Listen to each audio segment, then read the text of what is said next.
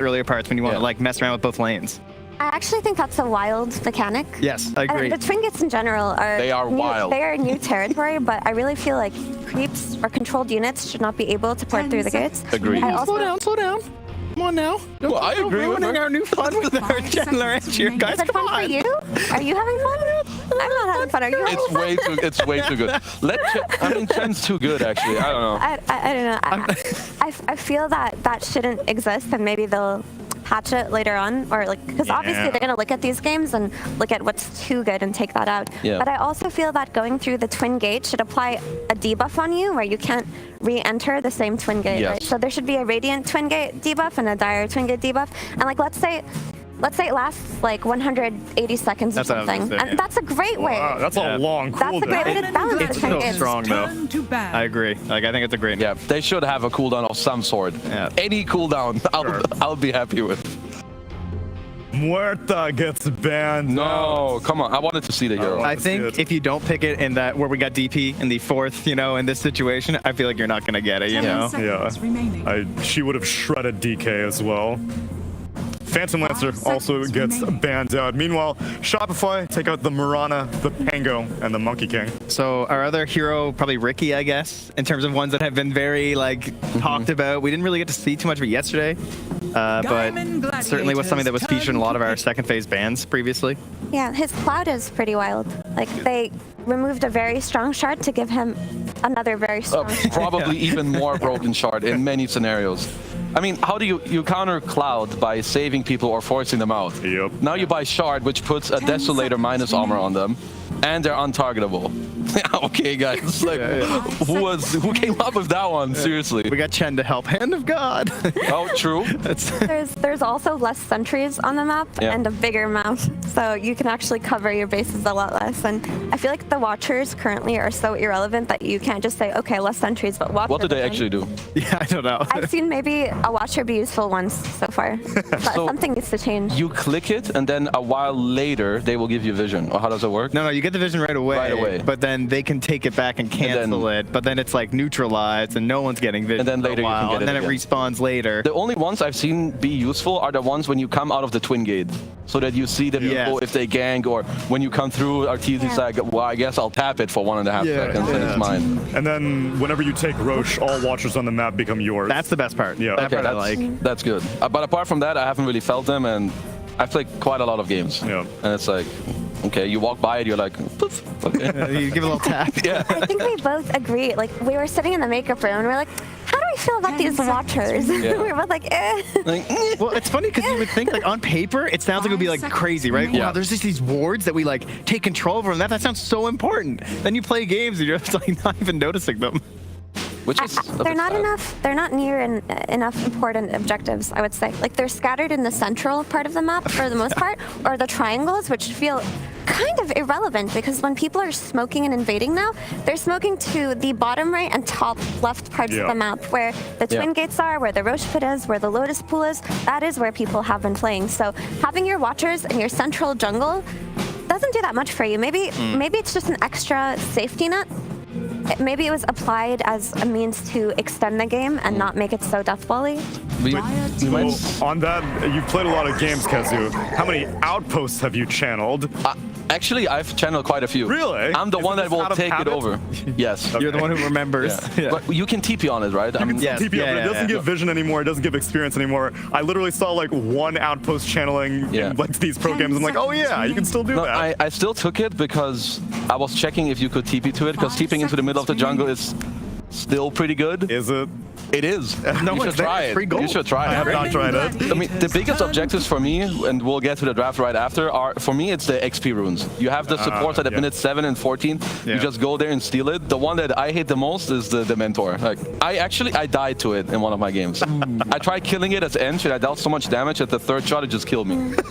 I think the Mentors can easily be balanced by just giving a shared experience bounty with the entirety of the team, because while it feels like there's a lot of gold in this patch, patch, there's not enough experience, and supports are often underleveled, and past that 7-minute wisdom rune, you will not get the wisdom runes as a support after minute 7. No, sir, you will not. Your cores will be there, you'll be fighting other cores at that area, and mostly it just doesn't feel worth it to like solo invade as a support the enemy wisdom rune past minute 7 and find 3 heroes there ready to kill you. It's Shopify, they won't have to do it solo. They got Underlord and the Fiend's Gate. The gang's all here.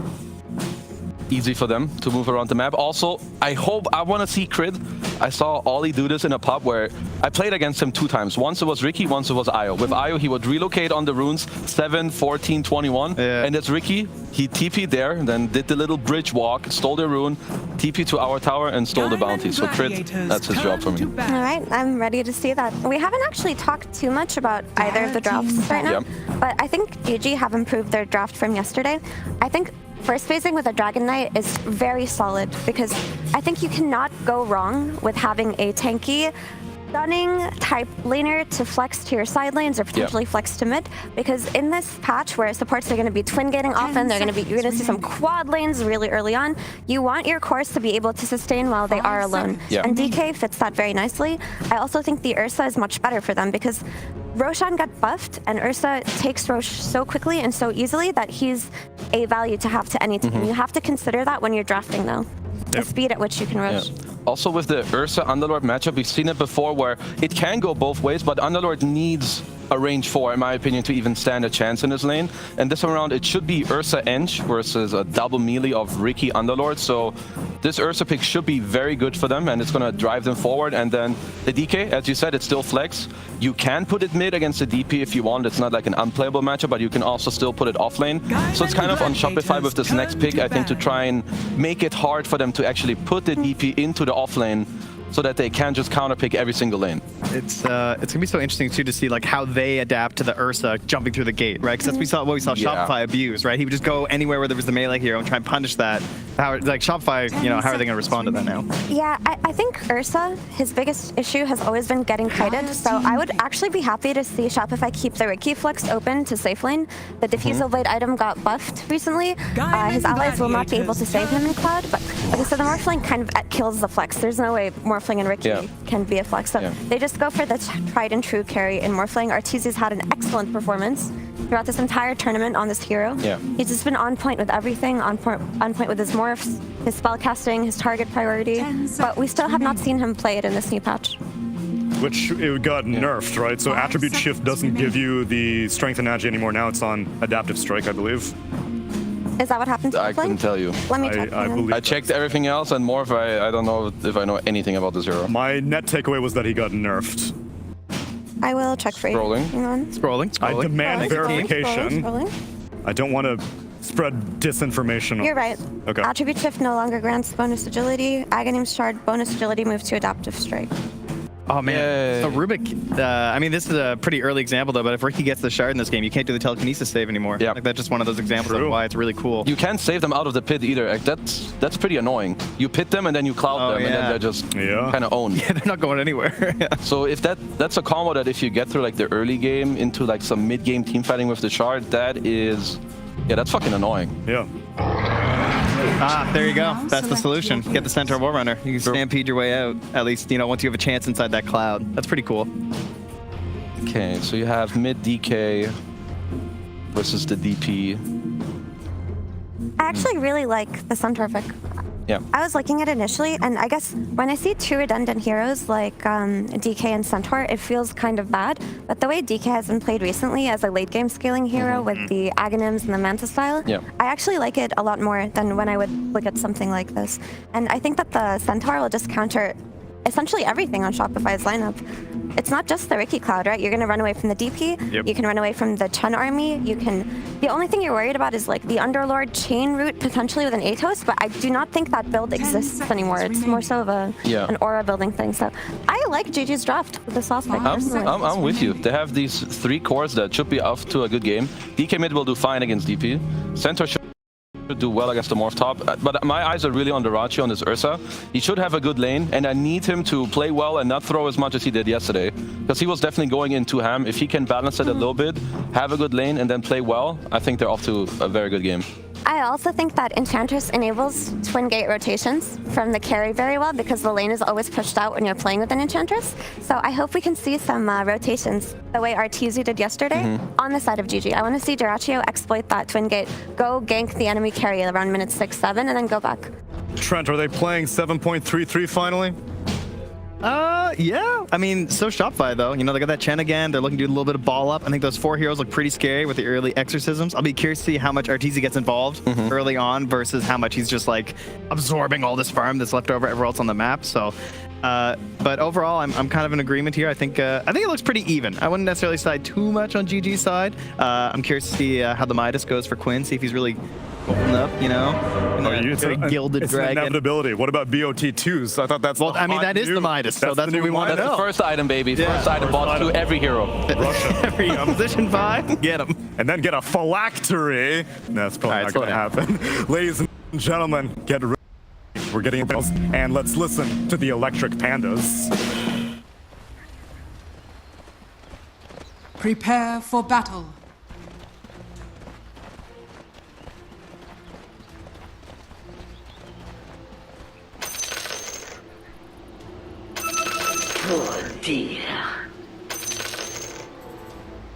Our opening series of the last day of DreamLeague Season 19. Gaimin Gladiators versus Shopify Rebellion. And we've got what I think is kind of a mirror draft here, Avery. Both sides have a pushing, objective-taking mid laner. We've got a tanky front-lining off laner. Both sides have their, well, jungle support hero in the Chen and Enchantress. I feel like there's a lot of similarities between these two lineups. Seems like both of these teams have the same idea about how to play the patch now. So that means they're either both wrong or both right. Could be. Which is it? And if they both have the same idea, then isn't it more about who executes that idea better? Just in this matchup? Or worse. So if you have the wrong idea, but you execute that idea worse, is that better? I'm just confused now. All I know is, yeah, there's a lot of symmetry in this game.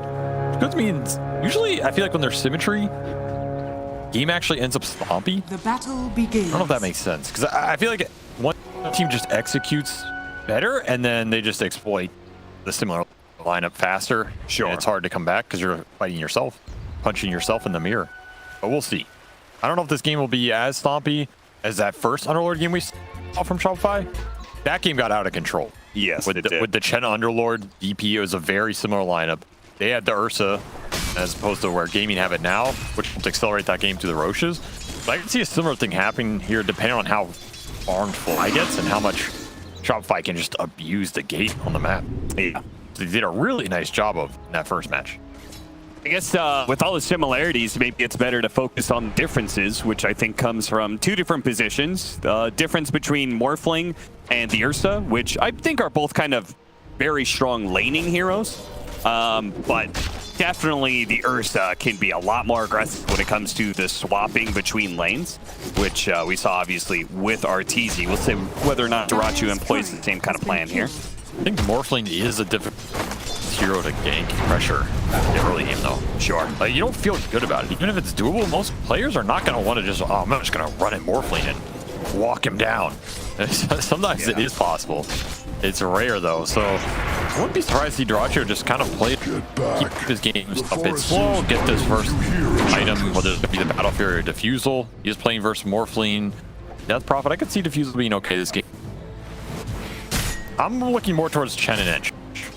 Like, what's the difference between these two going to look like? Because I think you could play greedy with Chen this patch with the amount of extra gold you get. Sure. Every creep you're taking, some extra gold.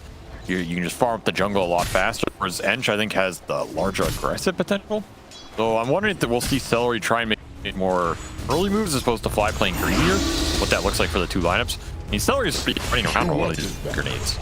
So I'm assuming you want some first blood or aggressive actions if they happen. For sure. Shopify doing a whole kind of laning pull shenanigans, which Celery has been doing a lot more laning to try and deal with this, as opposed to Fly, who I think has been doing maybe a little bit more time farming with his Chen, which kind of goes into what you were saying. But it also means Teasy has been able to spend a lot less time in lane, and as a result is far behind the Ursa. Yeah, Gaimin winning 3 lanes right now. And the lane equilibrium is in really good spots for them on pretty much all. This top is so far up for Arteezy. This is not where you want to be playing with Morph on the early levels, especially into the triple ring Centaur. Got the whole world on his hand. Yeah, just can't do anything to him anymore. And meanwhile, like Saberlight has to pull waves, he has to do some lane shenanigans while Duraccio is just getting solo XP with massive wave under his tower. He's jumping into trees, but I think he's still dead here. Couldn't get that far away from Duraccio. Didn't really know where to juke in those trees. This is a really solid start for Gaimin. They're getting everything they want out of all 3 lanes. I mean, Quinn is owning mid as well, by the way. Yeah, he is just destroying the CS board with this Dragon Knight. So he's going to have level advantage there. Could propose some interesting moves if you want. We have not seen a lot of mid ganks so far, though. No. Seem to have gone out the window. Too far, not worth it. Mid laner back on an island. A true 1v1. It's kind of employed, yeah. The rotation for the power rune just because you do have a mid laner that can push towers. Or maybe we won't see that at all. Mid laner is going to try and get the power rune, then rotate to a side lane and use all that pushing power for one of the side lane towers, which at our cast we talked about. I think is very important. Duraccio is going to be in trouble here. Slowed down by the blood grenade, but Crit similarly here is almost dead, and Saberlight could not stick around to finish off Duraccio. Damn, mana. Easton went early boots or something like that. I mean, more towards an aggressive diffusal over the Battle Fury. We'll see. I think Ring would have been nice on his lane as well. By the way, making it work for him. Early blood grenades paying off for Celery enough to buy another one. I guess first double melee is pretty good. You just run him down. I mean, any additional slow against double melee when you have an Ursa, that seems pretty fine. Me up. Yeah. So when things are going wrong in the laning phase, this is kind of an interesting question. What do you do in 7-3-3? Blame the drafter. Well, that's you like did that in all the previous patches, but I don't think anything's. I didn't see that in the patch notes. Now, after you blame the drafter, I think you try and make moves. Like you just need numbers advantage places. It's pretty much the only way you get back in Dota off laning phase. You outnumber the enemy in certain parts of the map, drag them around, and that'll either create space, and ideally you're creating space while also gaining kills out of it. So for Shopify, where are those moves going to come from? That's a big question, because it doesn't feel like mid can move as much anymore, and your support deals pretty low damage for long. Crit just has to throw himself into the arm of Duraccio to slow him down to make sure Saberlight gets away, and it won't be able to get away. The siege shot, that pine cone, takes up the damage, puts a little bit more onto Crit. This lane's just out of control for Shopify. And meanwhile, they brought Tofu mid to play with that DK form that Quinn created the level advantage out of just raw CS advantage. No Exo for Mikey, and there's a Centaur. Oh no. Stuns him from behind. Tofu gonna toss him back into Quinn. A little bit more Spirit Siphon. He also has a Fairy Fire to be able to work with. I don't know if it's going to be enough. It is not. Quinn is going to take that last hit and pressure the tower with the Siege Wagon pushing in. Shopify, I don't even know what their answer is to this. Their heroes are too slow to play from this far behind, honestly. Yeah. This is incredibly worrying. Saberlight's level 3. He just walked mid to steal all this XP that was supposed to be mine, but he can't get because he's dead. This is like, you feel kind of good about it, but not really. Meanwhile, Arteezy's just going first in Midas, as I think he already identified. I will have to do some very heavy lifting in this game. There is anything left to lift in a few minutes. Yeah. Experience rooms coming in. Gaimin Gladiators, they're already winning all these lanes. You cannot afford to give them be a click battle. The experience, the crit battle. Oh, crit.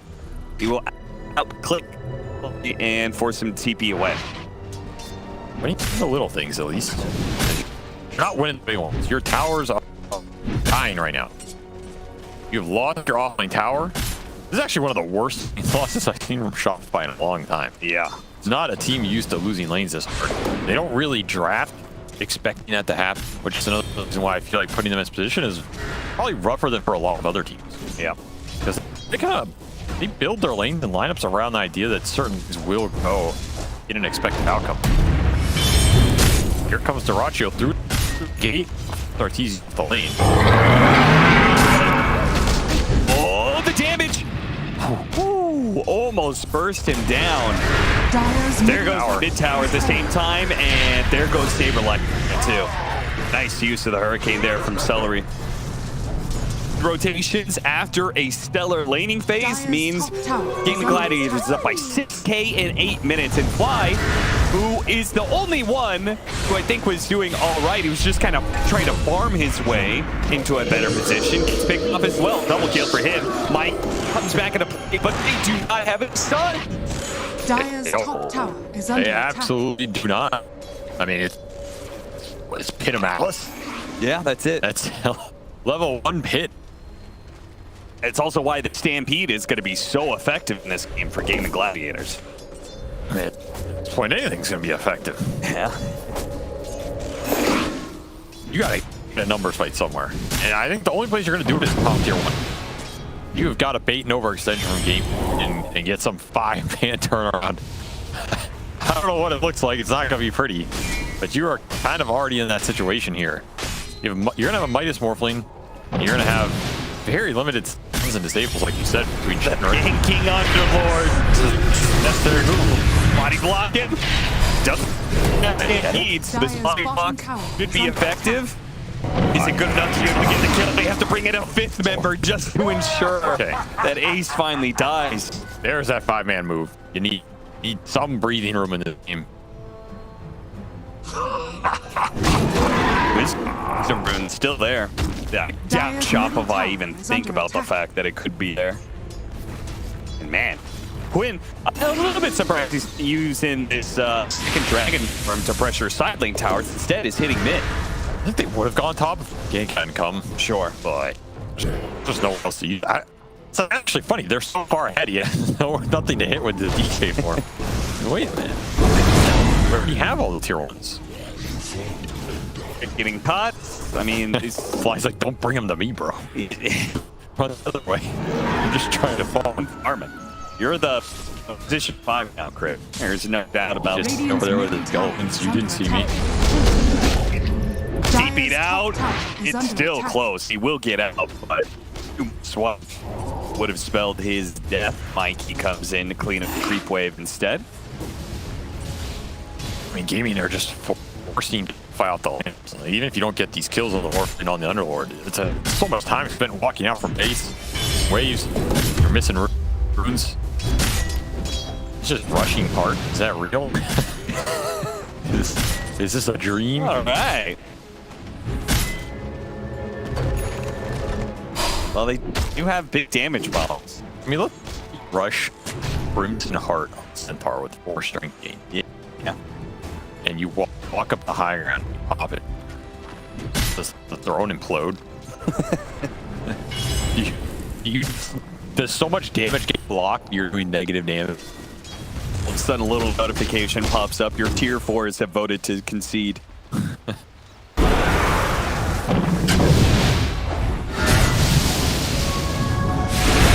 to hit him.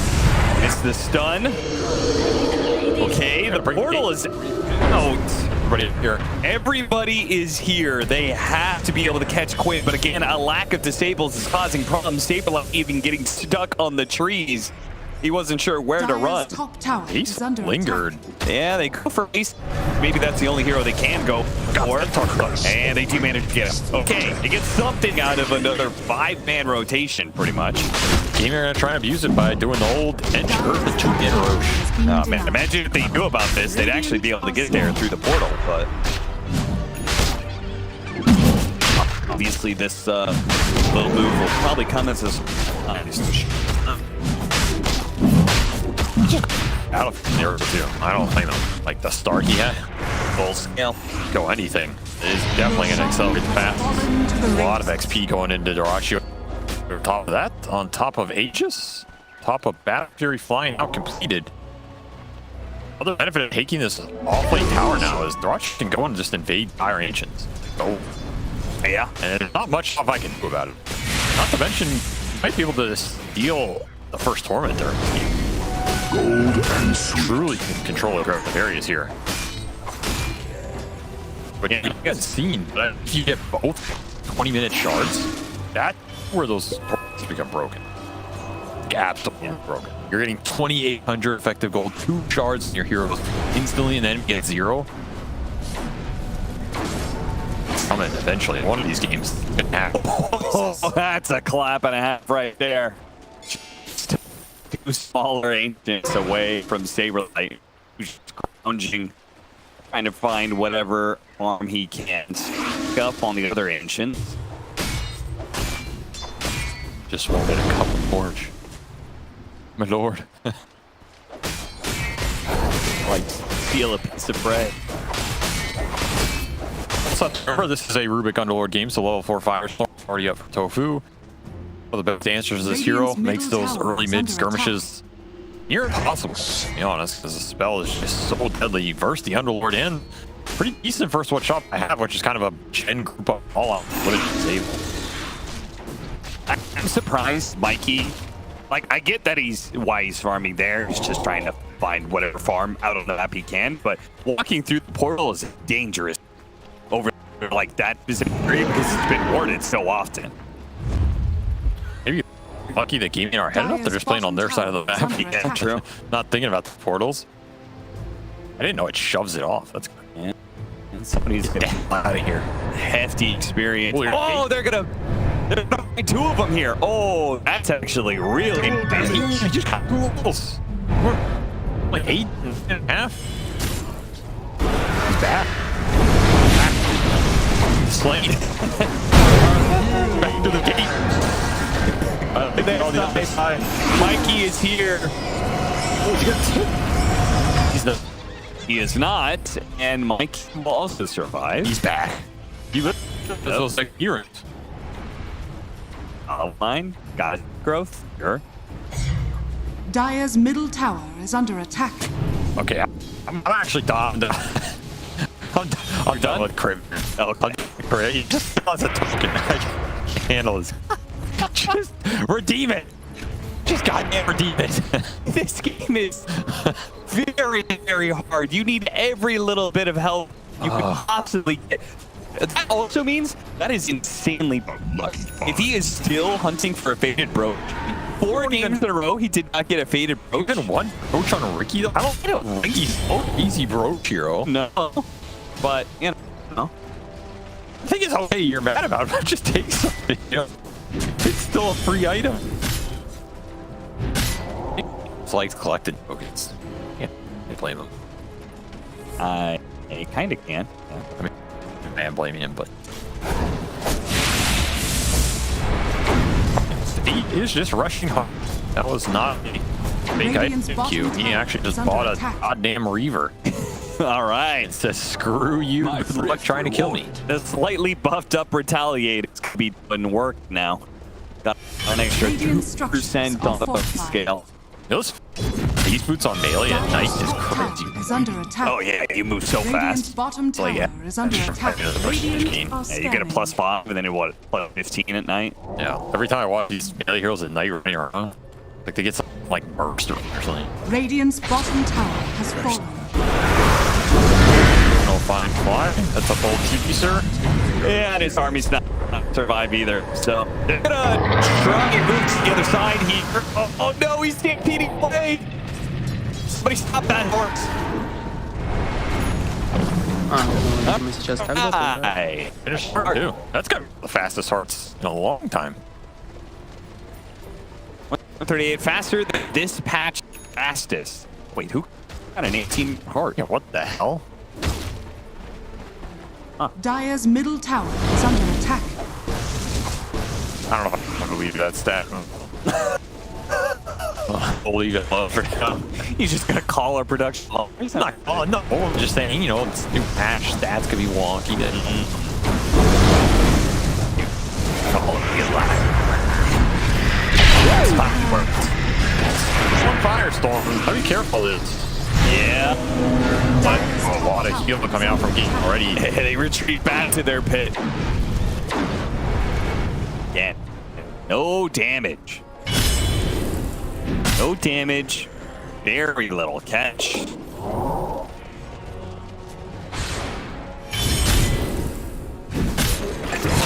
Dire's middle Ace tower is is just under attack. speeding through all of these kills. I feel like he's playing like a Centaur speedrun. Yeah. How far can I get? Max return. Extra heart. Yeah, he's running away from Arteezy right now, not because he's scared of dying, but because the Dire's more middle neutral tower stuff. is under Sure. attack. They're gonna try on him again. Oh, the Saber first that ad spot, and he was having Stampede come back up. Oh, Crit still dies in the return though. I'm kind of surprised they killed him that fast.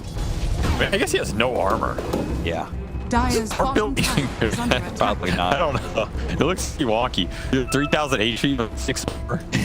You just get melted anyway. Like paid off over the wall. Wait, turn out Bo5 is just not using his tier 2 token.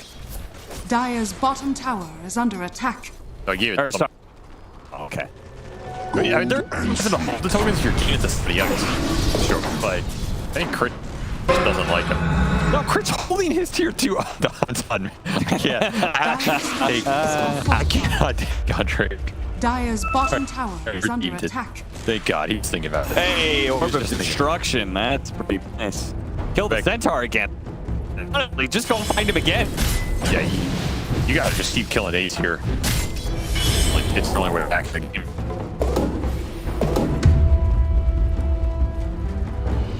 All right. See if this lands. They have to hit that, and then there's smoke. So we got Hurricane in. You got the Stampede. Trained by the neutral. Dire's bottom tower He still has gets out, fallen. even with the neutral, trying to help Shopify Yo, Rebellion. what are these hurricanes? Like, did they like shadow patch these hurricanes so they're? They always push you towards another enemy or something. I swear we've seen it a lot. They seem really well timed too. It's like, oh, okay, he's coming in. That'd be a shame if somebody just slowed you back a couple hundred. A.K.A for Doraccio, Shopify. They're desperate. They're going to go for another smoking run. Into Quinn. Clean up. Almost 2. Ooh, he's close to now. Dire's Firestorm middle and tower has fallen. need to build their lead. Looking to Roche coming up pretty soon here. This is the shortest bulk of Shopify's lives. Not what they wanted to run into, but you can't win them all. That was impressively bad for them. Well, Artur's working on us, buddy. Take it. Rent All right, and take the enemy. They go for the Arteezy. Oh, that impetus almost landed. I think that would have killed him. Meanwhile, Tarachi was killing heroes by killing their Tormentor. Crit almost died. Yeah, Crit almost got killed by enemies stealing the Tormentor. That feels bad. They're gonna try and. Dire's top I don't know what tower. Saberlight. Yeah, I think Saberlight wanted to go for their Tormentor, but realizing they can't do it fast enough, especially Tarachi had already TP'd back, so. And this is that double charge that's going to be pretty nice.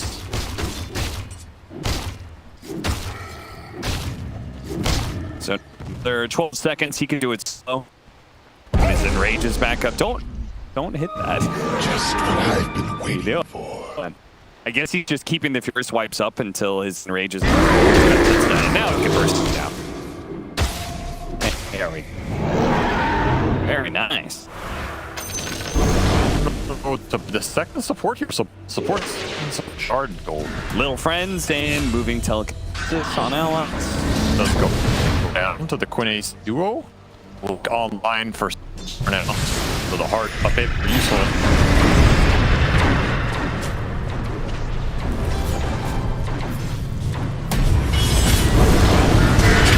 Down fly. Yeah, I mean, honestly, It's so killful. it's kills are like so easy and so trivial at the same time.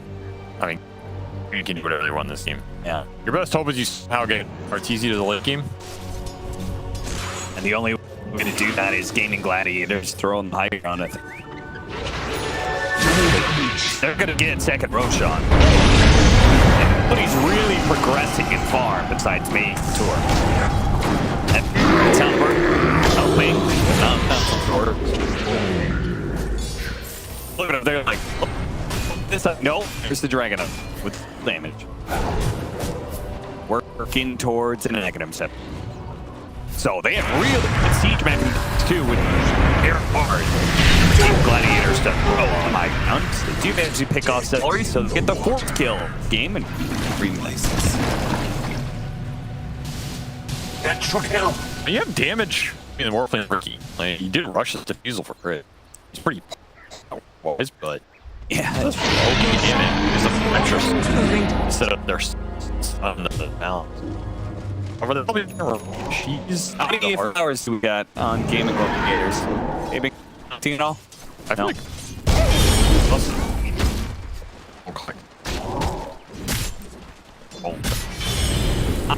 I think it's a lot to think about. I also think it's someone in a group just to try and hold on to so you can have this late game buff. Always farm for the late. I mean, getting a 9 heal fucking determine whether you win or lose that. Your entire life trajectory. Yeah, but who cares about the ball? Jeez, if you could end the game by 30 minutes. Not the glory. Glory of cheat. Radiant are scanning. Wow, when you can win hurt. What institute sort of like you get an extra 10 if you win a game and you get a and your team is a block cheat. Maybe we'll for these Good shots. Triangle on the scout is here. These gets This butterfly is really helping him out here. It's a decent timing. You just have your chance to come back as a team meeting. It's the thing, if they could somehow get around this, please be dragging out to deal with these. I go now to the river to wash your blood from my claws. Voice. Up and down or something. Like, God. He's talking about cleanliness. Wow. Do you kill someone? Good nail hygiene. Yeah. Cleanliness is next to godliness. Well, you continue to close the map with some rewards. Ags on Quinn might is continuing to power him up. And massive level advantage ratio. He's already level 20. That is insane. They're like, there's a 3-level advantage. Well, actually, he's 4 levels of RTT, but the other cores so have a 3-level of their counterparts too. It's a huge amount of XP differential here. Mostly just because fight not enough fight this game, so that hurts. Yeah. 4 kills. That as well. One team haven't been winning the pickups. They didn't win the lanes. They didn't win the jungling. They didn't win the Roshan. Anything else? Wow. Oh, not at all. I'm trying here, man. Still talking first. Eats the cheese, gets a 4-stab out of it. And now the counter pick, holding Shopify, and they are now here. Engage. Once more. Yes, sure. And he gets smashed. Oh no! RTZ! Man. So he got to the bash on the butterfly. That is unfortunate. Also, I think that was guaranteed. He was going to get at least 4 or 5 hits in there before the TP finished. So that one, no. Maybe a little RNG, but I don't know if he was getting out of there. He's cruising into strength here on top of that shard. So players are going to be hurting. They're going to be buffing. I also how he went for Philosopher's Stone. He's just putting it back and forth. Yeah. There's no better tier. Once GP. like, yeah, it's because I'm off lane, but I've been taking Philosopher's Stone every time because, yeah, I'll get tier 3, I'll swap it in and out whenever I want. I think there's very few supports better. I mean, just imagine if your whole team thinks so. So much GPM. It's so much GPM. Bounty. Yeah, for your team. Damn. Broken. Now this Shopify could use Philosopher's Yeah, they need Stone about at this point. 8 upgraded Philosopher's Stones right now. I think we're correct. Arteezy turns into a Enchantress. Let's come on. Kiss the good dude, Right now they get the fifth pick off. Where are we going? Oh, we're gonna go take the Wisdom Room and then TP home. Yeah, because that gate is not safe. Worth. That's Quinn has a shield here. An extra 1500 block.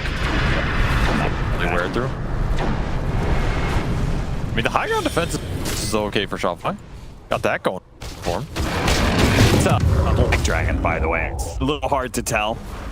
It is hard to tell. He does have Agony Pepper, so he not only has the love, but he's got massive mag resistance, which makes it even harder to bring. Yeah. Elven Tunic on top. Shopify can continue to find a couple pickoffs. Just keep something on this Morphling. It's looking grim. Yeah, Horacio has the counter. He's got it. He's got Arteezy. Wait for it. Pushes back the Ursa at the same time. Extra evasion guaranteed. Can't hit me now. Sucka. Radiant are Many more scanning. hits coming where that came from. Question is, I wonder if it takes priority over Butterfly? Like, let's calculate first whether it's a Butterfly hit or just the Goblin. Definitely just goes to Sir. You think so? It's like a guaranteed chance. The question is, how does that interact with overpower? Like, does it use up a hit? Really, it doesn't. Who knows? It's a new frontier. I think it's gonna go higher on soon. I don't know if you want to wait for third ages. I mean, I guess you could. On a rush up down in gold. I mean, you've got a long day of Dota ahead of you, potentially. The more sample bag from Arteezy. Like, he activates, get the badge. Gigabyte. Monkey's playing in the middle of all of them with the exorcism. You can see the damage. Got the stuff. It's just not really doing anything at all. Stolen Cloud, keeping Arteezy in place. And they made first. A draw 2 turns. Finished off crit as well. Gone Godlike's for him. And a triple kill to end it. No, Quinn will take that one. 2 Godlikes on the Gaimin Gladiators side. Dire's bottom tower is under attack. Look at A. He's going to take the tier 4s the good old-fashioned way. Well, take the tier 3 first, and then you can do it. So, a game from Gaming. No? Crushed him in lane. Oh, there you go. That retaliate damage. It's significant. It is significant. So 40% of his strength. Boy, those towers are melted. Dire's middle tower is under attack. Honestly, this doesn't look that good. It doesn't. Why is it not 3 more? Oh. Dire's middle tower is under attack. I guess it gets reduced. We'll see. We'll see when Arteezy hits him. I mean, he should be doing like 190 damage. Oh, they got the Torment. They're stolen again. Of course. All right, so a shard for Mr. Quinn Callahan. Chasing after him, trying to get whatever they can.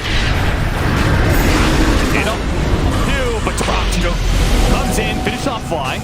Now to find his next target. Wants Arteezy. Always wants Arteezy. He kites around a little bit. Oh no, Arteezy! That's a bit too far forward and gets surprised by the bash. All right, GG. Gives him the big GG. I respect that. You know, okay, you got us. You got us there. We'll see what happens in game 2, but Victory! lead is our poor and Shopify crumble under the gaming lane pressure here. I mean, that game was over like It really was. 5 minutes in. Absolutely over at the 6 or 7 minute mark. That was just closing out the ceremony here from Gaming. And if you're going game 2 here, you just got to think about lanes. There's no other way around it. You cannot get crushed this hard by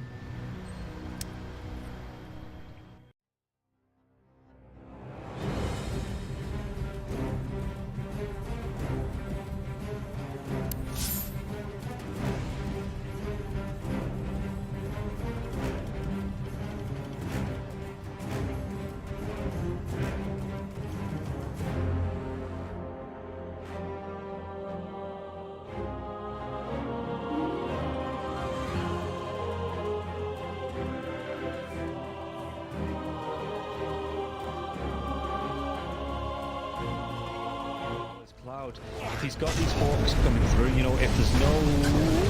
we'll come back to this as they get the dive on, and everything I was saying is now inconsequential because Cloud has gone down, so Kami has to move away from these multiple kisses. There is still that buyback for the Beastmaster though. Let's see. He wants to get himself back into this. The dive onto the back lines, he's the Vortex as well. There could be a real nice dismember. The hooks come. Nice save though. He saves it. Cloud gets himself back into this now, and Kami is losing so much. Kami's gonna go down. They do get the kill onto Leppington there as well. So Mira with that freezing field, Mira will go down. Going down to the hooks. Yatsuo still in that push ball. He's getting them back. They get the buyback out from the poach and Storm Spirit. Everybody from the side of Hydra. They don't want to be giving this one up now as well, but they take down Leppington once again. That's the dieback on the Disruptor, and Yatsuo, what can he do? The hook, it's going to be blocked mid. Hook. This is the dieback on the Cloud. Cloud, can he get himself away from this one? He's still being harassed up by Collapse. One more right click. He goes down. That is going to be the Beastmaster dead for 115 seconds, and now the chase is on for the rest of the side of Hydra. This Aghanims on the Morphling is just making him impossible to deal with. First of all, they use the little shredder on the Pudge to get rid of his armor. He has solid amounts of it, but it is just not enough. And then Yatoro just destroys him, and he knows that he can stand his ground because he cannot be stunned. You literally cannot be stunned. How do you stun water? A lot of their damage, if not most of it, is on the Morphling. Oh, the glimpse comes back though inside the Static Storm Mirror. He has that Lotus going, and now if Zofra actually dives a little bit further, the Thunder comes out. The Pod King, he's dove in, yeah. They're going to be able to get a kill onto the Storm Spirit. Can they take down the Pudge? They're going to be able to catch up and cancel off the TP. He's going to be dead. The Storm Spirit though, he has brought back, and they've got no kinetic field, no Static Storm. And like you say, they're even going to be able to get a lockdown onto Cloud. Everybody inside of Hydra, they just overextended, and we praised them in the first game for respecting the power of Team Spirit here, but Hydra might have just lost the heads a little bit, and the buybacks, they're going to be forced out, but I don't know if it's going to be enough to defend this base with the Pudge being down, with no Static Storm for the next 27 seconds. Spirit, what can they get from this? I've been worried though, they're going to be able to get it. They get two, they do!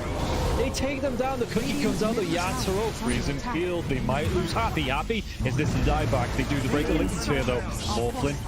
Bilal wants to come right back into this fight. Does he have the boots of travel to do it? It might take him a little bit longer now. No boots of travel though, so he's going to have to use the blinks. You know, they just do it by foot, it seems. Level 25 Storm with a beast. That's just so much damage. They're going in for the Morphling. He doesn't have a buyback. No, he can't. Do they get the kill? He goes down. Warwick has to go down though. It's going to be him left alive. No, it's not. The creeps are pushing in. There's no buybacks available on the side of Hydra, and this is going to be 4 heroes, even with the death of the Morphlin. No way Warwick defends this. It's pretty much over. They don't have the glyph. The game is over. They gave it their best. Hydra, they made Team Spirit work for it. The team that is most likely going to be at the top of Eastern Europe DPC Division 1.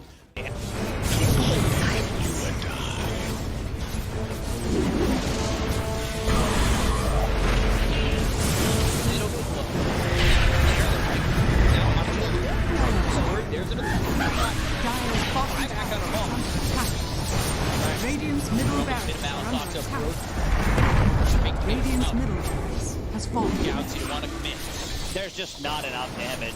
Crimson Guard, Atrophy Aura, Rubik's Fate Bolt, all this damage reduction. Let's see the combo. Bit of Malice. Strong in by the Disruptor, and now we're going to be hitting the win. It's back up once more.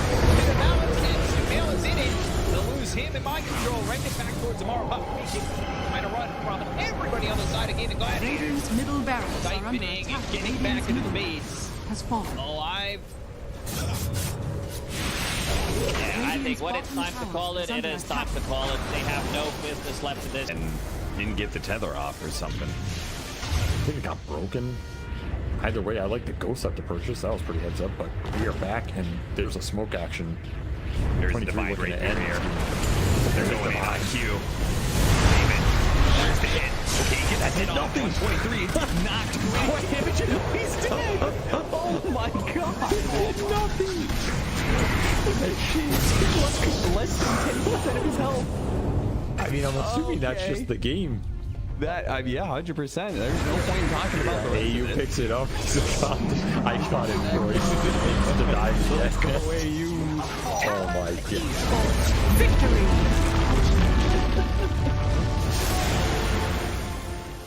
We finally get to see them have a little bit of lead. They need to have good vision, good entry to engage. We're down up on high ground. Or Bo5, red panda. This would be huge if we can find it. Static storm before the tombstone. Not bad. Stun from Lulu. He's thrown now over the there. Starting to drop down. I love TK controls for the moment. He does manage to get that one away. And the supernova down. TK barely surviving. And it's just going to be one down at his White Album. It's a dodge. It's a hideaway. The heal's coming in. They hoping for a save, but the PKB is out, and they're going to jump onto him. He has to back away. We have lost White Album again, and now Tango in trouble. Q is going to drop. Aster, these fight so well, and they quickly take down that Undying before the tombstone. And remember, it's ages, so they didn't really care about giving away. Big percentage profits.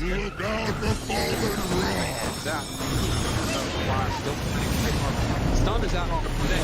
Didn't have a BKB available. Bo5 dropping low, the 10 toss back in. They have another kill off Bo5. Doesn't look like it because the black hole is there. That's on the agent. He doesn't have multi become back. And Aster, they might take full advantage. Move.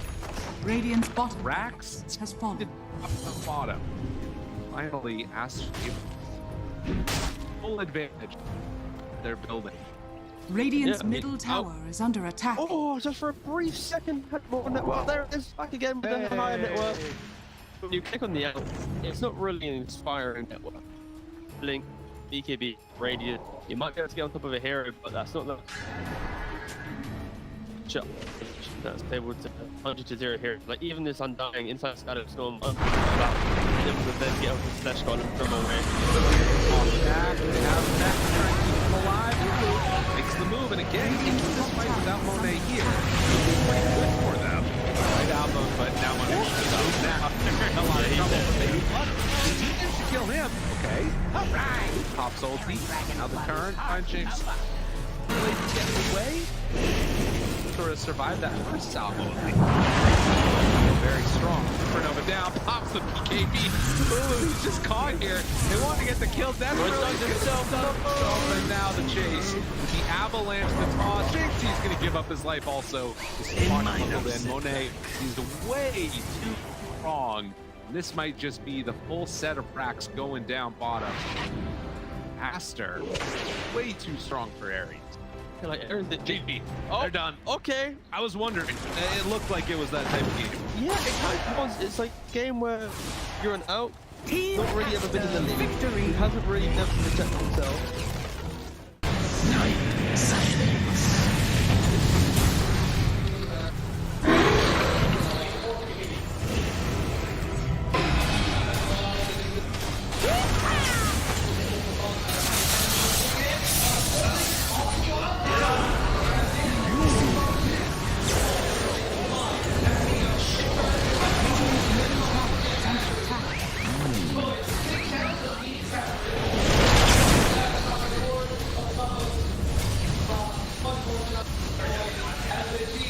Radiant structures are fortified. Radiant's middle tower is under attack. Radiant's middle tower has fallen.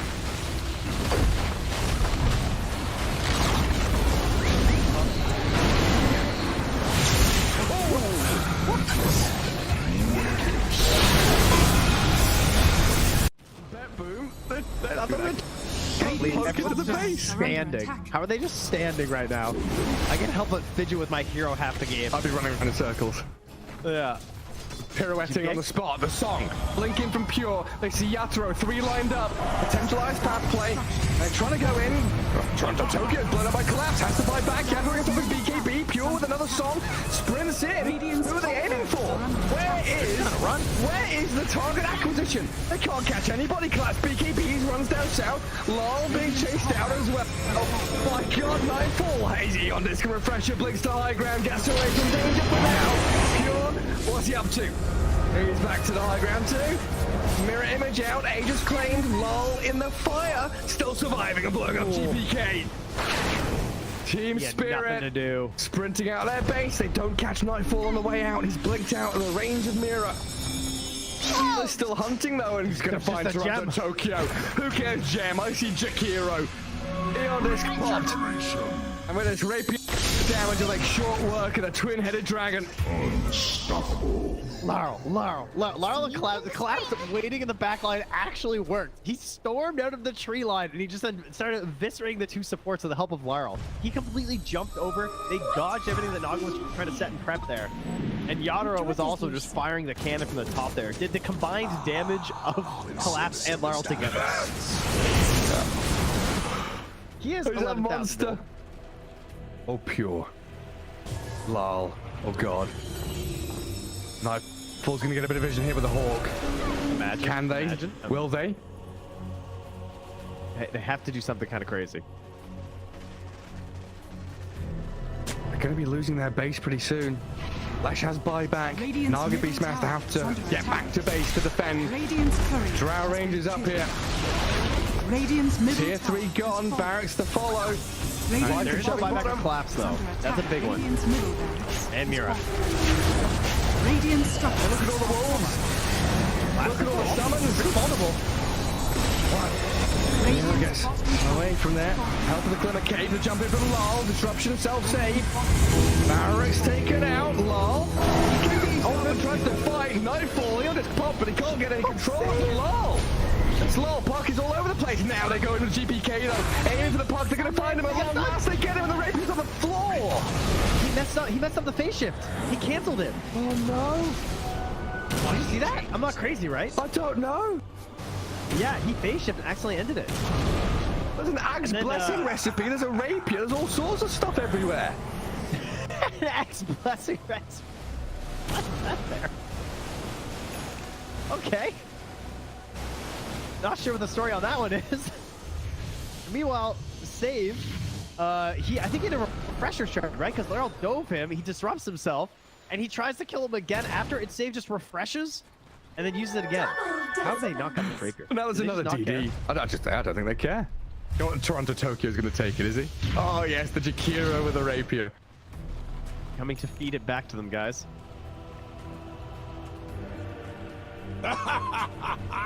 My goodness. There's Mega Creeps on one side. Top lane Barracks still standing on Team Spirits.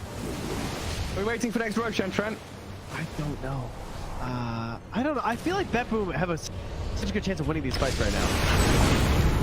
They can't get, like, swarmed in the back line. They missed the stun on BK. He's trying to hold his ground, but look at my dodge! Oh my god, Yatoro shreds. Where'd he go? Daedalus hits, refreshes, blinks forward, kills off Save as well. SD's gone, TP home. Get the hell out of here, BetBoom now. Lucky he didn't get coiled. Dude. Leshrac vanished. He looked okay until he didn't. Until he got hit for 1,350 damage from a single right click? Yeah. Oof. Yeah. Right until that. Ow. Luckily, Toronto Tokyo was not there to feed the Rapier back, so that's good. And now Team Spirit running down lanes, coming for the Radiant base. Balls are still there to hold on to. This has got to be mentally debilitating for BetBoom.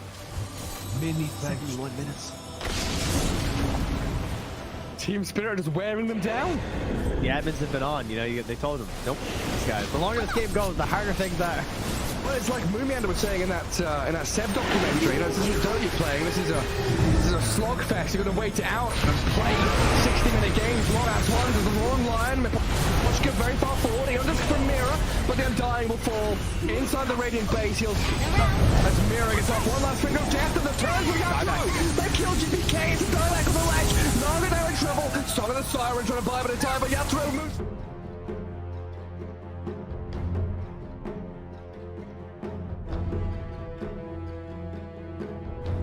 Gaimin Gladiators turn to ban. Radiant team ban. DreamLeague Season 19 lower bracket finals. $55,000 on the line between second and third place. And if Shopify can't pull it together in this game number 2, it's a pretty hefty payday that they're missing out on. And I'm sure they want the match against Liquid in grand finals as well. There's only one thing to do, guys. Break glass in case of emergency. And pull out the Storm Spirit. That's right, my guy. You know? Okay, but not really though. And we don't know about that hero quite yet. Why zip when you can gate? You know? That's true. Maybe he's just worse now. They also don't have a... Maybe better, because now he can zip. He can gate before he zips. But anyway, we don't have to worry about that hero. Actually, I feel like Storm Spirit's pretty good this match. Should be pretty good. Because mid lane is not ganked as often as side lanes are, so he has more space on the mid lane. Runes should be less contested because there are different objectives people are playing for. And there are a lot of camps for you to just farm safely while your team just handles everything for a long time. So I feel like Storm Spirit could actually potentially be very good. I think he could potentially be good. I do think he'll definitely need a lot of mana battery stuff though, which we do have the Lotuses, which is kind of something that could be like hand delivered and stuff. But like, yeah, like IO or something, or like maybe even a Coddle. Dude, I got Coddle PL'd one game. Not fun. That is definitely... That's a throwback lane. That's definitely back. Yeah, wow. Now Doppelwalk is back, then I guess that lane is back. May I just point out the disrespect, Kazu? The disrespect. Shopify respecting the Celery Enchantress, but Gaimin just saying, you can have your Chen. Shopify, we don't care. They just get their IO Lesh, which is still incredible in this patch. This is the first time that I see IO in a pro game. I don't know if it was picked in one of the other games we've seen so far. Definitely not ever. Yeah, of course. It's the first time I've ever seen the first IO ever! As you have the IO Lesh, you have the Lotuses. You are super good at killing Tormentors. You can get around the map. So you do have the Chen for yourself on Shopify, but Chen lineups can struggle when they run into this one really fat hero, because Chen will heal your targets. It's not going to really help you deal so much more damage unless you have the penitence on them or something like that. So having a tanky hero or traditionally some Medusa carry that could just stand its ground, those lineups with their own heal are very good against Chen. With that being said, I think that Shopify getting their Earth Spirit may potentially be a blunder from Gaimin Gladiators. I understand respecting Marissa so much because of what she was able to provide for them yesterday, but I really think that Earth Spirit was the reason why Shopify looked so good in the first 10 minutes of the game, and giving that to crit might potentially be really bad for them. Also, Earth Spirit is a Vessel buyer, and Vessel got better this patch because now every time you die, you just get a free charge. And that's typically how you counter these ILS pairings, these heal reduction items. Yeah, they're basically picking their poison, right? Because they know, like we talked about in the first draft, but like that 4th overall pick, I feel like is where Muerta's going to come out. So if Shopify have first pick, they know that that is where they're going to probably grab it, and that would also be pretty dangerous versus an IO too. I feel like her huge range, her ability to just like blow you up. Yeah, they'll, you know, there might be a case where after this game they'll have to reconsider. As Muerta, Earth Spirit, I think those are going to be the two options that they were probably debating. Yeah. Crit Earth Spirit, that has to be his best hero on the patch. It's overall likely his best hero. Now with the gates, he can go around, and I really like the urn change you pointed out. That was actually one of my favorite changes in the patch. Me too. Because sometimes you get this urn and you can't really do much with it, or it's like, I have Vessel now, but I have no charge. So now you have a bit of a better way, which I love a lot. One of the many changes in this patch that I at least like. And for Shopify, they just need them to have slightly better lanes compared to the last game. Then you can have Earth Spirit, A.K.A. Crit. He's going to do his roaming around. And if he can get to the Vessel in a good time, it will definitely set them up for success. So that's something that they need to play for with their lanes to enable him to get kills, or just for him to be free in terms of an offlane that is going to allow you to make the moves that you want to do. First pick though on Shopify makes this that Gaimin will always have the ability to counterpick their side lanes, and that may be a bit of an issue for them because the Sator looked perfect against the Morphling. It did. Like, it really did, and if they got another side lane like that, that's just going to be completely dominant. It's going to spell trouble for Shopify, and because they have their two supports in the first phase, you know that there's no flex for the last 3 quarters. The only potential flex in the Shopify draft is the Earth Spirit, but there's no way they're flexing to mid. There's no shot. This is a crit hero, 100%. I have seen Nisha play it mid, actually, but obviously since you have crit, you're gonna keep it the way you have it already.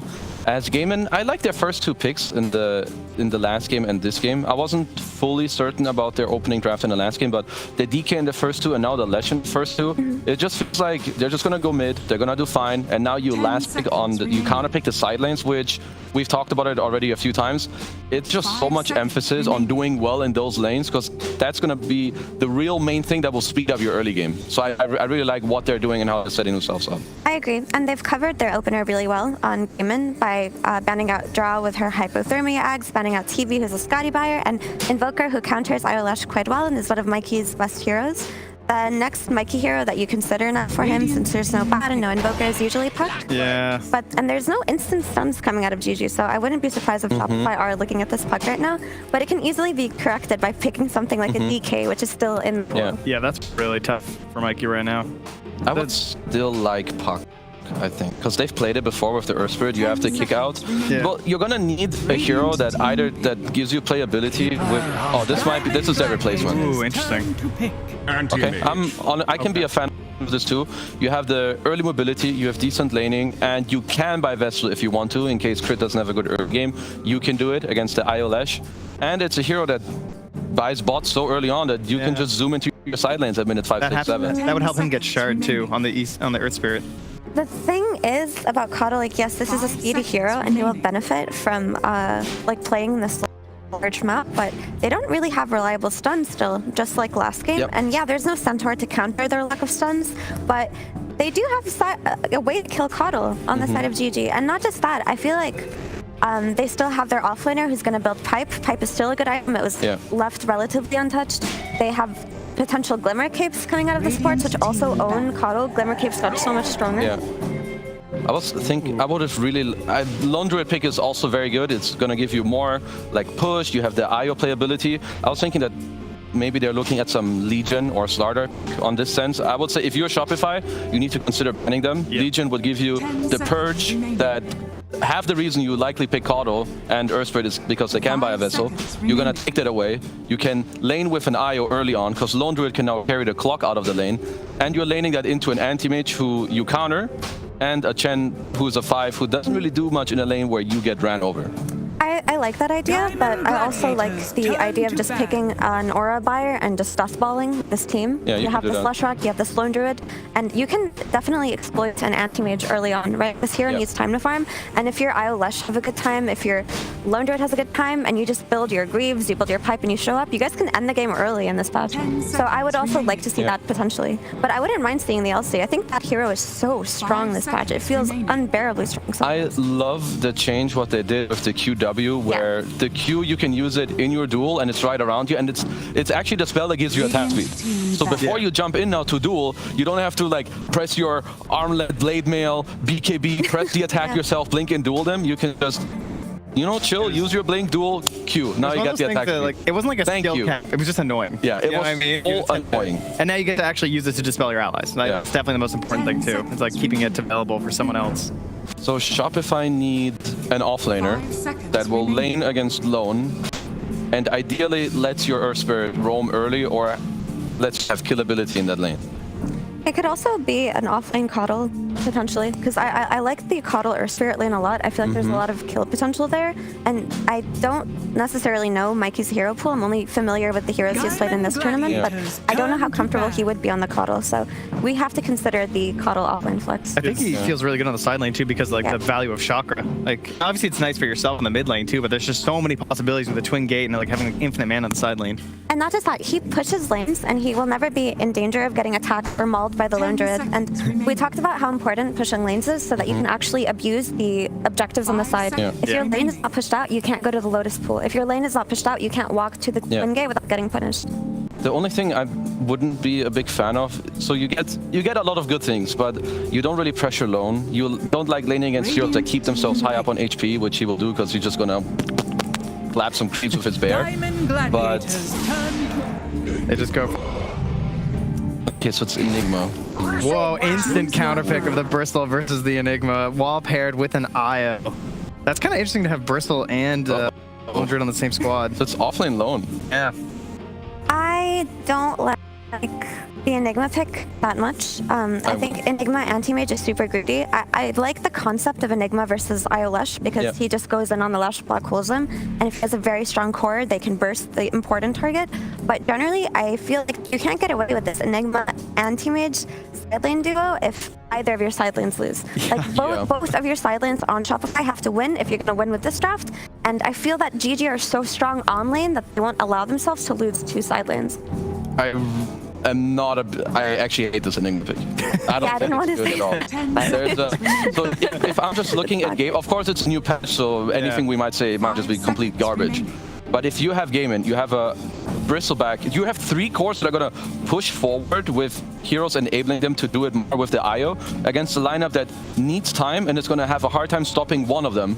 And there's 3 heroes that are going to do that. Push forward with Lone, with Bristle, Ledge. There's just going to be this death ball running at you. And Let's Shopify have incredibly good lanes or get an early vessel to offset it. I don't see how they stand even a chance in this game. One upside, I guess, is that Fly with his neutral creeps can cover Saberlight in the black hole, so they're not worried about the hookshot cancel from Tofu. That's one thing, but I just... Where's the damage when he holds? They need an early... Mikey, he's got to pop off. Mikey, big crit boy. He needs Dagon 5 Vessel on this Coddle. Check if cheats are enabled. For what it's worth, mid Coddle may be a better laner now that you have Blinding Light built in. And so left may not be able to get as many last hits because you're missing in lane. Although then your kill potential may be less because now Solar Bind is linked to your ult. Yeah, give and take.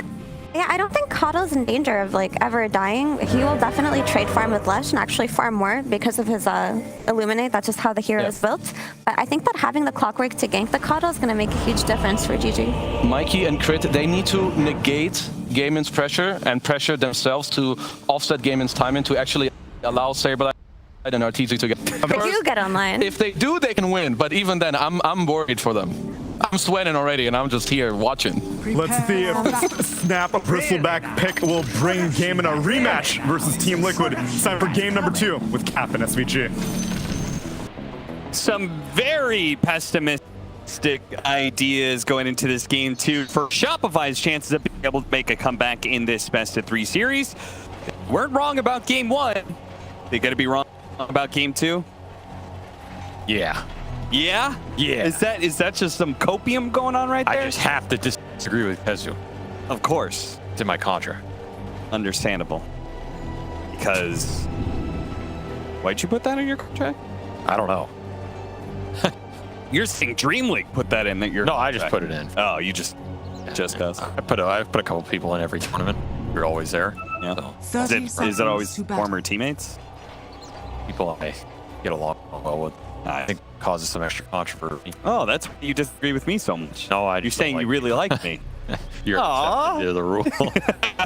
Arteezy's gonna need a Vanguard this game. He's also gonna need a Battle Fury, Manta, Abyssal, maybe Scotty. Okay. Butterfly, not that good. Silver Edge, you could maybe break the Bristle. Okay. Yeah, I think if they... There'll be so he needs 7 items. 7 slot AM. Yeah, maybe he can summon his own bear. Start putting some items on that bear. I do agree that the tempo looks very constrained for Shopify here. This is a very fast lineup for game once it comes online. Like 10 to 15 minute mark. Talking about Lush, Bloodstone, some Vanguard. I guess you still go Ags on Bristle. I don't know what the Bristle build is now. I'm assuming it's kind of similar, but whatever, right? You get second, third item. The bear's going to have some aura or something. I guess you could rush Bash or 2 versus AM. Probably not that bad. They're going to have a lot of sustain, a lot of early tempo that they can force down your side of the map, get those objectives, take play power, similar to last game. And do you have the space to put up an AM Enigma when you lose that much control? Because like we saw last game, you lose those towers, you just lose so much more now. Yep, like... Gaming are going to be taking your side of the map in terms of objectives. They don't have to go back for their early XP room. They don't have to go back for their early tournament. Their view don't have any threat on it. So that's the concern of this game. However, if Mikey can have a really fast start, if Crick can get some roam action going on the Surf Spirit like he did in some of those other games, then maybe you can stall up the early game pressure enough that you can get to the big late game items and spells you're looking for. Well, that it does seem to be the great hope is that Mikey had a great start. Unfortunately for him, Quinn already had a great start thanks to that first blood, and is doing what he can to pressure Mikey. Maybe not winning in CS, is still up in net worth, trying to win that harassment war. The top lane is going to be the Enigma versus the Bristleback, so the Eidolons can be fed away here, but otherwise might be good to be able to tank tower aggro. Yeah, Jirachi is in trouble. He's gonna die to this unless the high ground miss. No, just let it. No, that's not the I wanted to take. No, go back to the bridge. Man at a time, careful. If he gets the guard, they're going to be invincible. Sure. That's pretty much all they're looking to do here. You just don't want to die level 2, level 3, some kickback under the tower. You are shoving Raven. And if you can get any extra stacks up, you're going to be really happy about that on this Bristleback. Actually, a very interesting hero this patch. If you feel like IO is strong as well, with all these extra camps around your safe lane early. Sure. Like, I can see some crazy stack action going on, some early double camp clearing. This does get kicked. Good kick. Oh, not first blood. Again, you about that kills the bit the Vanguard pickup of Jirachi. They're certainly going to lose that other lane, right? Lone Druid should be AM. I cannot imagine it going any other way. I think AM will I don't feel playing fresh too much for me. Get some crazy roots. Crits! Oh, really underestimated that quill spray damage. Also just level, that was level 3 bristle. He got extra solo XP. So he was away on his vacation. Blood grenade, not enough. You know, I call these blow bombs. I feel like I'm not supposed to. Dire's structures are Blood fortified. bomb is already catchier than blood. Blood grenade. Yeah. I mean, does that mean there's blood grenade here? Well, you are the Grenadier, technically, if you're using the blood grenade. And get the roll on the Celery. Misses that one. Stabilize going to be run down as the final quill is going to come up. Another kill for Gaming. With the lane pushing in, too, that's going to feel really bad for Saberlight. Particularly bad for Saberlight because I think part of this lane is keeping an experienced advantage over Bristleback and making sure the icons are stronger than his quills and they don't get better. So.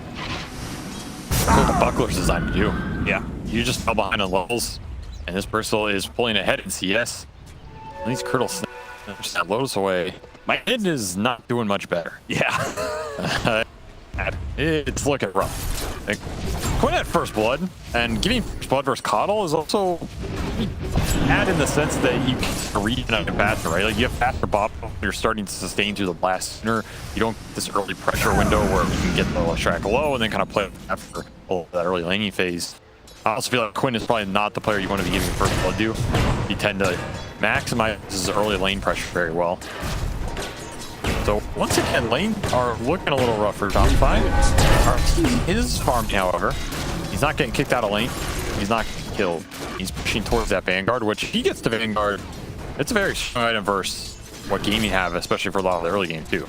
Like he can be very active in fights just with Vanguard going in for big mana voids on Leshrac.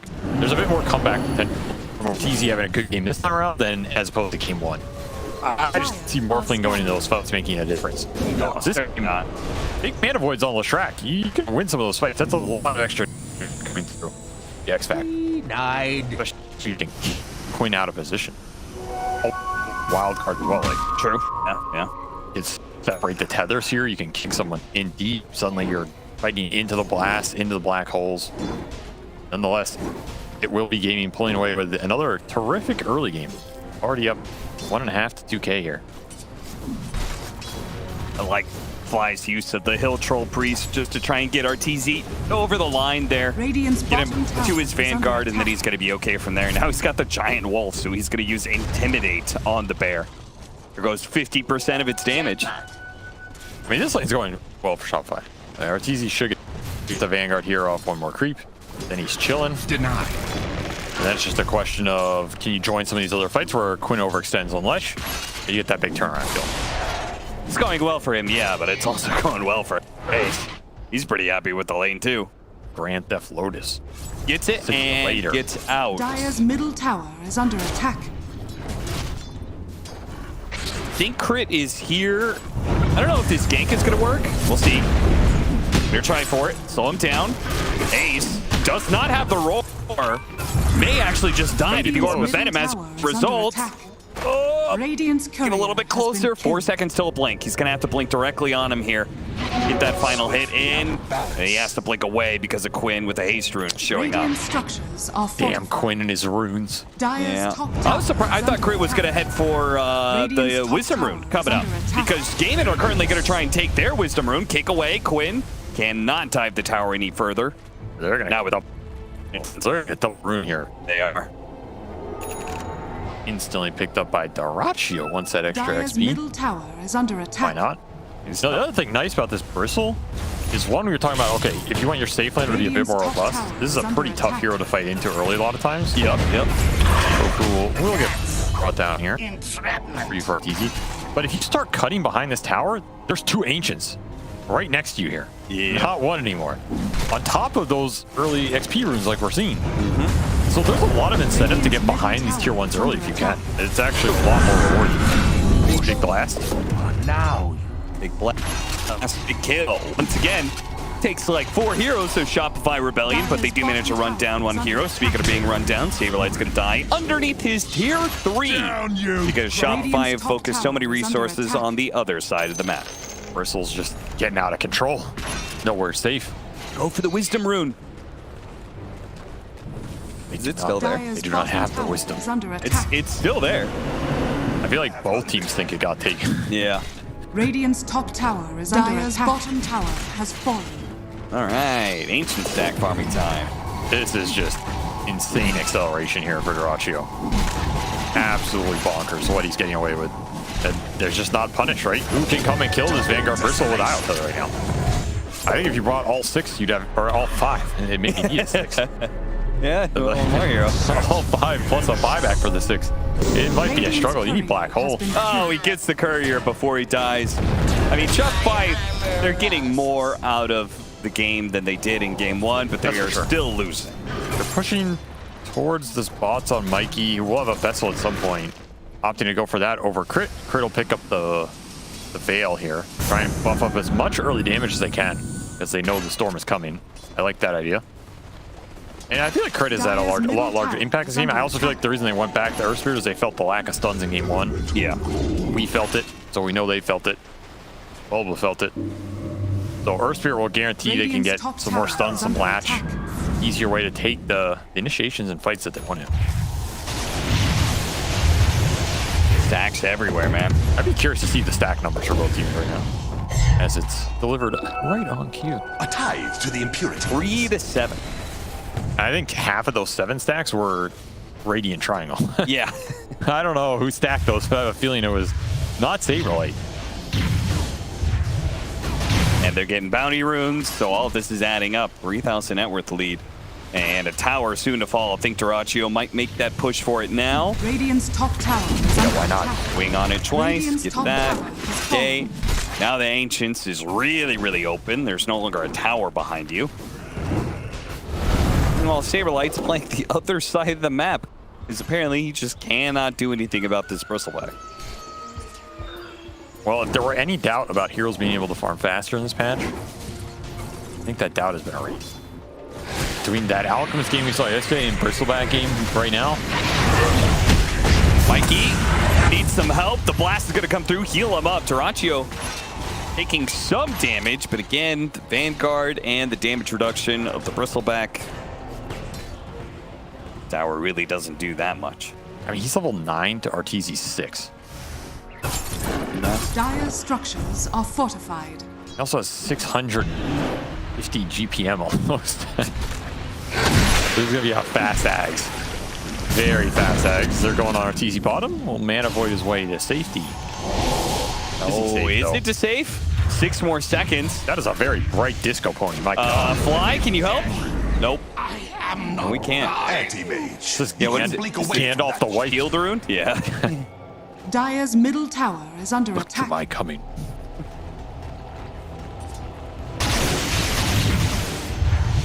Jeez. He needs sunglasses, man. It kind of hurts to look at him.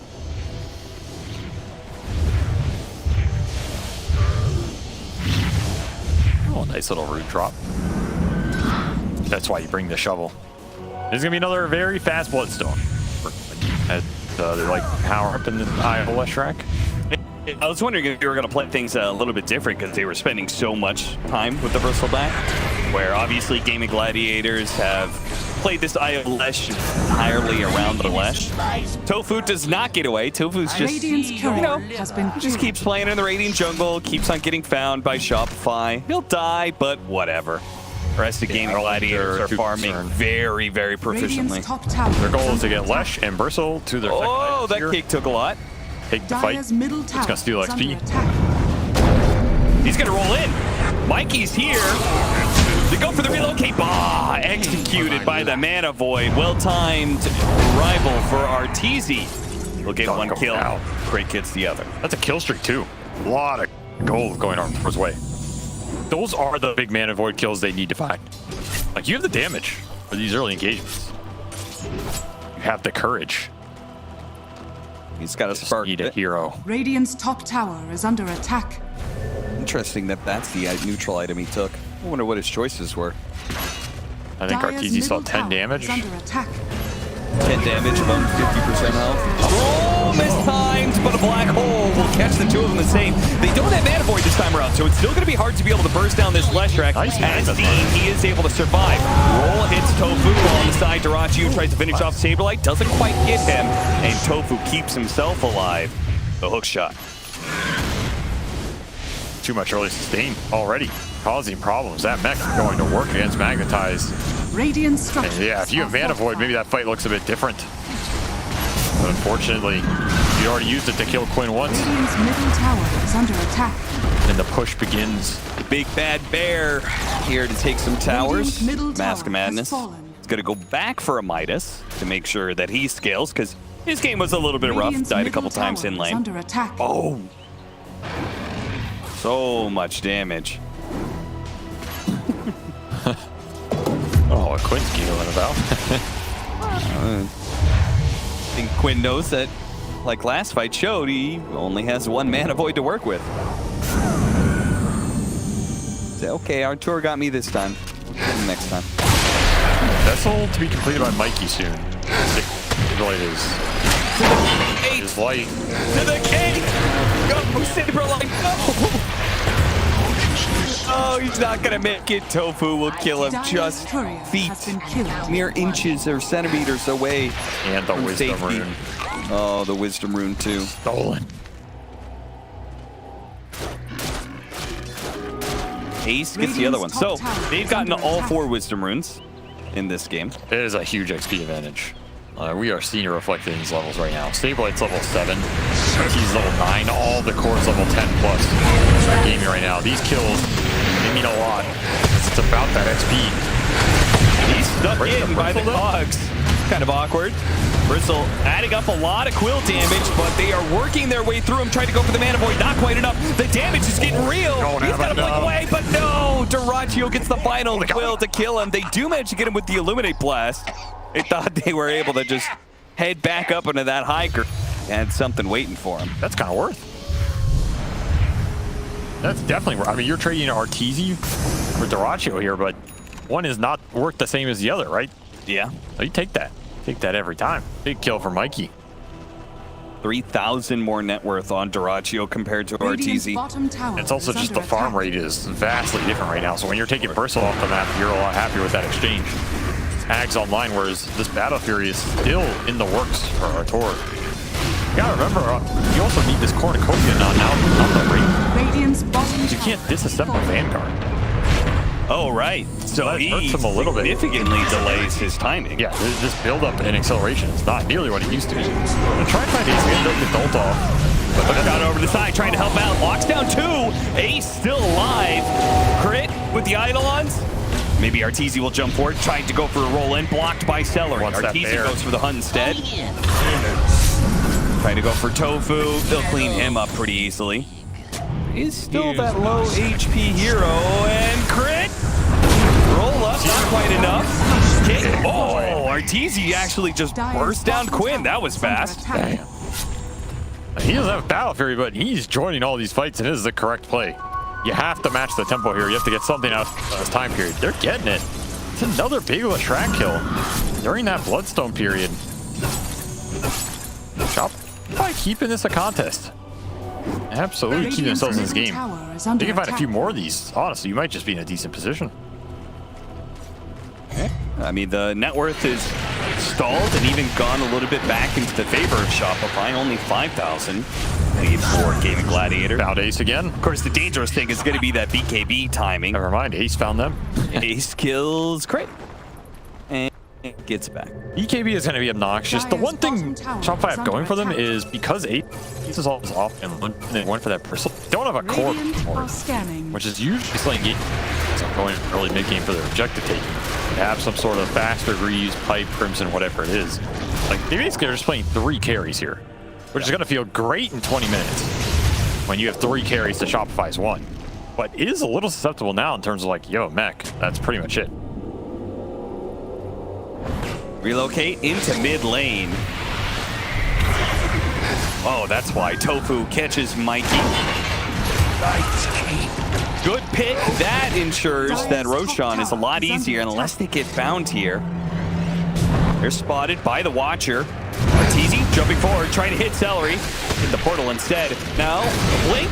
Oh no, he committed for the teleport rather than the Blink. What can you do? Sometimes that gate just betrays you. Yeah, I mean, you could stop channeling the gate and blink away. That's what you could do. No. No. Once you're committed, there is only one path forward. It's gate. Get gate or die try. Live by the gate, die by the gate. All right, well, Gaimin Gladiators take back their lead growth that they had there. I mean, he had a fair amount of time. Right, he's nice. I mean, he knows, dude. He knows. He always knows. There he goes. Here's the Pavis for Tofu. Spout. This is the period that is very scary. Like, can you get through this period? You got some good mana void kills in the early game. You got some levels back. You got some net worth on Shen, but your AM is really far behind playing in a triple carry. Just finished this Battle Fury. It's gonna take a while before you catch. It's just gonna be a question get in this period. Because Celery, he has full mech locket. This is a lot of sustain that you can force early high ground in this game if you're gaming. Absolutely can with this first Aegis. You really just group up and take the ball.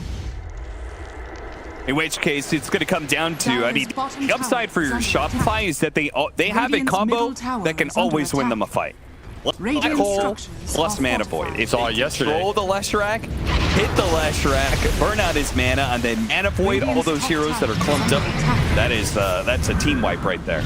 And their push and out spam isn't that shabby, so they can force heroes back. Oh, trying to get the initiation. The roll didn't quite make it far enough, but he does get the kickback. Now they're going to use the Black Hole, kill Quinn, and catch the Bristle, plus the Celery, who attempted to go for the save there, but just gets caught in the AoE stun. Crit is going to be left behind, sure, but Shopify, who are deeply, deeply far behind right now, will take these sort of trade-offs. Quinn is just getting belted without this BKB. Vessel plus Solar Bind. A lot of single target burst damage coming out. Just not ready for these fights. Mikey continues to bots around the map and create some pressure, create some space. Takes his little centaur. Fly though, so fast. Drums, Tranquils, plus a Faded Roach. Dire's top tower is under attack. He's going straight Blink Dagger on Saberlight. I don't know if you called that one out, but he's gonna need to. He's gonna need to see some Black Holes from yesterday come back, make an appearance. You have an option of going for your Tormentor here. Another benefit of forcing Gaming back to their side of the map there. Not getting pressured on 2 sides. Don't go to Crit. Radiant's bottom tower is So under grip save. attack. Not too shabby. You can pull people out of a Cog's initiation.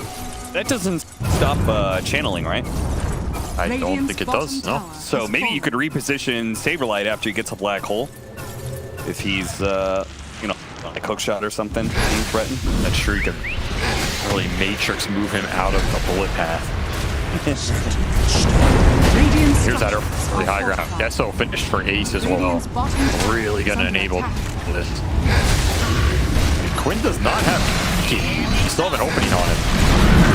This pushes very fast, very deadly. Still ages for 2 minutes for Doraccio.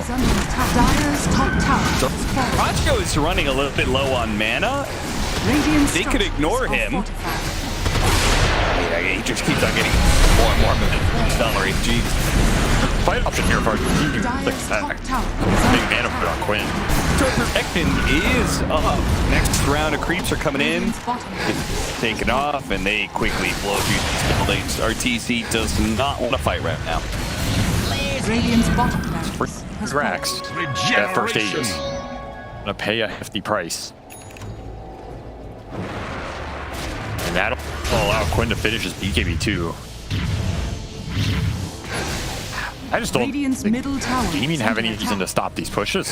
Like, you have advantage, just keep pressing it. What's the downside?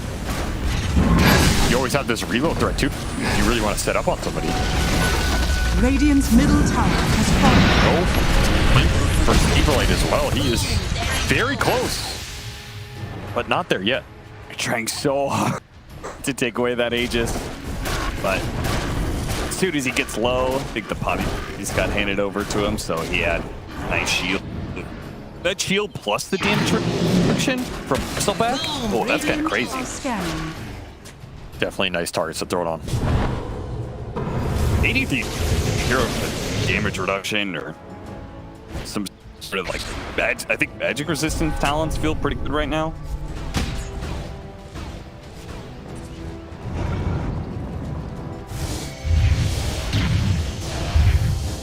Okay, well, they took a full lane of barracks, and they're going to take the remaining tier 2s off the map.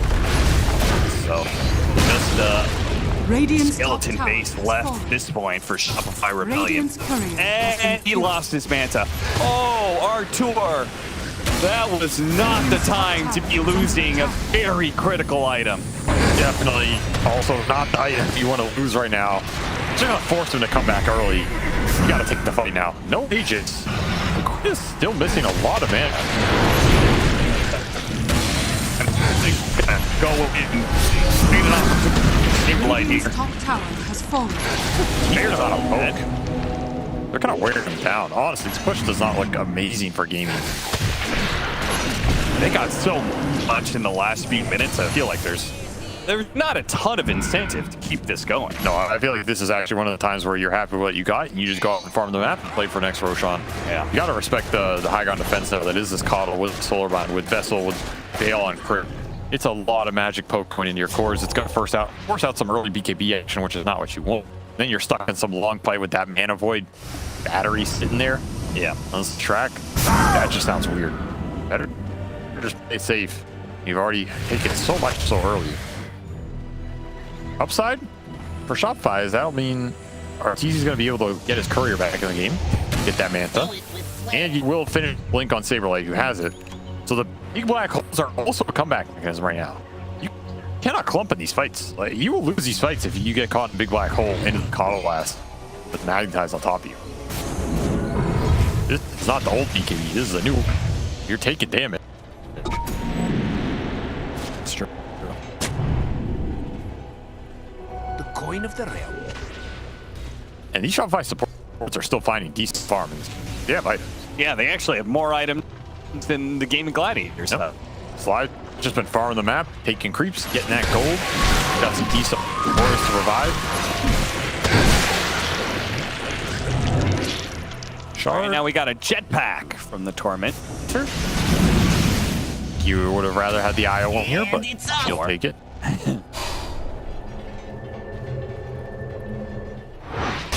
My thrift rewarded. Thrice the torment. But next item, Scythe of Ice. So just trying to get the control with the AM. Fine. Flies. And also thinking Arcane Runes, so why not add it to the arsenal? And Roshan could be up in 3 seconds, so It's a very timely arcane rune. Hook shot catches Mikey. Goes for the push, but got silenced. Still able to keep pace. Battery trying to get the push away. Mikey just gets demolished by Baccio and Quinn. Crit's gonna die as well. Saberlight not seeing opportunity to make his go, but now the BKBs are down. Quinn?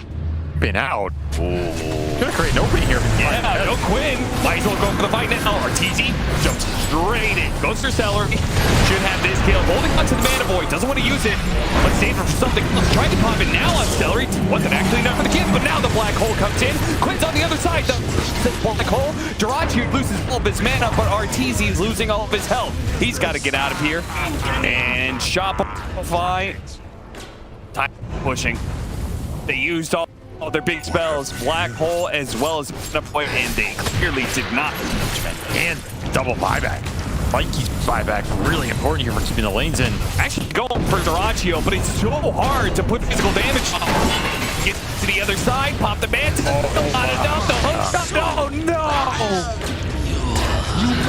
Quinn is just in the right place at the right time and all these fights, man. The splitter at the top, the splitter in that fight to stop the Black Hole. Coming in, throwing the alley for two. Yeah, Tofu shows up with the right timed hook shot there to help Duraccio turn that one. Just a way to come back. It's all getting shut down. It is. And now you have no Black Hole for 2 minutes. Roche is up. You just go Roche into high ground here for gaming. 100%. Wisdom rune, why not? 1100 XP. It's looking like fine. But Liquid and Gaimin Gladiators still seem a step ahead.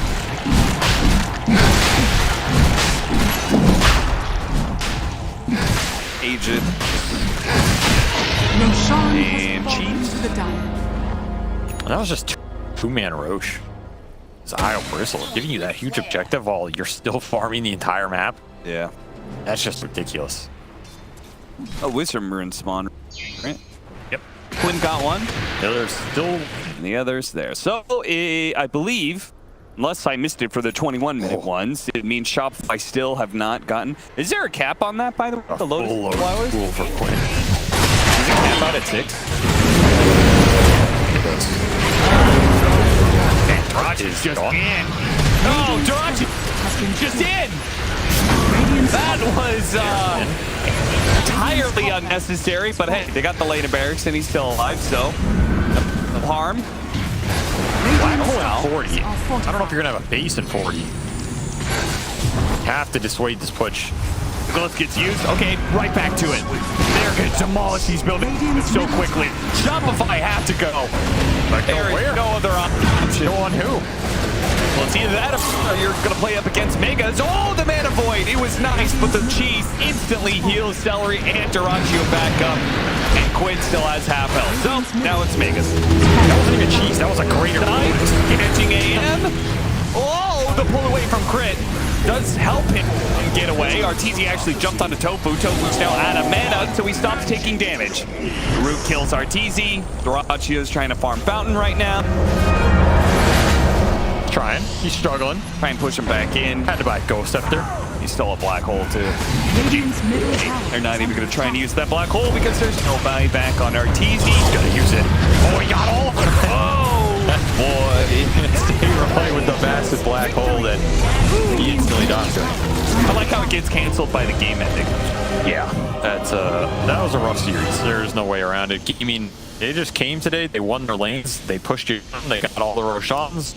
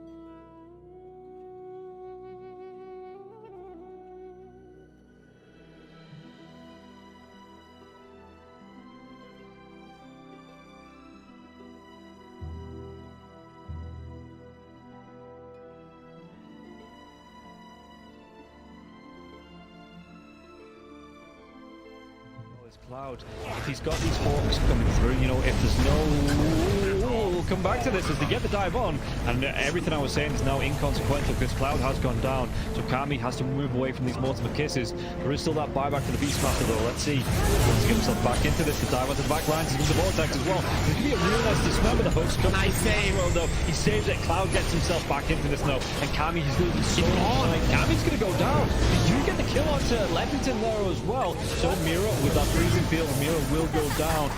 Going down to the hooks. Yatsuro's still in that push roll. He's getting them back. They get the buyback out from the potion Storm Spirit. Everybody from the side of Hydra. They don't want to be giving this one up now as well, but they take down Lefton once again. That's the dieback on the Disruptor, and Yaturo, what can he do? The hook, it's going to be blocked mid hook.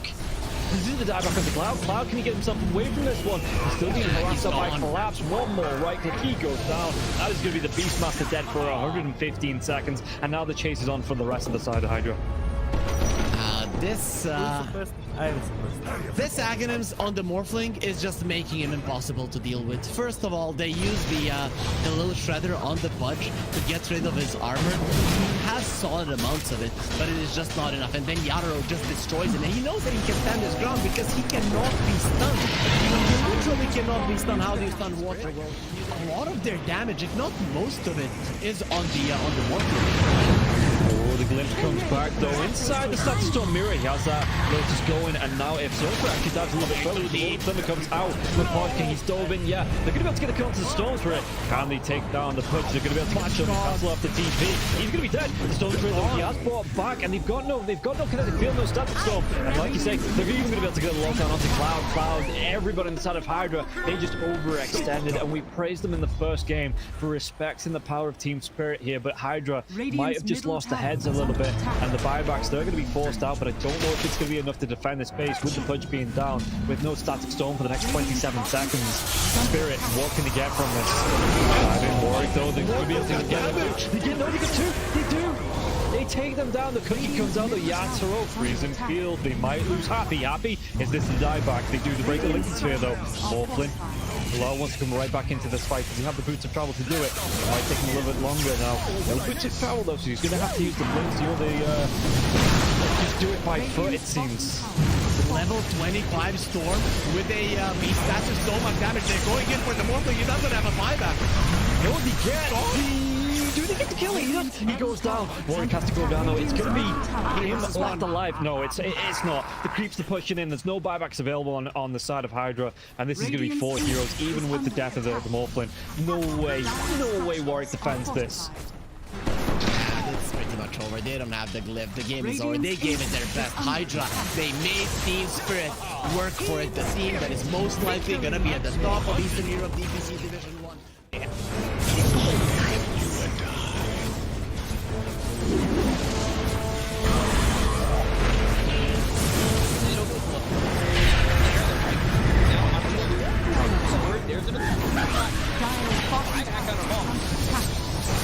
Radiant's middle barracks Radiant's middle barracks has fallen. Galaxy want to commit. There's just not enough damage. Crimson Guard, Atrophy Aura, Rubik's Fate Bolt, all this damage reduction. Let's see the combo. Bit of Malice. Shami strong in by that by the Disruptor, and now they're going to be getting the win. It's back up once more. Bit of Malice, and Sumail is in it. They'll lose him in mind control. Right it back towards tomorrow. Trying to run from everybody on the side of Gaimin Gladiators. Radiant's middle barracks siphoning and getting back into the base. Has fallen. Alive. Yeah, I think when it's time to call it, it is time to call it. They have no business left in this. And didn't get the tether off or something. I think it got broken. Either way, I like the Ghost up to purchase. That was pretty heads up, but we are back and there's a smoke action. There's a divine right here. They're going in on Q. There's the hit. Okay, get that hit off. 123. Knocked. What damage? He's dead. Oh my god. Nothing. Less than 10% of his health. I mean, I'm assuming that's just the game. That, yeah, 100%. There's no point in talking about the AU picks it up. I got it, bro. The dive. Let's go away, you. Oh my god. Victory.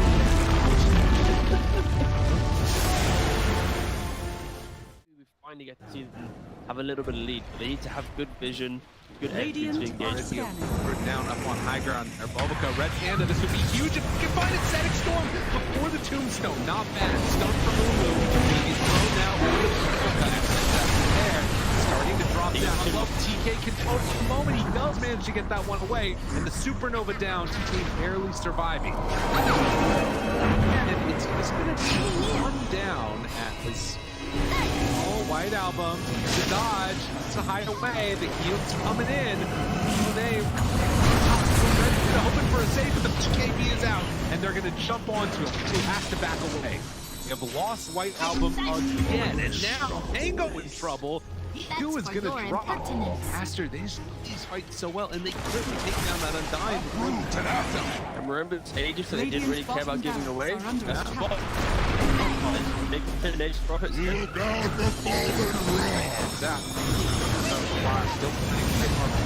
is out on the play. They have a BKB available. Bovica dropping low. The Tanthos back in. They have another kill off Bovica. Doesn't look like it because the Black Hole is there.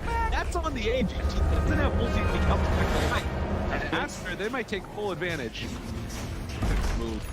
Radiant's bottom Rax has fallen. Up the bottom. Finally, Astro full advantage.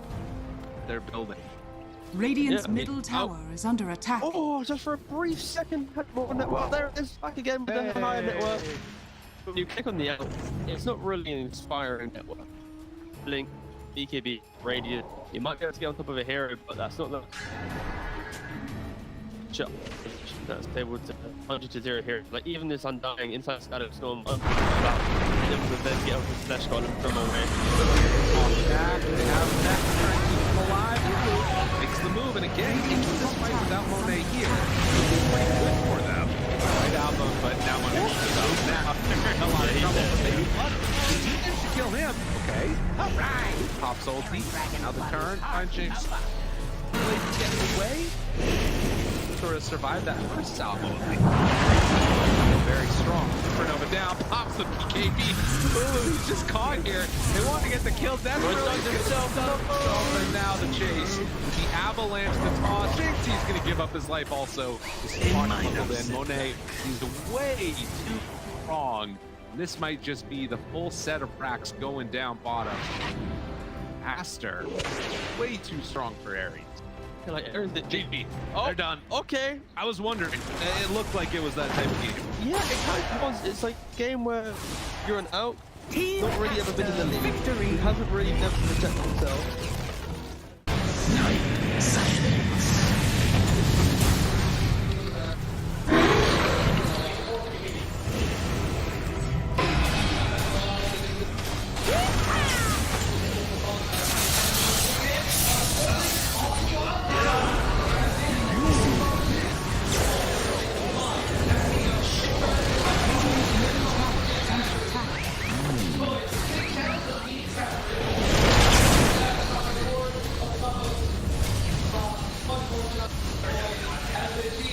Radiant structures are fortified.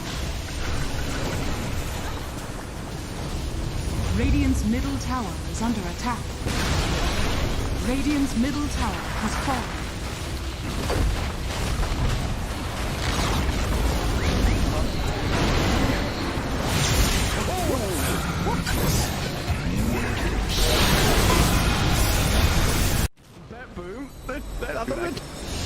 Everyone's just standing. How are they just standing right now? I can't help but fidget with my hero half the game. I'll be running around in circles. Yeah. Pirouetting on the spot, the song. Blinking from Pure. They see Yatoro, 3 lined up. Potentialized path play. They're trying to go in. Toronto Tokyo, blown up by Collapse. Has to buy back. Yatoro gets off his BKB. Pure with another song. Sprints in. Who are they aiming for? Where is the target acquisition? They can't catch anybody. Collapse BKBs runs down south. Lol being chased out as well. Oh my god, 9-4. Hazy on disc refresher. Blinks to high ground. Gets away from danger for now. Pure, what's he up to? He's back to the high ground too. Mirror image out, Aegis claimed, lol in the fire, still surviving and blowing up GPK. Team Spirit, nothing to do. Sprinting out their base, they don't catch Nightfall on the way out, he's blinked out of the range of Mirror. He's still hunting though, and he's going to find Toronto Tokyo. Who cares, Gem? I see Jakiro. Eon disc popped. And with his rapier damage is like short work and a twin-headed dragon. Unstoppable. Larl, the collapse waiting in the back line actually worked. He stormed out of the tree line and he just then started eviscerating the two supports with the help of Larl. He completely jumped over. They dodged everything that Naga was trying to set and prep there. And Yadro was also just firing the cannon from the top there. Did the combined damage of Collapse and Larl together. He is a monster. Oh, pure. Lol. Oh, God. Nightfall's going to get a bit of vision here with the Hawk. Imagine. Can they? Imagine. Will they? They have to do something kind of crazy. They're going to be losing their base pretty soon. Lash has buyback. Naga Beastmaster have to get back to base to defend. Drow Rangers up here. Tier 3 gone. Barracks to follow. There is no buyback or collapse though. That's a big one. And Mira. Radiant structure. Look at all the wolves. Look at all the summons. It's multiple. Mira gets away from there. Help of the Glimmer Cave to jump in from Lol. Disruption self-save. Barracks taken out. Lol. Oh, tries to fight. Nightfall. He'll just pop, but he can't get any control of Lol. It's Lol. Puck is all over the place. Now they go into the GPK though. Aiming for the puck. They're going to find him at long last. They get him and the rapier's on the floor. He messed up the phase shift. He canceled it. Oh no. Oh, you see that? I'm not crazy, right? I don't know. Yeah, he phase shift and accidentally ended it. There's an Axe Blessing recipe. There's a rapier. There's all sorts of stuff everywhere. An Axe Blessing recipe. What's that there? Okay. Not sure what the story on that one is. Meanwhile, Save, I think he had a refresher charge, right? Because Laurel dove him, he disrupts himself, and he tries to kill him again after it Save just refreshes, and then uses it again. How have they not got the Drapier? Now there's another DD. I don't think they care. You know what, Toronto Tokyo's going to take it, is he? Oh yes, the Jakiro with a rapier. Coming to feed it back to them, guys.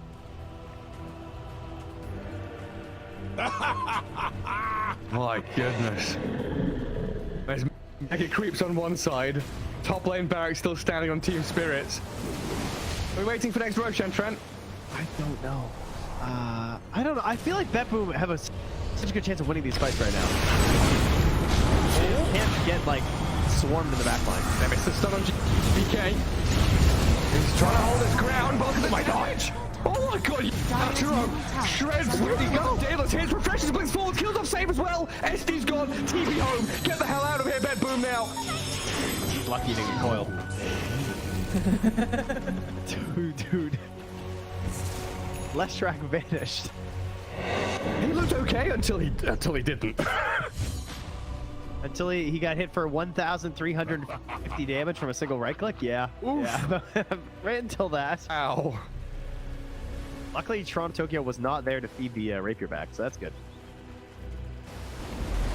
And now Team Spirit running down lanes, coming for the Radiant base. Balls are still there to hold on to. This has got to be mentally debilitating for BetBoom. 71 minutes. Team Spirit is wearing them down. The admins have been on, you know, they told them, nope, these guys. The longer this game goes, the harder things are. Well, it's like Moomiander was saying in that Seb documentary. You know, this isn't Dota you're playing. This is a slogfest. You're going to wait it out and play 60-minute games. Long as one is the wrong line. Watch go very far forward. He'll just from Mira, but the Undying will fall inside the Radiant base. He'll as Mira gets off one last finger of death and the turns will go through. They kill GPK. It's a dialect on the ledge. Naga now in trouble. Song of the Siren trying to buy a bit of time, but Yatro moves forward, gets the damage in. Will is dead. Oh god. It all comes crumbling apart for BetBoom now. Wait, back. Throw it to Mira. They kill off Nightfall, save though, and LOL. He opens up on them. The howitzer is here. Massive 40 mil cannon just shattering into BetBoom. Drow saved by the rip. The soul is everyone dying. There's two. And she's called it over. Team Spirit. Look at them. Look at Mira. Oh my god. The shard to anybody who would listen at the Lima Major, which was nope. which, yeah, nobody's taken him up on it yet. But if you see a shard being picked up by any team that is at the league major that speaks English, then you could probably source it.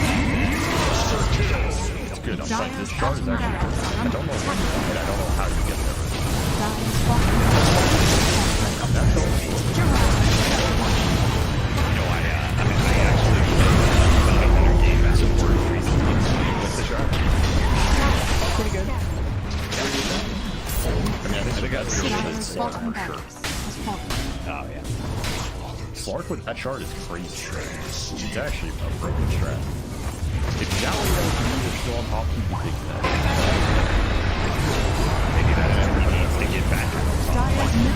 Shadow Walk is way back to the top. And then if you registered with 1,000 comments, but because I say it and nobody I will say the other good thing about Bounty Hunter, but is we've got two different memes here. The Bounty Hunter shard, the Magnus Ags. He does have extremely high base armor. And he probably has highest base armor, starting base armor in the game, which can make him really good at the laning phase for trading. Yeah, he's versatile. Terrible. Oh, yeah. And frontline a little bit with the shield support, but again, Dire's middle tower is under attack. Radiant's top tower is under attack. PSN FTX victory! Midas was being, so they have an inkling that this is going on, but they jump forward, find the Star Spectre. The Doom is there for Staff, keeping him alive and on the other side of the fissure, but there's way too much damage, and the rundown is going to be there. MC is gone, GH is gone, and looking for more. 9 jumps back in, finds Kuro too, tries to get out of there, does not have a way to escape. Mar is completely under control. He too is going to die.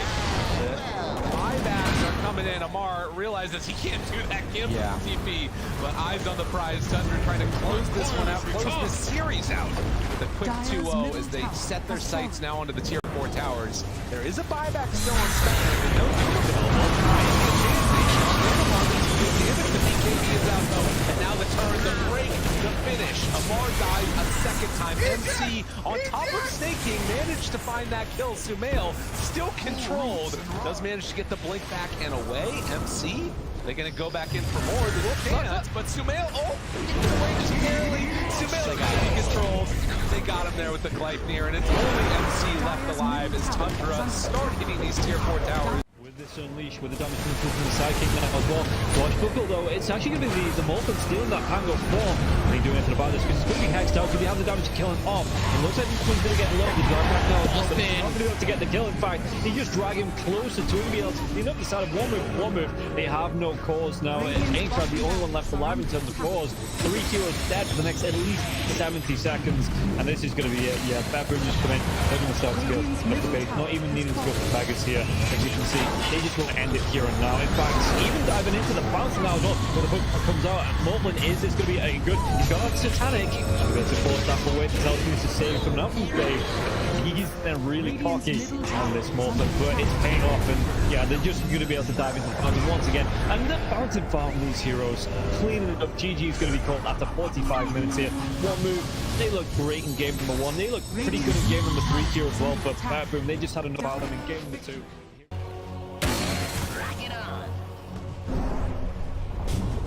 Dire's middle tower has fallen. Be right. I keep my enemies close.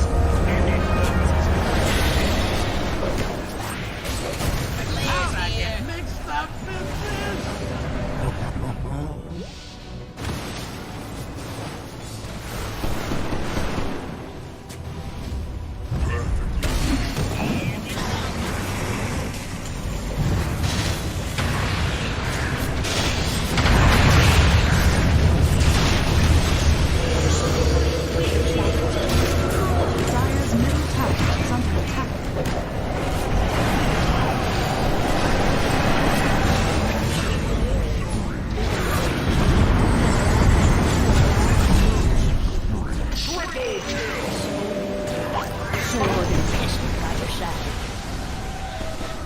Dire's bottom tower has fallen. Radiant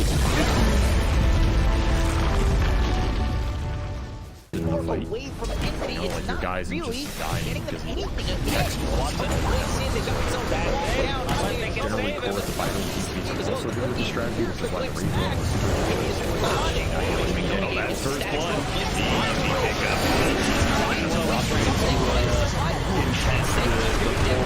Tower, but he's got to be careful. His alchemist is actually pretty dangerous because literally rocks the early point stone. And then you get more minus armor out of acid spray for a physical damage nuke of an unstable concoction. It's a deadly mixture. You're running through lanes here for Kingsley.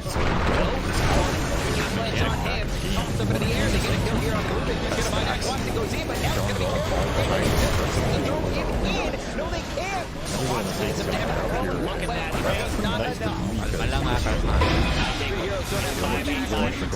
You're gonna have to play to defend power. Yeah, we'll finish him off. Radiant's bottom tower. That's going to be 2-0 here for the side of Dream's not having a whole lot of fun with this. 10 stick charges, and he did manage to at least get the Jingle stacks off of the Bound of Strength.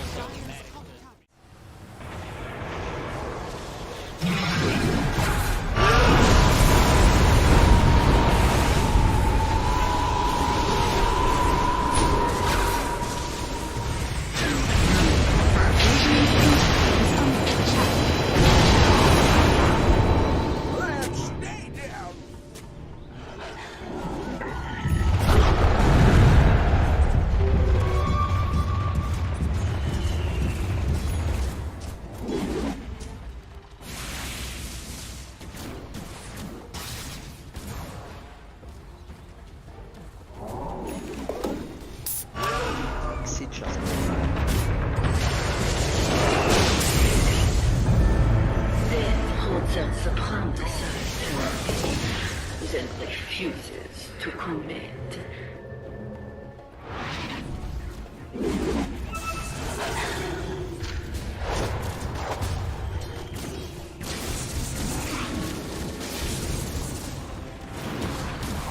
Sanaba.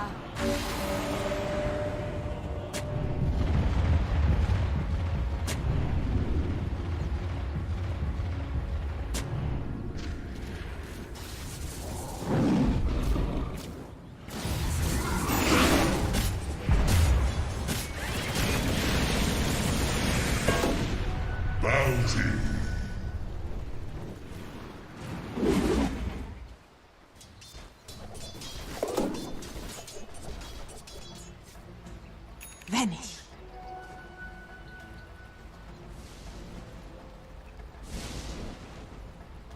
Radiant are scanning.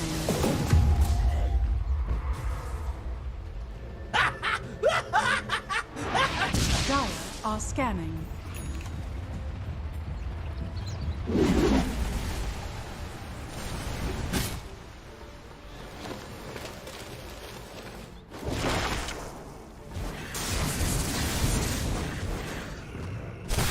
Warriors of the wood. Radiant's courier has been killed.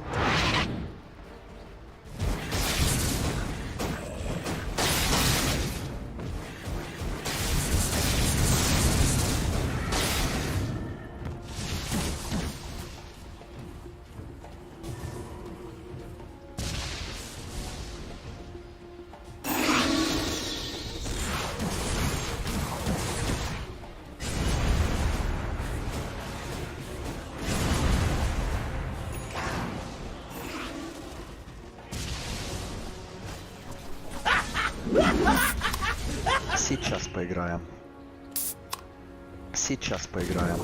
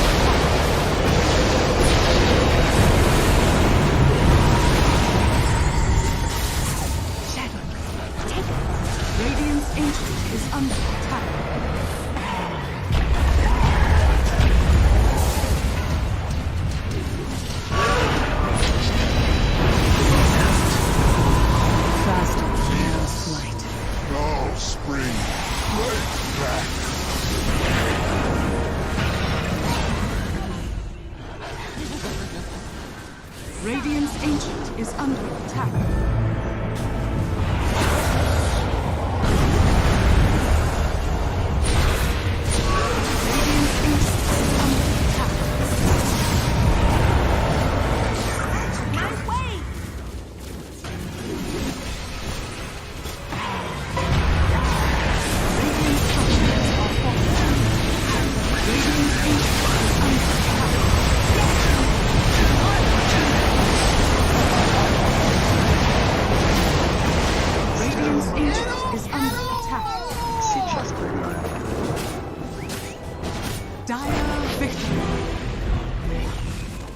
Ultimately, this game kind of comes down to just who jumps who. There he goes. Save him. They haven't saved nothing. They've got the coil locking him down. They kick away the bear, but it's not good enough. Meanwhile, that 5 talent with the back lines getting demolished. John Well is going to be able to get away. The Snapfire couldn't quite finish him off. Let's see if they can force the buyback. Surely they will, but is Geek Slate going to be able to get a successful fight? The use of that buyback. One of these wolves is bigger than the other. Yeah, but it's not that big wolf you got to worry about. It's the little one. X. They're trying to force this punch by, but he is holding it. Discipline. I care about the racks. And I agree. What the hell do racks mean? It's out. Get the heck I mean, they need a kickback. I think he'll buy back once they get a kickback from the re-wolf. Get her pressure charge. Round 2. This will put into use. Kill the top. Man, he died fast in that little interaction. Now the buyback goes out from Scam. He really won't punch this though. You want to go for this Ursa. They managed to get the scythe on him now. He silenced up on the front. Twitter to get to eat anything. He goes for the refresh. Dubu's in. He got scythed as well. He touched over a dieback. Dubu just commits with the help of everybody else on the side. I believe they die. Forced now on the run, but Weed are running down Geek Slate Heroes. They have just demolished them. There is no chance, no shot on the side of Geek Slate being able to fight back against this lineup this late. We're not winning the late game man fight here. Then Dubu's taking it to Mad attacks me. Runs in. Right here, where's the kick? They're not getting it pushed in. They drop it. Oh, look at that damage coming in from the kids as well. The back line, Cox being assaulted. Cord's not going to let him get away. Get forced down. Forced them back into hell. What is this man fight? Satanic against all these heroes. He is keeping himself alive, but eventually they Satanic at the BKB can't get in. The hold is almost safe. Maybe trying to pick him up. Okay, now they got him maybe more if they can control him up. Enough force down. No way. Don't let Force get away now. That's the end of the game. The Giants Ring gets him over this round. Finishes off the Nature's Prophet. Giants now finally die, but they haven't really gone through buybacks on the lead. They've got all their buybacks ready to go, so that is going to be it. Finally, AG is going to be called into lead to get their first series win here in the CD. Really do not want to give this one up, but they may just have to here. Dragon Tail's done. Oh, there's Green Man. It's over. It's over. It's all over. Just show the mercy. Throw the towel. Just stop giving this man highlights. It's too much for one day.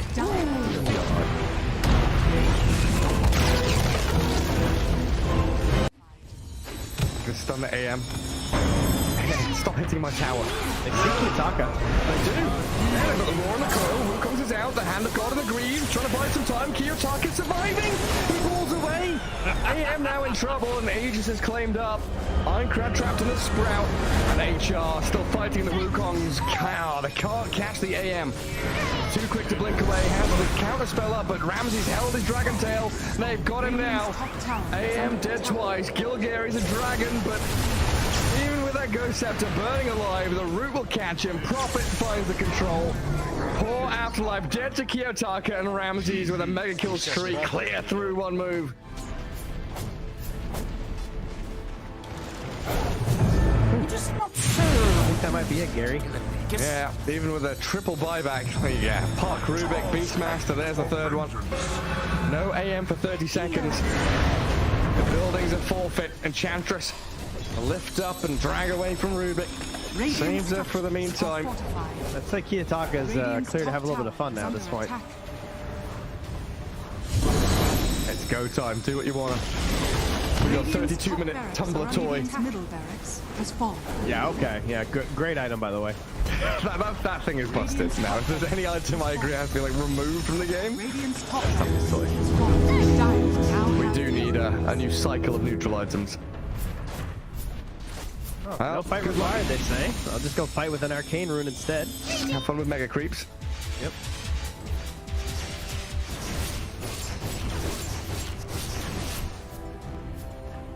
Arcane storm bottled up. I mean, they did make a hell of a comeback last game. You know, what is 0% even? But is that what it is? Oh, yeah, you're right. It is a 0 currently. Well, bring the arrow. What are we up to? Try 1v5. Okay, Ramses has arrived. Bring everybody in. Jump on the side. There's Kiyotaka finding Rubik dead. Puck gone. No buybacks available. That's the end of game 3 in the series. Anti-Mage pummeled down and GG is called. Hellraisers will take things in the end. A very close one though. Series overall. I think one move. They're going to be proud of themselves the past couple of series. Because he's doing so much damage, but yeah, overwhelming makes more sense because you have a ton of strength. Yeah, and coming through here now as well. I mean, Kami, he's going to be coming forwards. You see Happy in the river as well. Shigetsu throws himself on the self-clip. It's easy. He's really away from this fight and just he needs to wait for them to come back and pull that. They get 2 kills. He's right down both supports. Now they go for even more. Melgil, he's got that BKB going, but they're looking for the fight, and Malik trying to get himself away from this one. The Chain Frost bounces around, but Malik, can he get himself out? He's going to be full-wise. Manaboy comes through. Leffington, he's surviving through all this. Shigetsu, he's losing all his teammates. He gets drive back in. He's going to get killed off. High ground miss, you're not gonna be all that lucky. There was one high ground miss there from Happy, and the second one does get on top of Melodril. Yeah, at this point in the game, you just can't do anything. That was an Aghanim Scepter reveal from the Disruptor. The thing is, you just get it on the CK, and you can literally see what Hydra are doing in this one. They are running in with heroes. They don't care about the Mana Void, and then once the Mana Void is used, War can do whatever the hell he wants. And Anti-Mage, you don't really want to commit wholeheartedly, but at some point you see that your teammates are dying, and you have to, and then at that point it's just game over. So the way that Hydra are approaching these fights, you can see that Na'Vi at this point, at least in a straight up 5 versus 5, they've got no shot. No, and it was kind of rough that the Anti-Mage, he was clicking himself to try and get a D-ward, or see where the dive vision was, and for about 2 or 3 seconds he just had to watch his teammates die. By the time he gets into this fight, both of the supports were already dead. Well, let's see, Daniel, he does get his ulti onto the storm. He's dead. He might be able to kill off the Storm Spirit though. He will go down. That's going to be a big one. The buyback comes down now. He's going to try and chip the target onto Leffington. Leffington can he get himself away with the tether? In fact, they want to fight back into this. They take down the Final Beast. Final Beast has to buy back. Big dive in from Warwick now as well. Trying to get on top of Melgil. Melgil, does he lose his life? He absolutely does. He's dead for 105 seconds. No buyback. Daniel, he might be the next one to go down, and this is just going to be Hydra. After having such a slow start, and Na'Vi looking so good coming into this game, Hydra are just absolutely cleaning up in these fights. They take down the Anti-Mage low. Can he get the kill onto the Prime Beast once again? Malik, he's caught out. He's not going to be able to get himself up to the fountain. It's 3 heroes dead on the side of Na'Vi, and it's just looking like Hydra looking to take over the base. GG's a call, and this is going to be a 2-0 series here for Hydra. 2 games in a row, Hydra played the same way. I think from start to finish, they never felt. Camera, he's having too good of a time. Don't level for BKB, that's a bit of the good clips with Ubi and Rage. This was the last ditch ever trying to shoot over 6. Well, that is one status. He's got nowhere to go. Get the kill on the DK, the final war is on the Emperor. Already called GG is trying. He's still gonna want to smile damage out now. The LG takes 2 over Aster. Very minutes on the team wipe. And it's clear the 2 open. You gotta send PSG to DK a little late. I know that from playing against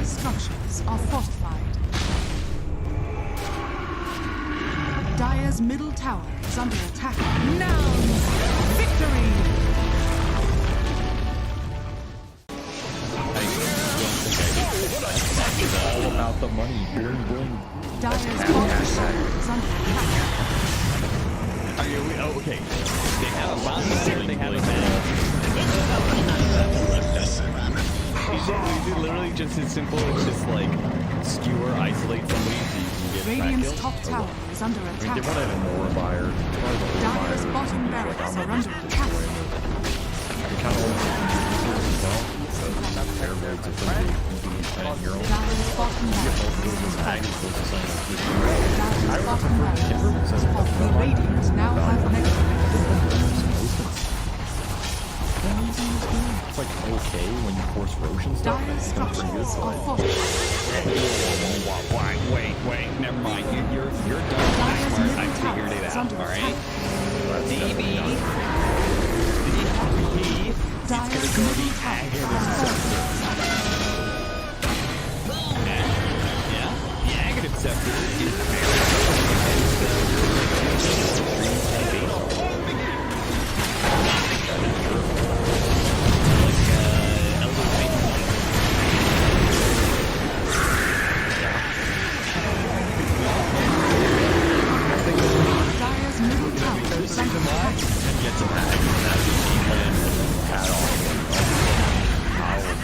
all of my hats, all 30 of them. Dire's middle tower Wait, has that's fallen. 30 hats. My Dota hats. What are you talking about, well as Cloud, if he's got these hawks coming through, you know, if there's no... We'll come back to this as they get the dive on, and everything I was saying is now inconsequential because Cloud has gone down, so Kami has to move away from these multiple kisses. There is still that buyback to the Beastmaster though. Let's see. Let's get himself back into this. The dive onto the back lines into the vortex as well. There's going to be a real nice dismember. The hooks come. Nice save. Well, though. He saves it. Cloud gets himself back into this now, and Kami is losing so much. Kami's going to go down. They do get the kill onto Leppington there as well. So Mira with that freezing field, Mira will go down. Coming down to the hooks. Yatsuo still in that push roll. He's getting them back. They get the buyback out from the potent Storm Spirit. Everybody from the side of Hydra. They don't want to be giving this one up now as well, but they take down Leppington once again. That's the dieback on the Disruptor. And Yatsuo, what can he do? The hook. It's going to be blocked mid. Hook. This is the dieback on the Cloud. Cloud, can he get himself away from this one? He's still being harassed up by Collapse. One more right click. He goes down. That is going to be the Beastmaster dead for 115 seconds. And now the chase is on for the rest of the side of Hydra. This Aghanims on the Morphling is just making him impossible to deal with. First of all, they use the little shredder on the Budge to get rid of his armor. He has solid amounts of it, but it is just not enough. And then Yatoro just destroys it. And he knows that he can stand his ground because he cannot be stunned. When you literally cannot be stunned, how do you stun water? Well, a lot of their damage, if not most of it, is on the Morphling. Oh, the glimpse comes back though. Inside the Static Storm Mirror, he has that Lotus going, and now if Zofra actually dives a little bit further, the Thunder comes out with Pod King. He's dove in, yeah. They're going to be able to get a kill onto the Storm Spirit. Can they take down the push? They're going to be able to catch him and cancel off the TP. He's going to be dead. The Storm Spirit though, he has brought back, and they've got no kinetic field, no Static Storm. And like you say, they're even going to be able to get a lockdown onto Cloud. Everybody inside of Hydra, they just overextended, and we praised them in the first game for respecting the power of team spirit here, but Hydra might have just lost the heads a little bit, and the buybacks, they're going to be forced out, but I don't know if it's going to be enough to defend this base with the Pudge being down, with no Static Storm for the next 27 seconds. Spirit, what can they get from this? Diving Warwick though, they're going to be able to get damage. They get two. They do. They take them down. The cookie comes out. The Yatoro freezing field. They might lose. Happy. Is this the dieback? They do the break the Lincoln Sphere though. Morphlin. Bilal wants to come right back into this fight because he have the boots of travel to do it. It might take him a little bit longer now. No boots of travel though, so he's going to have to use the blinks. You know, they just do it by foot, it seems. Level 25 Storm with a beast stats of so much damage. They're going in for the Morphling. He doesn't have a buyback. No, they get. Do they get the kill? He does. He goes down. Warwick has to go down though. It's going to be him left alive. No, it's not. The creeps are pushing in. There's no buybacks available on the side of Hydra, and this is going to be 4 heroes, even with the death of the Morphling. No way Warwick defends this.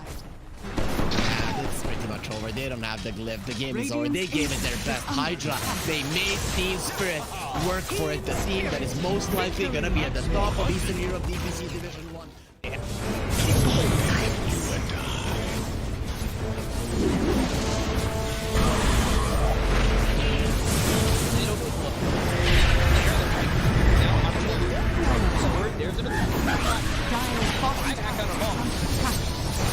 Radiant's middle barracks are under attack. Radiant's middle barracks has fallen. Gouts, you want to commit. there's just not enough damage.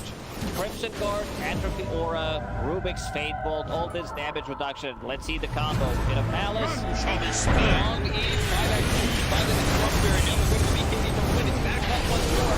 Get a Palace, and Sumail is in it. They'll lose him in mind control. Right it back towards Tomorrow. Trying to run from everybody on the side of Gaimin Gladiators. Radiant's middle barracks are under Siphoning attack. and getting Radiant's back into the middle base. has fallen. Alive. Yeah, I think when it's time to call it, it is time to call it. They have no business left in this. And didn't get the tether off or something. I think it got broken. Either way, I like the ghost up to purchase. That was pretty heads up, but we are back and there's a smoke action. There's 23 Divine looking right to end. here.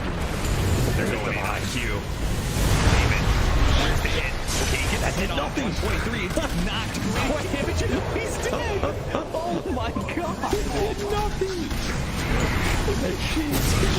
Less than 10% of his health. I mean, I'm assuming that's just the game. That, yeah, 100%. There's no point in talking about the rest AU of it. picks it up. I got it poised and the dive yet. Go away, you. Oh my god. Victory!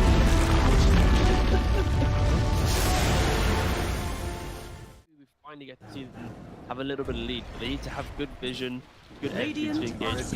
We're down up on high ground. Or Bobica, Red Panda, this would be huge if we can find it. Static Storm before the Tombstone. Not bad. Stun from Lulu. He's thrown now over the there. Starting to drop down. I love TK control for the moment. He does manage to get that one away. And the Supernova down. TK barely surviving. And it's just going to be one down as White Album, the dodge, to hide away, the heal's coming in. They hoping for a save, but the PKB is out, and they're gonna jump onto him, who has to back away. We have lost White Album again, and now Mango in trouble. Q is gonna drop. Aster, these fight so well, and they clearly take down that Undying. And remember, it's ages, so they didn't really care about giving away. That's the ball. Make the next profits. You got the Stun is out on the play. Didn't have a BKB available. Bobica dropping low. The 10th toss back in. They have another throw off Bobica. Doesn't look like it because the Black Hole is there. That's on the agent. He doesn't have multi to come back. And Aster, they might take full advantage. Move. Radiant's bottom Rax has fallen. Up the bottom. Finally, Aster full advantage. They're building. Radiant's middle tower is under attack. Oh, just for a brief second, had more network. There it is, back again with the higher network. When you click on the L, it's not really an inspiring network. Blink, BKB, Radiant. You might be able to get on top of a hero, but that's not the... Chill. That's able to 100-0 here. Like, even this Undying inside Static Storm, about able to then get up the slash column from away. They have that trying to keep him alive. Makes the move, and again, into this fight without Monet here. Pretty good for them. Right album, but now Monet is out now. They're in a lot of trouble, but they do manage to kill him. Okay. Alright. Pops ulti. Now the turn. Punching. Really getting away. Sort of survived that first salvo. Very strong. Supernova down, pops the PKB. Ooh, he's just caught here. They want to get the kill. That's really himself up. And now the chase. The avalanche, the toss. Thinks he's going to give up his life also. Monet is way too strong. This might just be the full set of racks going down bottom. Aster, way too strong for Ares. Like, Aaron's the GP. Oh, they're done. Okay. I was wondering. It looked like it was that type of game. Yeah, it kind of was. It's like a game where you're an out, not really ever been in the league. Victory. He hasn't really never protected himself.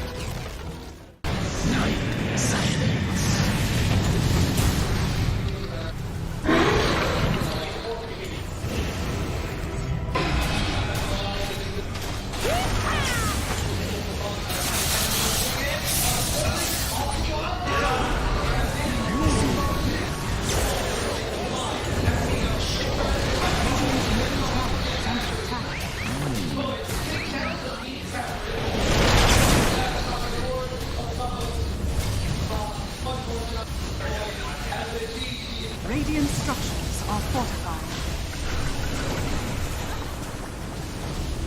Radiant's middle tower is under attack. Radiant's middle tower has fallen.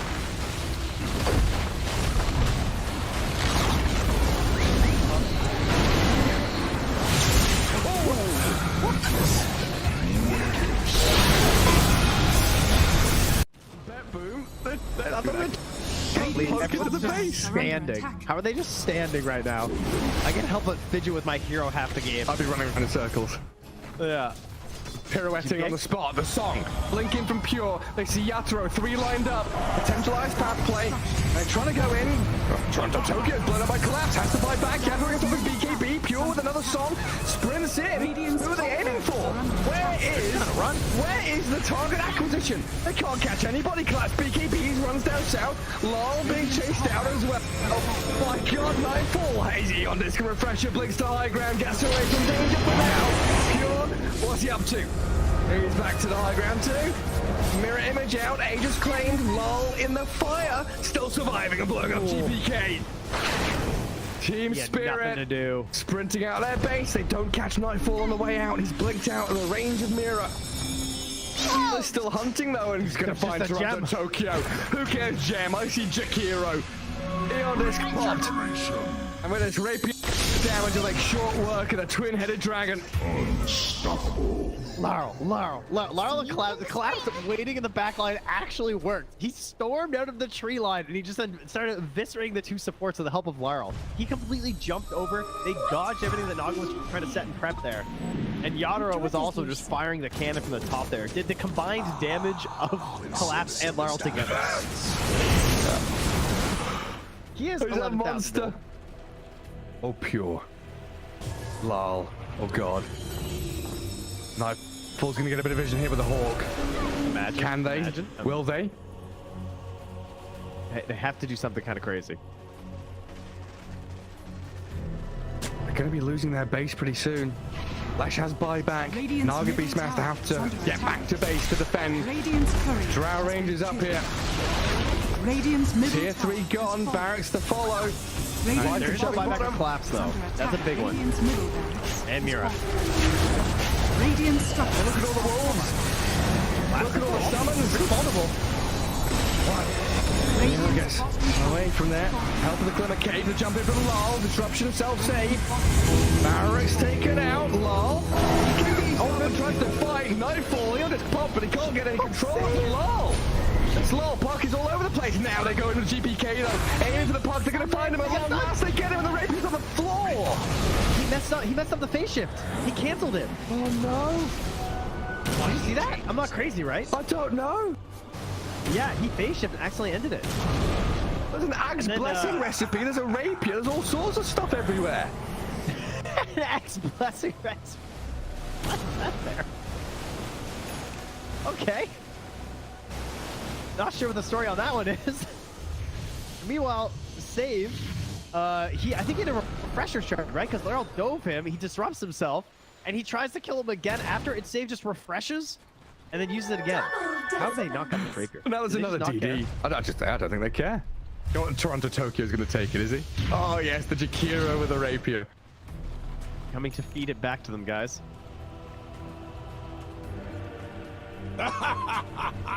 My goodness. There's Mega Creeps on one side. Top lane Barracks still standing on Team Spirits. Are we waiting for next Roshan, Trent? I don't know. I don't know. I feel like BetBoom have such a good chance of winning these fights right now.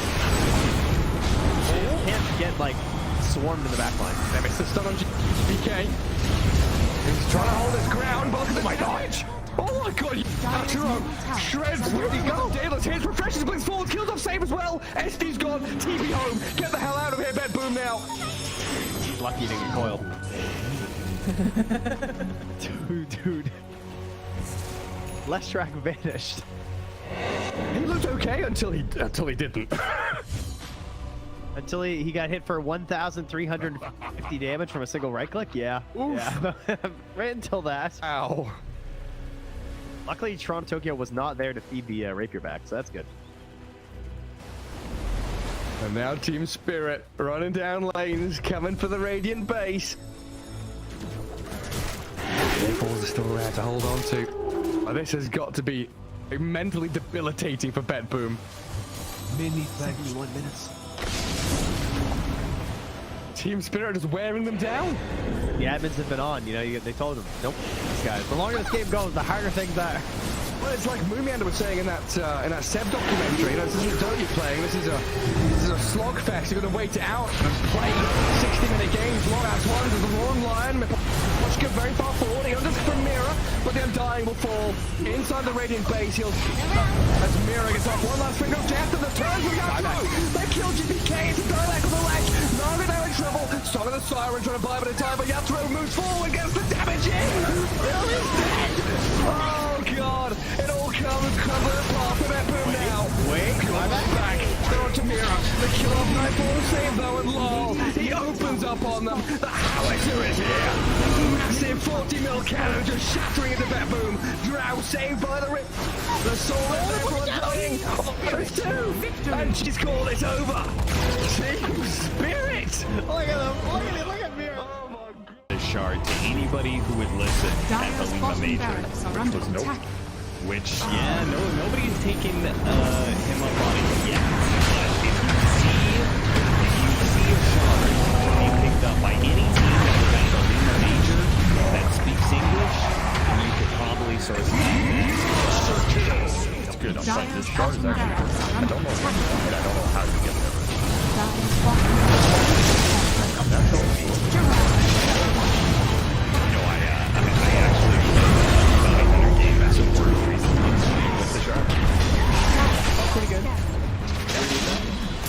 I think that's really good. Oh, yeah. Slark with that shard is crazy. It's actually a broken strat. If Jowly is still on top, he can take that. Maybe that enemy needs to get back on top. Shadow Walk is way back to the top. And then if you read it for 1,000 comments, but because I say it and nobody I will say the other thing about Bounty Hunter, but we've got two different memes here. The Bounty Hunter shard, the Magnus Ags. He does have extremely high base armor. And again, probably has the highest base armor, starting base armor in the game, which can make him really good at the laning phase for trading. Yeah. He's first the highest. Terrible. Oh, yeah. And frontline a little bit of the shield support, but again, Dyer's middle tower is levels of a big fall. Radiant's top tower is under attack. PSN FTX victory! Midas was being, they have an inkling that this is going on, but they jump forward, find the Star Spectre. The Doom is there, Force Staff keeping him alive and on the other side of the fissure, but there's way too much damage, and the rundown is going to be there. MC is gone, GH is gone, and looking for more. 9 jumps back in, finds Kuro too, tries to get out of there, does not have a way to escape. Bar is completely under control. He too is going to die. Buybacks are coming in. Amar realizes he can't do that cancel TP, but eyes on the prize. Thunder trying to close this one out, close this series out with a quick 2-0 as they set their sights now onto the tier 4 towers. There is a buyback still on Spectre, and no the BKB is out though, and now the turn, the break, the finish. Amar dies a second time. MC on top of Snake King managed to find that kill. Sumail still controlled, does manage to get the blink back and away. MC, they're gonna go back in for more. They can't, but Sumail, just barely. Sumail got to be controlled. They got him there with the Gleipnir, and it's only MC left alive as Tundra start hitting these tier 4 towers. With this Unleash, with the damage coming through from the sidekick now as well. Dodge Buckle though, it's actually going to be the Molten stealing that Pango form. And he's doing anything about this because it's going to be hexed out. Could he have the damage to kill him off? It looks like this one's going to get low. The drive back now as well, but he's not going to be able to get the kill. In fact, he just drag him closer to him. Be able to clean up the side of one move. They have no cause now. Aincrad, the only one left alive in terms of cause. 3 heroes dead for the next at least 70 seconds. And this is going to be it. Yeah, Bedroom just come in. They're going to start to build up the base. Not even needing to go for Baggers here. As you can see, they just want to end it here and now. In fact, even diving into the bounce now as well. But the hook comes out. Morflin is this going to be a good? He's got Satanic. He's going to force that away. Telekinesis is saving coming out from Dave. He's then really cocky on this Morflin, but it's paying off, and yeah, they're just going to be able to dive into the fountain once again. And the fountain farm these heroes, cleaning it up. GG is going to be called after 45 minutes here. One move. They look great in game number 1. They look pretty good in game number 3 here as well, but boom, they just had enough out of them in game number 2.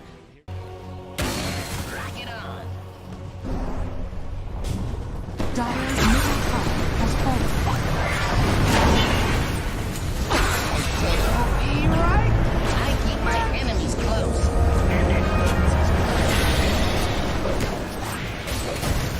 I get mixed up in this.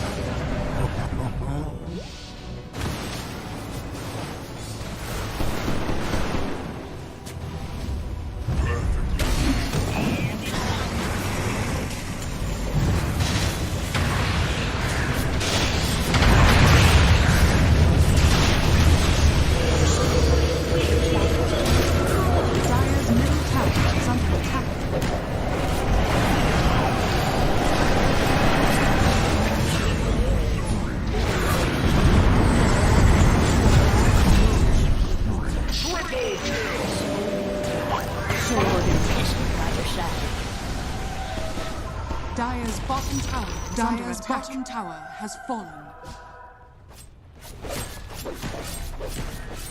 Radiant away from enemy. It's like not guys really just dying because anything. Generally, core the Bible is also good with the strategy, which is why the that first one.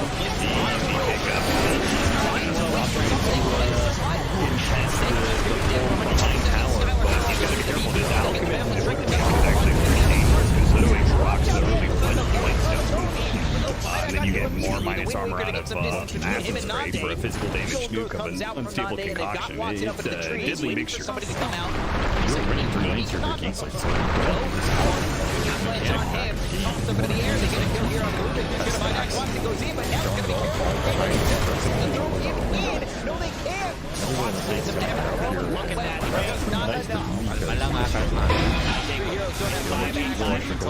You're gonna have to play to defend the power.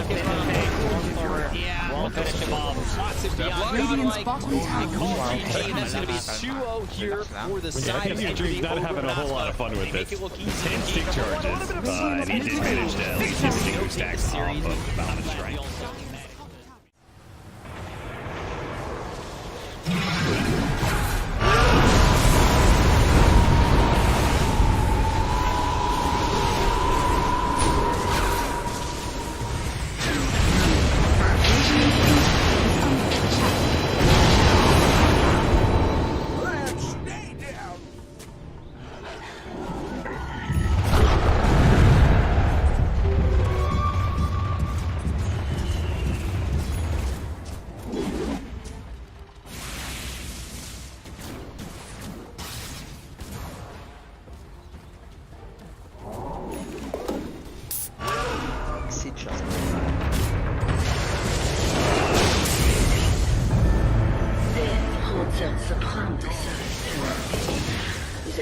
refuses to commit.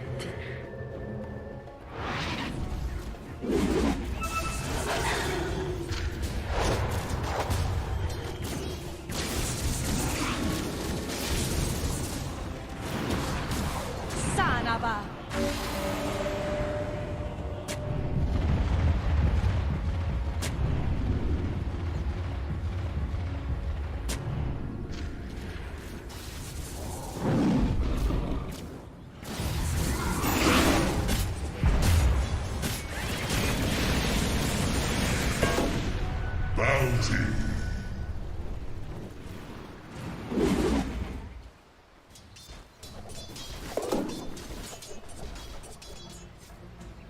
Venice.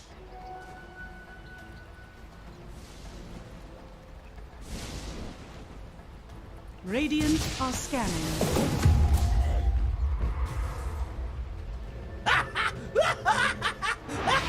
Dire are scanning.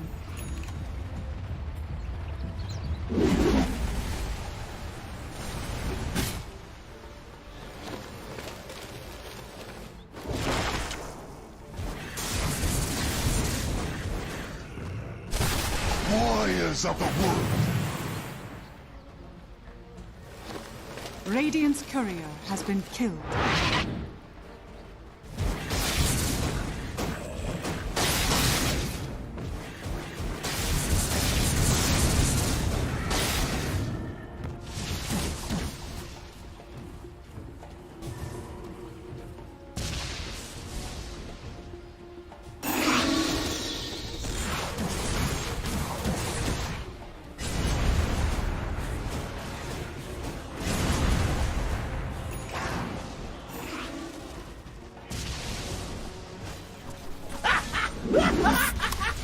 Сейчас поиграем.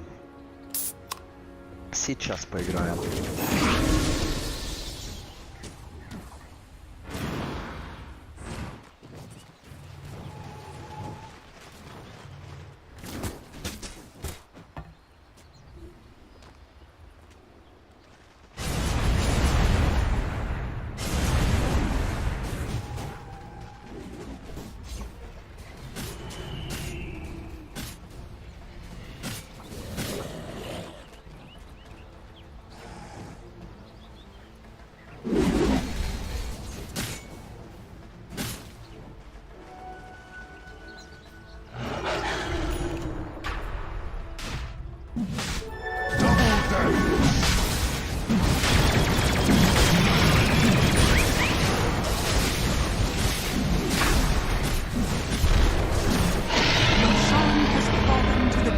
Nature never ends.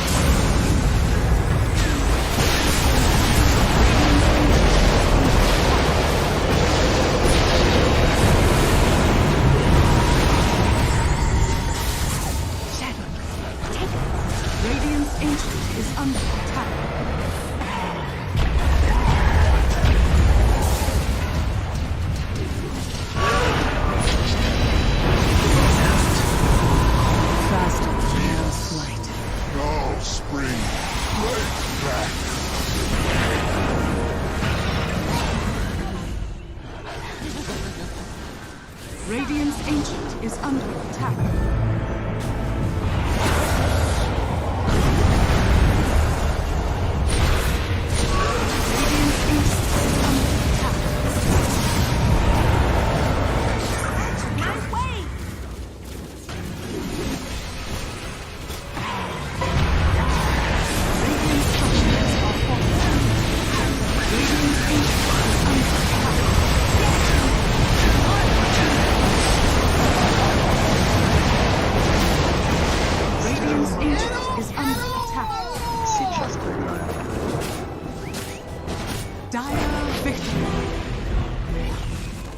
Ultimately, this game kind of comes down to just who jumps who.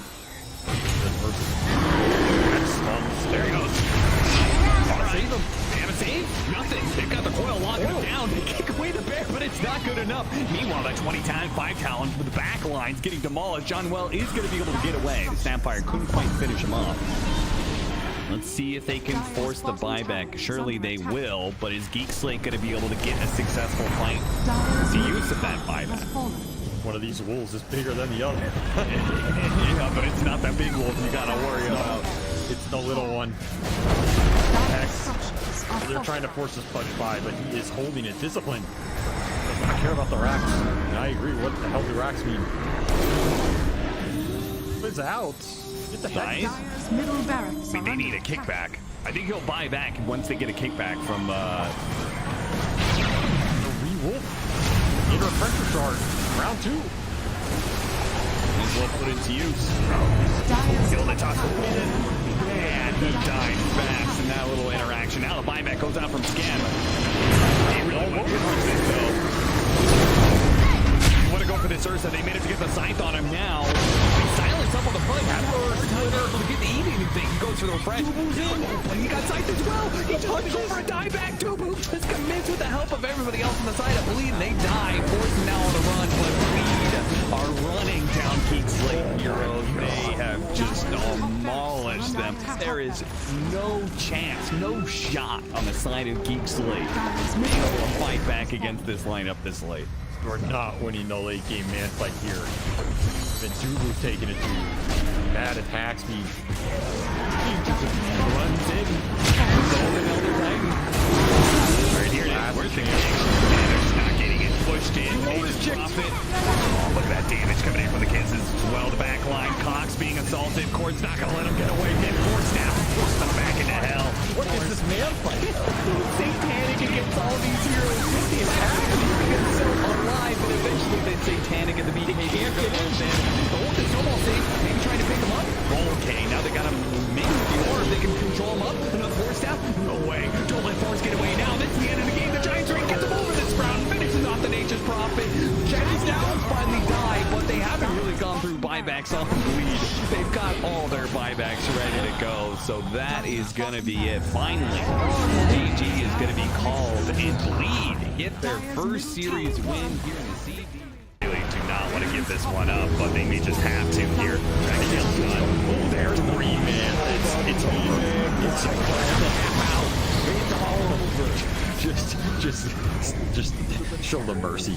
Throw the towel. Just stop giving this man highlights. It's too much for one day.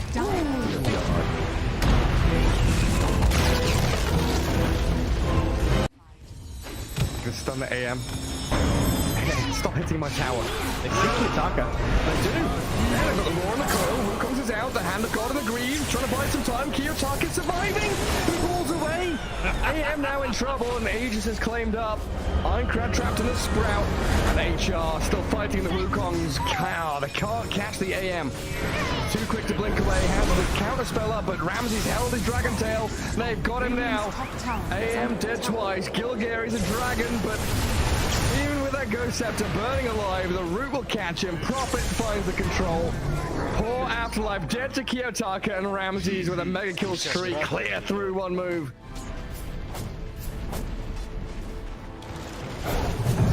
Just not sure. I think that might be it, Gary. Yeah, even with a triple buyback. Yeah, Puck, Rubik, Beastmaster, there's the third one.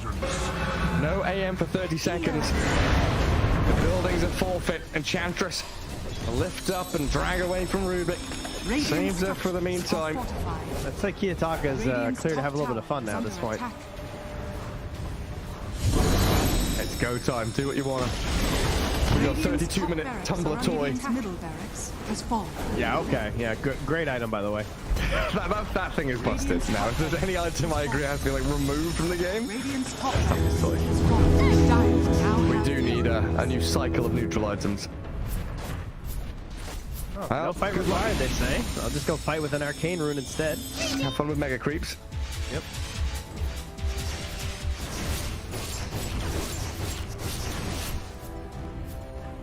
Arcane Storm bottled up.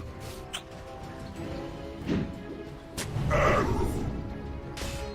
mean, they did make a hell of a comeback last game. You know, what is 0% Stupendous. But is that what it is? Oh, yeah, you're right. It is a 0 currently. Well, in the arrow.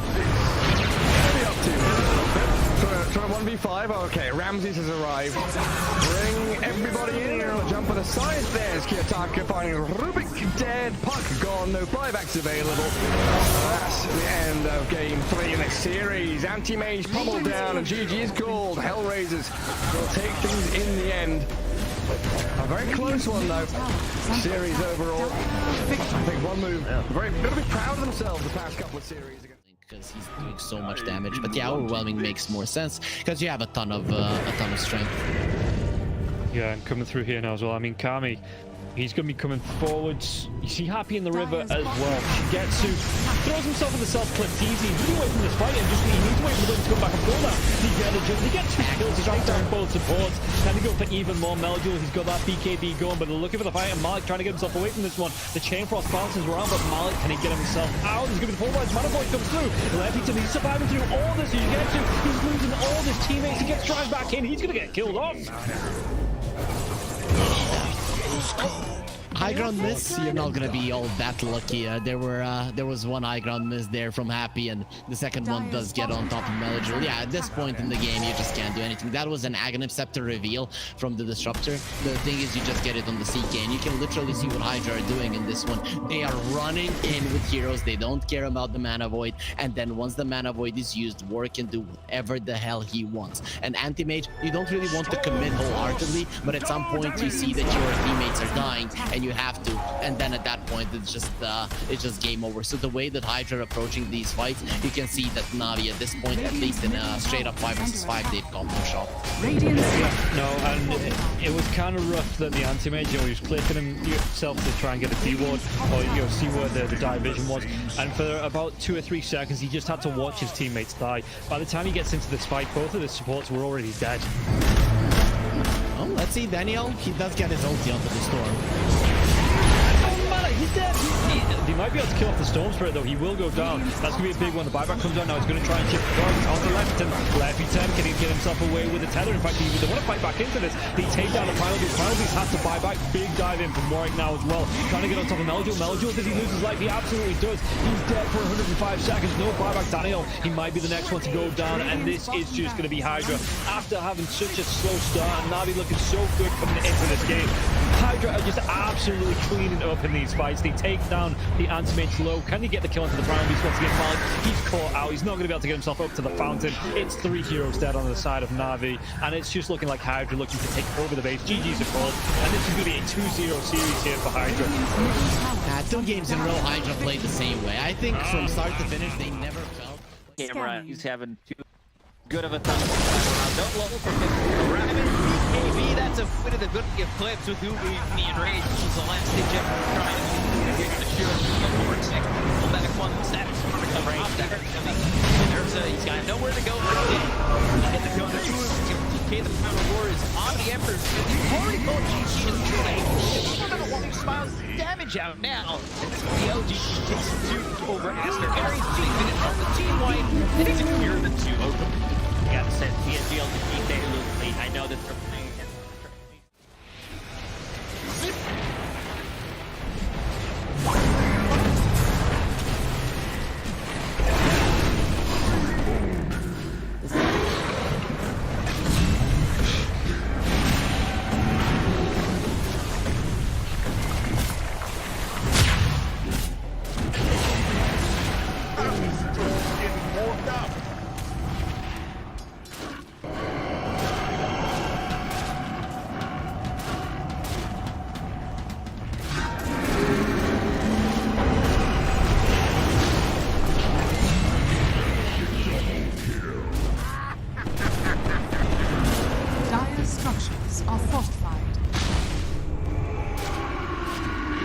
Dire's middle tower is under attack.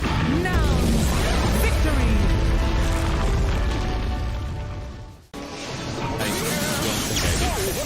It's all about the money. Bling, bling. Dire's bottom tower is under attack.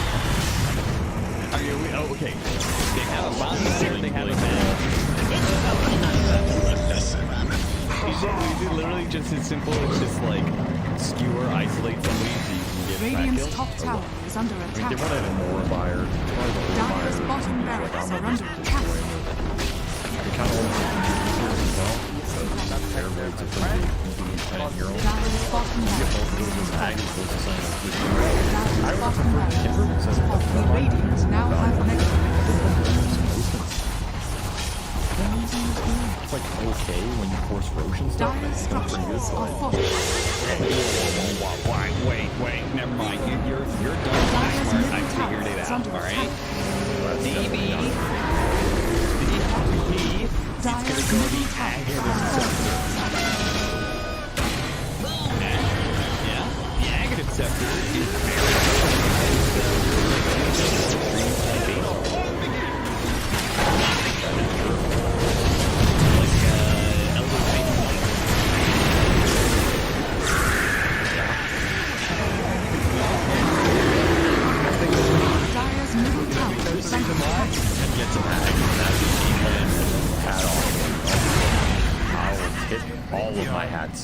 30 of them. Dyer's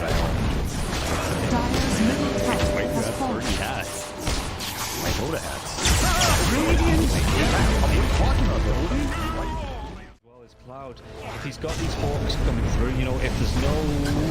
We'll come back to this as they get the dive on, and everything I was saying is now inconsequential because Cloud has gone down, so Kami has to move away from these multiple kisses. There is still that buyback to the Beastmaster though. Let's see. He wants to get himself back into this. The dive onto the back lines into the vortex as well. It could be a real nice dismember. The hooks come. Nice save. Well, though he saves it. Cloud gets himself back into this now, and Kami is losing so much time. Kami's gonna go down. They do get the kill onto Leffington there as well. So Mira with that freezing field, Mira will go down.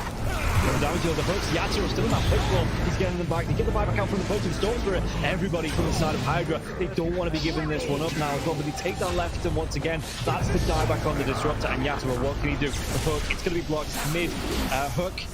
This is the dieback on the Cloud. Cloud, can he get himself away from this one? He's still being harassed up by Collapse. One more right click. He goes down. That is going to be the Beastmaster dead for 115 seconds. And now the chase is on for the rest of the side of Hydra. This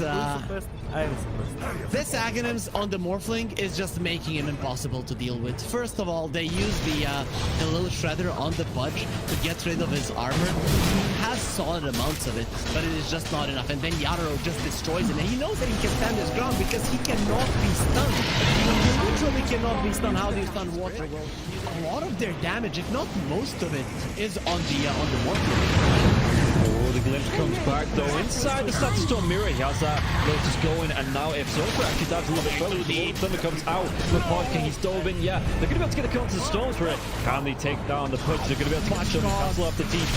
He's going to be dead. The Storm Spirit though, he has brought back, and they've got no kinetic field, no Static Storm. And like you say, they're even going to be able to get a lockdown onto Cloud. Everybody inside of Hydra, they just overextended, and we praised them in the first game for respecting the power of team spirit here, but Hydra might have just lost the heads a little bit, and the buybacks, they're going to be forced out, but I don't know if it's going to be enough to defend the space with the Pudge being down, with no Static Storm for the next 27 seconds. Spirit, what can they get from this? Diving Warwick though, they're going to be able to get it. They get two, they do! They take them down, the cookie comes out, the Yatsuro, freezing field, they might lose. Happy, is this the dieback? They do, break the Lincoln Sphere though. Morphlin, Lau wants to come right back into this fight because he have the boots of travel to do it. It might take him a little bit longer now. No boots of travel though, so he's going to have to use the blinks, you know, just do it by foot, it seems. Level 25 Storm with a beast. That's just so much damage. They're going in for the Morphling. He doesn't have a buyback. No, they get. Do they get the kill? He goes down. Warwick has to go down though. It's going to be him left alive. No, it's not. The creeps are pushing in. There's no buybacks available on the side of Hydra, and this is going to be 4 heroes, even with the death of the Morphling. No way Warwick defends this. It's pretty much over. They don't have the glyph. The game is over. They gave it their best. Hydra, they made Team Spirit work for it. The team that is most likely going to be at the top of Eastern Europe DPC Division 1.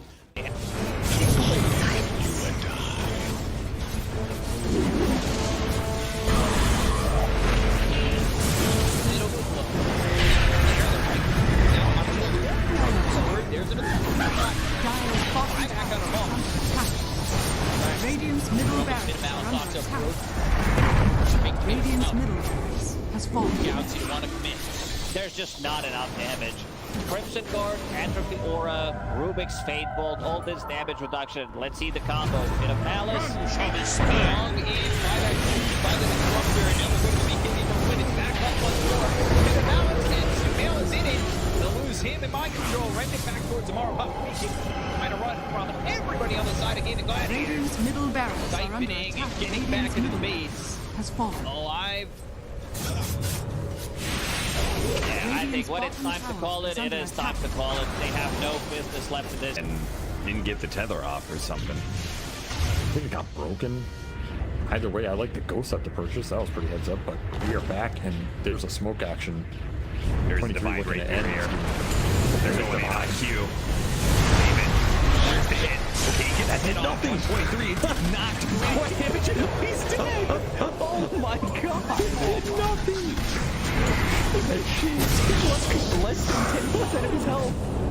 I mean, I'm assuming that's just the game. That, yeah, 100%. There's no point in talking about the rest AU of it. picks it up. I shot him twice. The dive. Go away, you. Oh my god. Victory.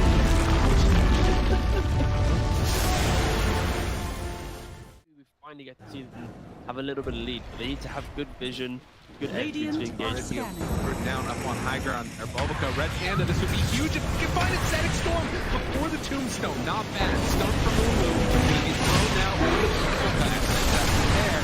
Starting to drop down. I love TK control at the moment. He does manage to get that one away. And the supernova down. TK barely surviving. And it's going to be one down at his. Oh, White Album, the dodge, it's a hideaway, the heal's coming in. They hoping for a save, but the PKB is out, and they're going to jump onto him. He has to back away. They have lost White Album again, and now Tango in trouble. Who is going to drop? Aster, these fight so well, and they couldn't take down that Undying before the Tenacto. And remember, it's ages, so they didn't really care about giving away. That's the ball. Big finish for it. You got the Stun is out on the play. Didn't have a BKB available. Bobica dropping low. The 10th toss back in. They have another kill off Bobica. Doesn't look like it because the black hole is there. That's on the agent. He doesn't have multi to come back to life. And Aster, they might take full advantage. Move. Radiant's bottom Rax has fallen. Up the bottom. Finally, Aster full advantage. They're building. Radiant's middle tower is under attack. Oh, just for a brief second, had more network. There it is, back again with the higher network. When you click on the L, it's not really an inspiring network. Blink, BKB, Radiant. You might be able to get on top of a hero, but that's not the. Shut. That's able to 100 to 0 here. Like even this Undying inside Static Storm, able to then get over the Slash God and from away. They have that trying to keep him alive. Makes the move, and again, into this fight without Monet here. Pretty good for them. Right album, but now Monet is out now. They're in a lot of trouble, but they managed to kill him. Okay. All right. Pops ulti. Now the turn. Find Jinx. Really getting away. Sort of survived that first salvo. Very strong. Supernova down, pops the PKB. Lulu's just caught here. They want to get the kill. That's really himself up. And now the chase. The avalanche, the toss. Jinx, he's going to give up his life also. This is in. Monet, he's way too strong. This might just be the full set of racks going down bottom. Aster, way too strong for Ares. Like Aaron the JB. Oh, they're done. Okay. I was wondering. It looked like it was that type of game. Yeah, it kind of was. It's like a game where you're an out, not really ever been in the league, victory. Hasn't really never protected himself.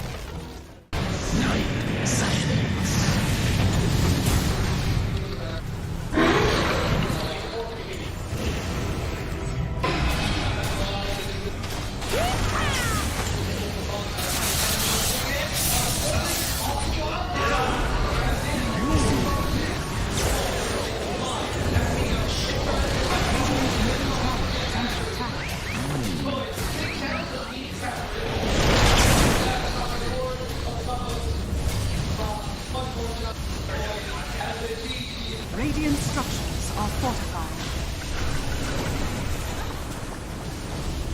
Radiant's middle tower is under attack. Radiant's middle tower has fallen.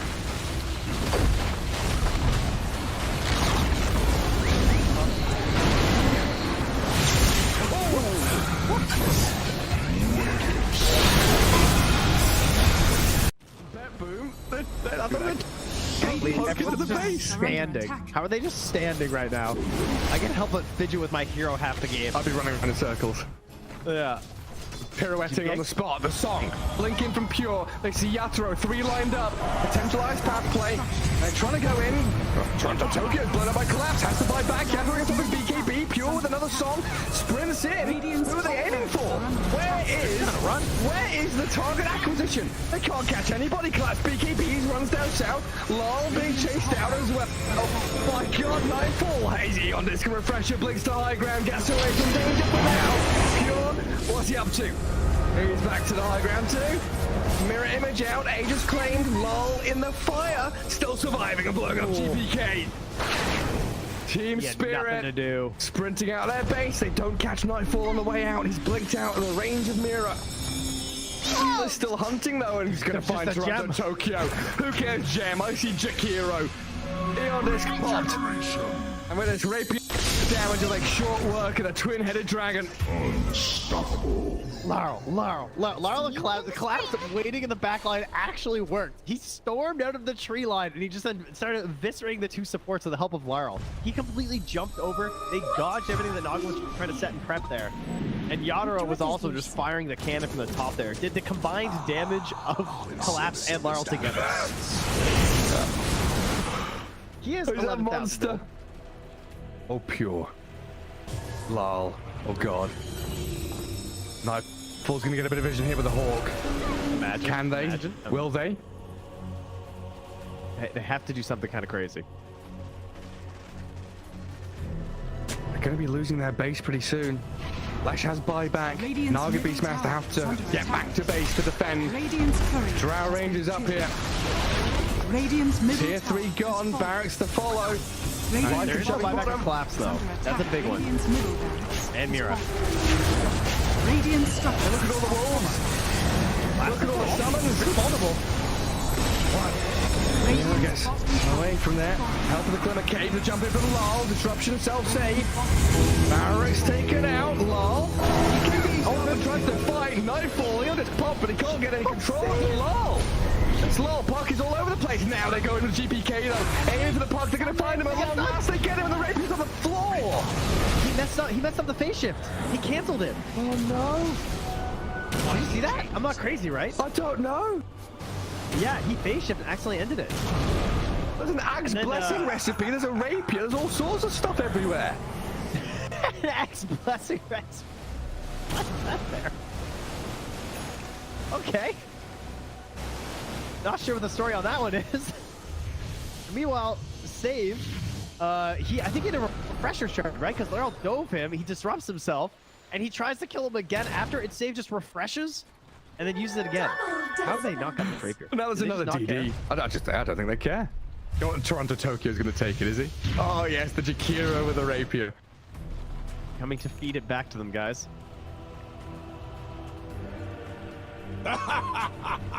My goodness. There's Mega Creeps on one side. Top lane Barracks still standing on Team Spirits. Are we waiting for next Roshan, Trent? I don't know. I don't know. I feel like BetBoom have such a good chance of winning these fights right now. They just can't get, like, swarmed in the back line. They missed the stun on BK. He's trying to hold his ground, but look at the dodge! Oh my god, Yaturo shreds. Where'd he go? Daedalus hits, refreshes, blinks forward, kills off Save as well. SD's gone, TP home. Get the hell out of here, BetBoom now. He's lucky he didn't get coiled. Dude. Left track vanished. He looked okay until he didn't. Until he got hit for 1,350 damage from a single right click? Yeah. Oof. Yeah. Right until that. Ow. Luckily, Toronto Tokyo was not there to feed the rapier back, so that's good. And now Team Spirit running down lanes, coming for the Radiant base. Balls are still there to hold on to. Oh, this has got to be mentally debilitating for BetBoom. 71 minutes. Team Spirit is wearing them down. The admins have been on, they told them, nope, these guys. The longer this game goes, the harder things are. Well, it's like Moomiander was saying in that Seb documentary. This isn't Dota you're playing. This is a slogfest. You're going to wait it out and play 60-minute games. Long out one. There's a long line. Watch go very far forward. He'll just from Mira, but the Undying will fall inside the Radiant base. He'll as Mira gets off one last finger of death, and the turns will go. They kill GPK. It's a dialect on the ledge. Naga now in trouble. Song of the Siren trying to buy a bit of time, but Yatro moves forward, gets the damage in. Will is dead. Oh god. It all comes crumbling apart for BetBoom now. Wait, back. They're on to Mira. They kill off Nightfall, save though, and Lol. He opens up on them. The Howitzer is here. Massive 40 mil cannon just shattering into BetBoom. Drow saved by the rip. The soul is everyone dying. There's two. And she's called it over. Team Spirit. Look at them. Look at Mira. They shard to anybody who would listen at the Lima Major, which was nope. Which, yeah, nobody's taken him up on it yet. But if you see a shard being picked up by any team that was at the Lima Major that speaks English, then you could probably sort of see that. It's good. I'm like, this shard is actually good. I don't know when, and I don't know how to get there. That's all. You know, I actually got another game as a word recently with the shard. Pretty good. I mean, I think they got Slark for sure. Oh, yeah. Slark with that shard is crazy. It's actually a broken strat. If Galileo is still on top, he'd be taking that. Maybe that's what he needs to get back to the top. Shadow Walk his way back to the top. And then if you read it for 1,000 comments, but because I say it and nobody I will say the other good thing about Bounty Hunter, but is we've got two different memes here. The Bounty Hunter shard, the Magnus Ags. He does have extremely high base. And against probably has highest base armor, starting base armor in the game, which can make him really good at laning phase for trading. Yeah. He's versatile. Terrible. Oh yeah.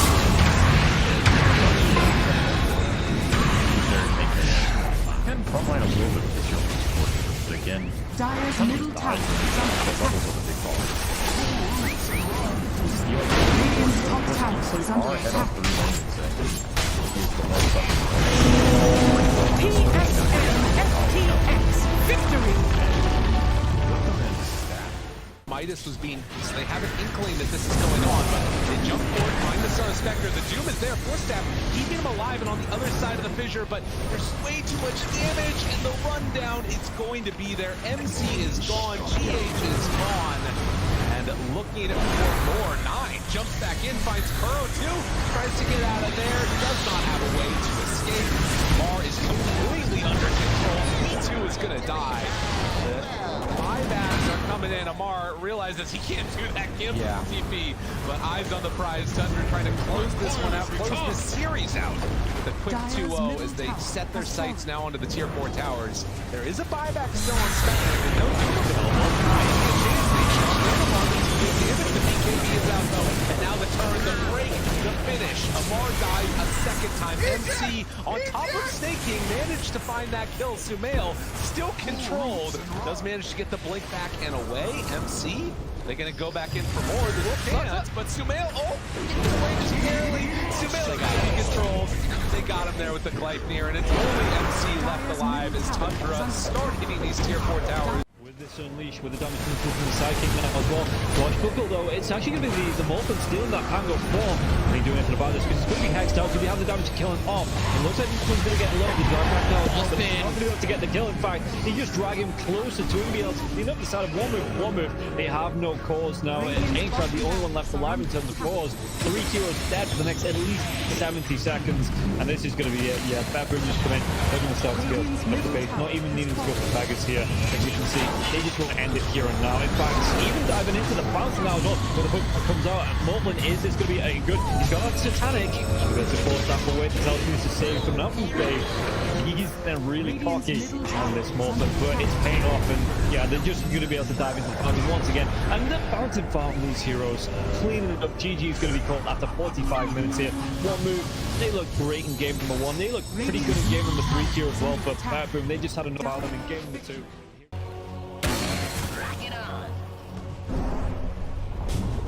Dyer's middle tower has fallen. Be right. I keep my enemies close.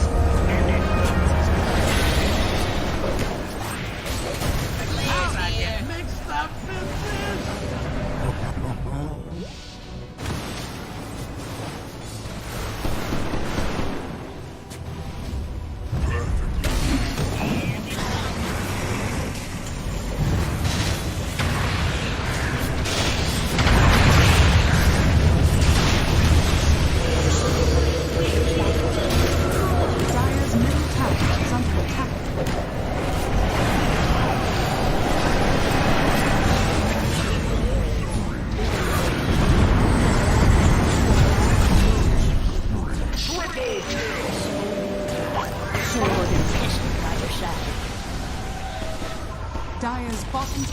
Dire's bottom tower has fallen.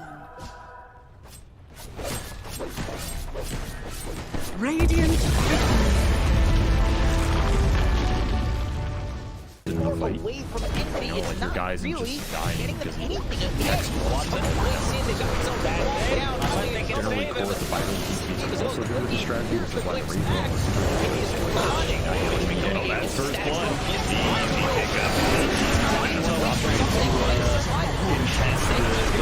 behind tower, but he's got to be careful. His alchemist is actually pretty dangerous considering rocks are really like stuff. Then you get more minus armor out of acid spray for a physical damage nuke of an unstable concoction. It's a deadly mixture. You're ready for lanes here, Ricky.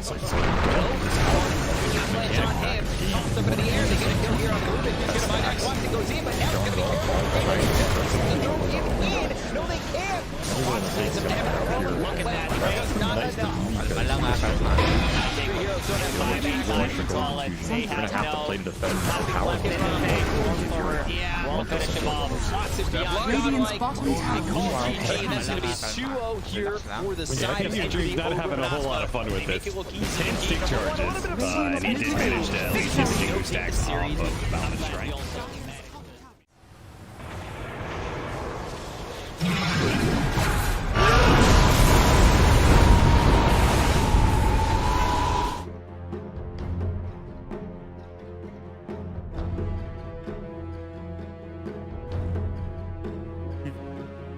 10 seconds remaining. Team Liquid's turn to ban.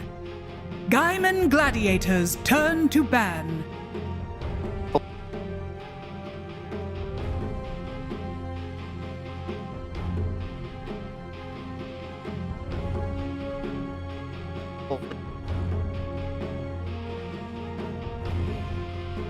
Ten seconds remaining.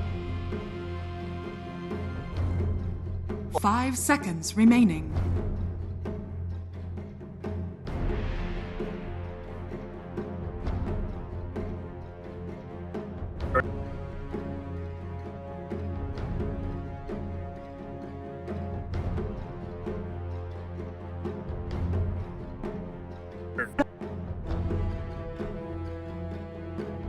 Team Liquid's turn to ban. Gaimin Gladiators turn to pick.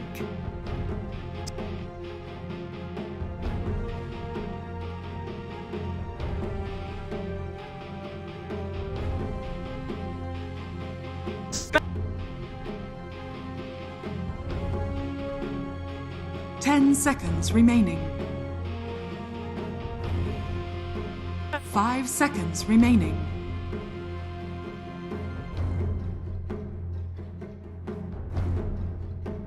Team Liquid's turn to pick. 10.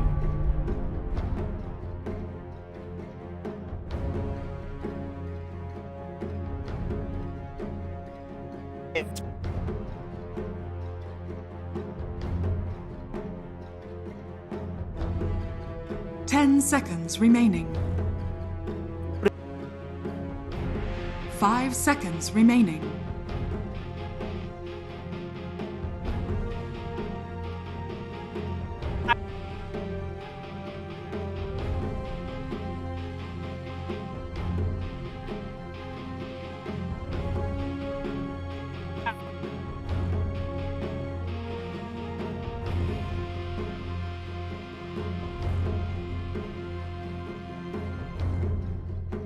Team Liquid's turn to pick. Crystal Maiden.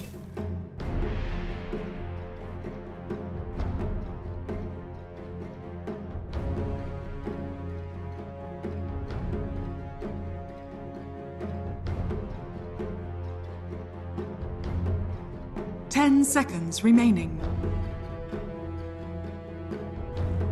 5 seconds remaining. Gaimin Gladiators turn to... Stare your death in the face!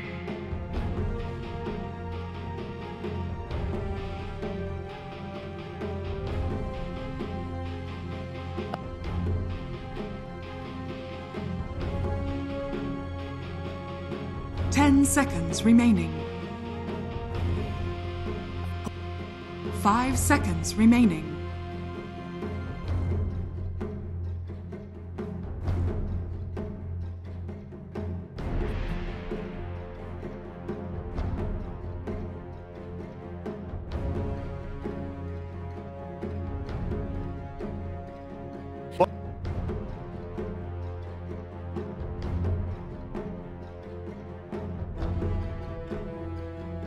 Gaimin Gladiators turn to...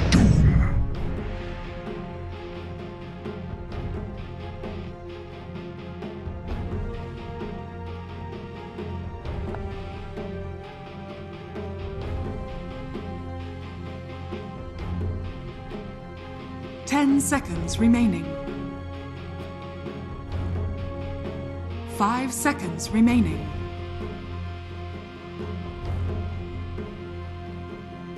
Team Liquid's turn to ban. Gaimin Gladiators turn to ban.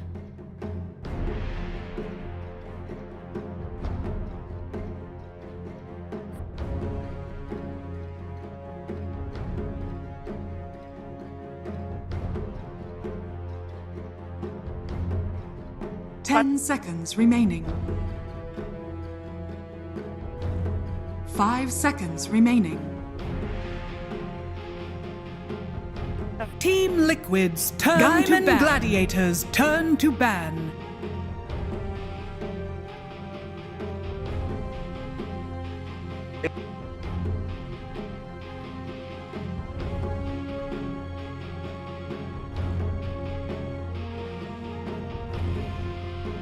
Ten seconds remaining.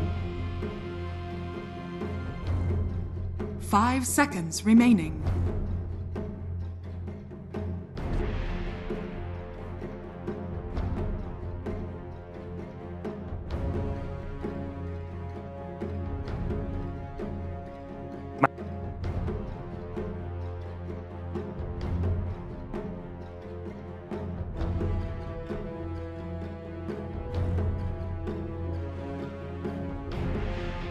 Team Liquid's turn to ban. Team Liquid's turn to pick. Gaimin Gladiators turn to pick.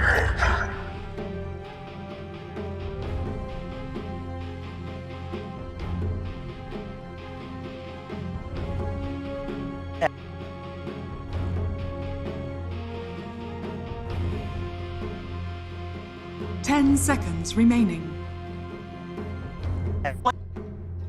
5 seconds remaining.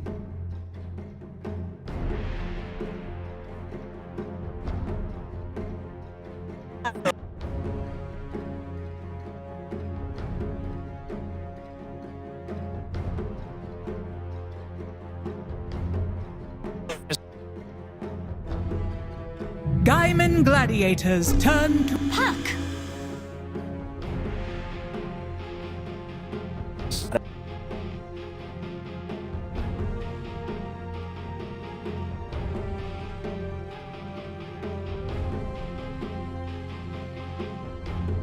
Ten seconds remaining. 5 seconds remaining.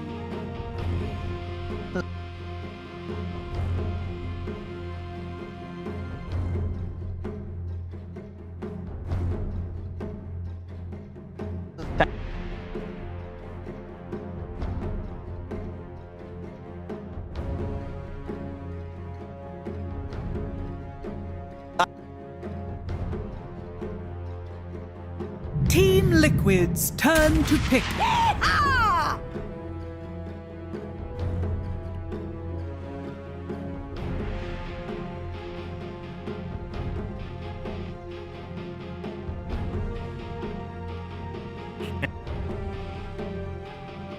10 seconds remaining.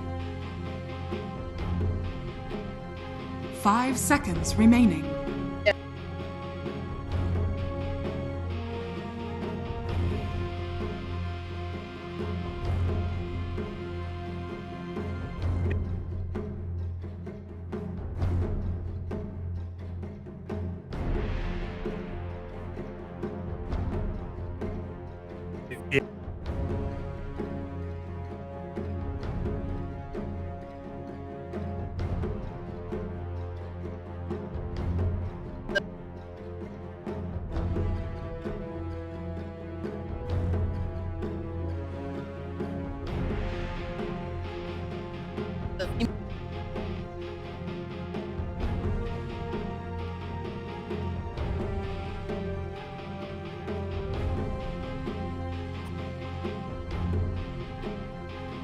Gaimin Gladiators turn to Timber Saw!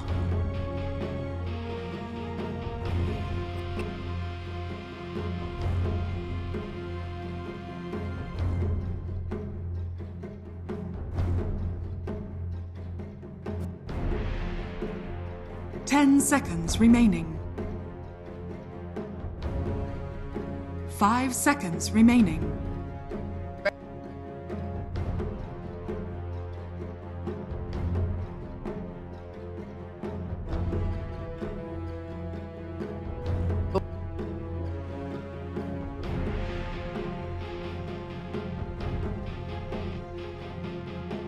Team Liquid's turn to ban. Gladiators turn to ban.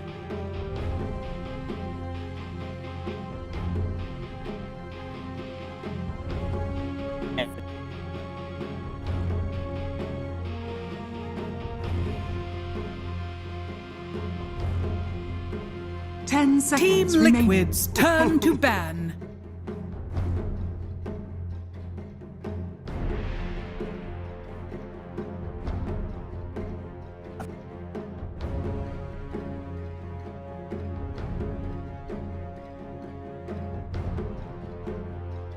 Seconds remaining.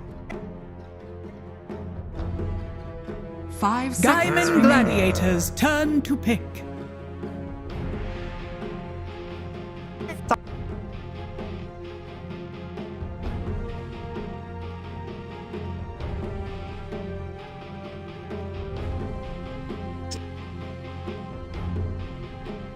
Seconds remaining. Team Liquid's turn to pick. Slug.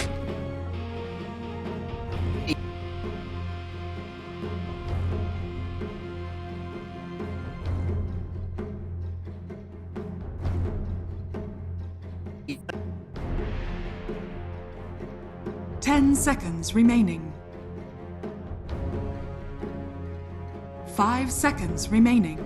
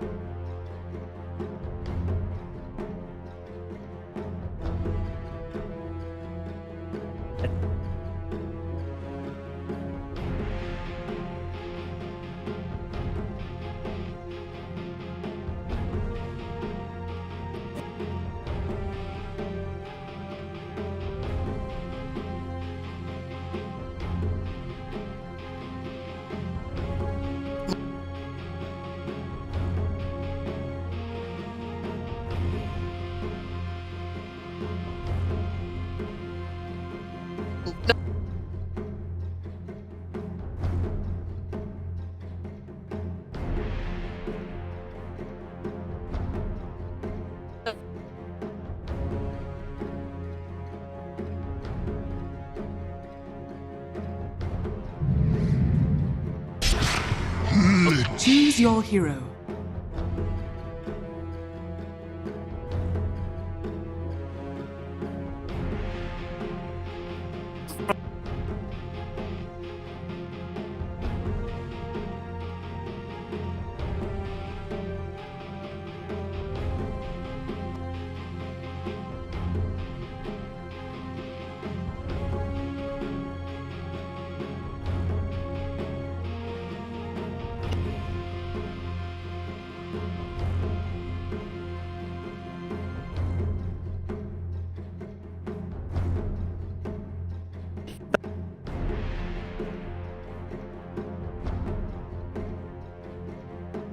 Seconds remaining.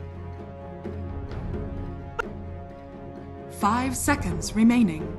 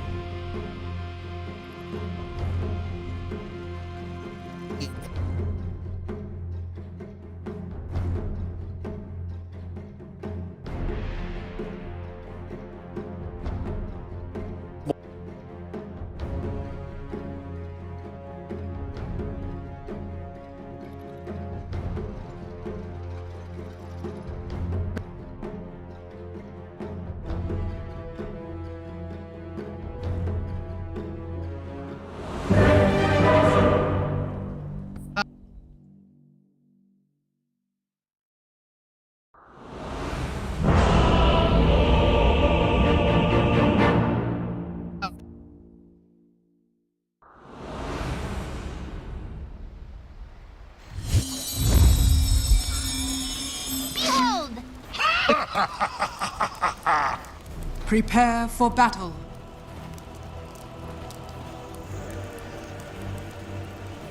Сейчас будет показательное. А, ну, видимо, сейчас так доту играют.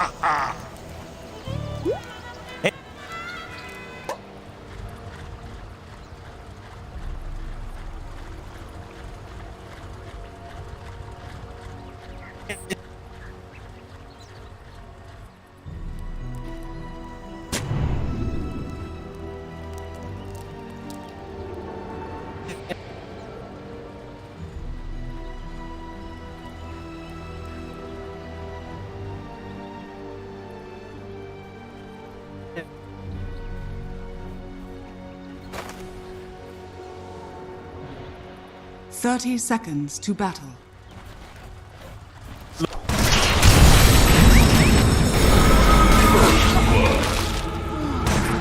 First blood.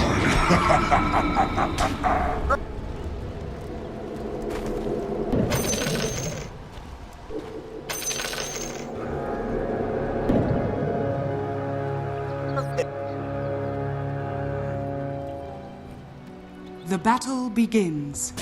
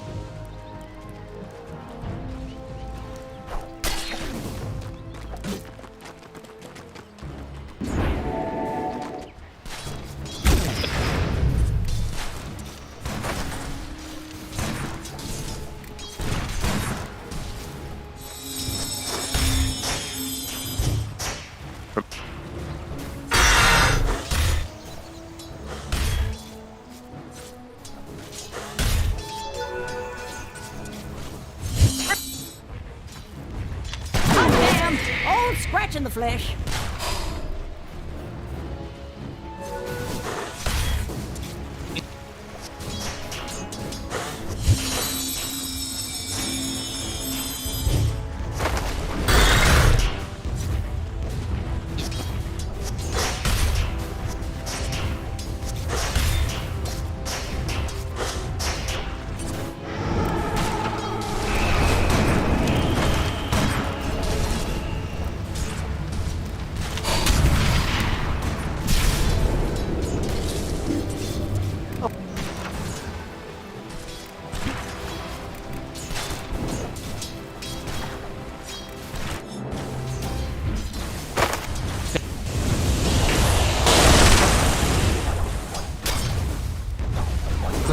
Not for you.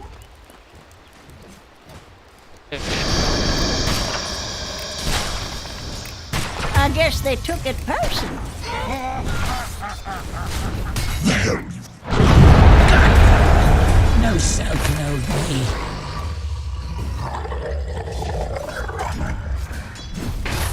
Dire's bottom tower is under attack.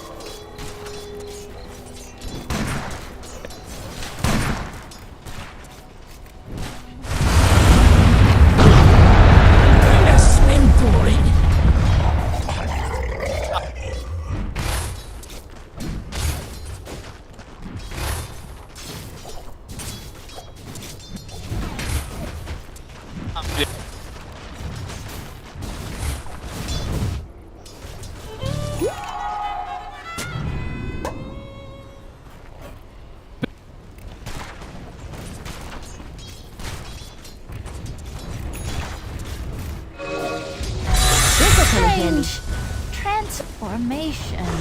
Ha ha ha ha ha!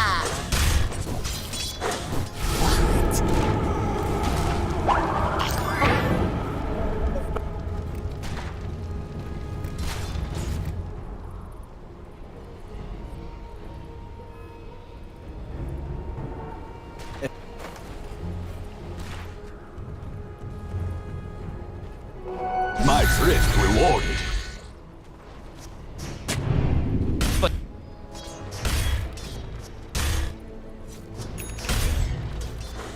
Radiant are scanning.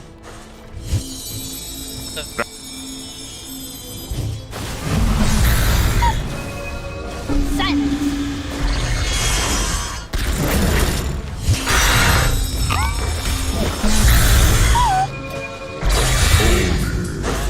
Understanding.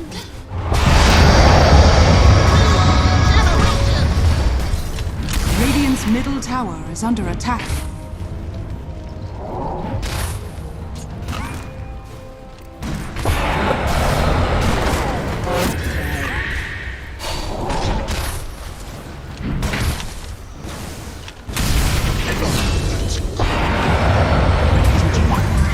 Radiant's middle tower is under attack.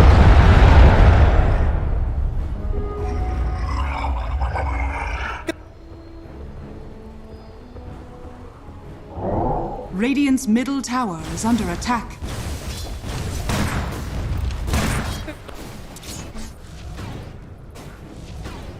Dire's courier has been killed.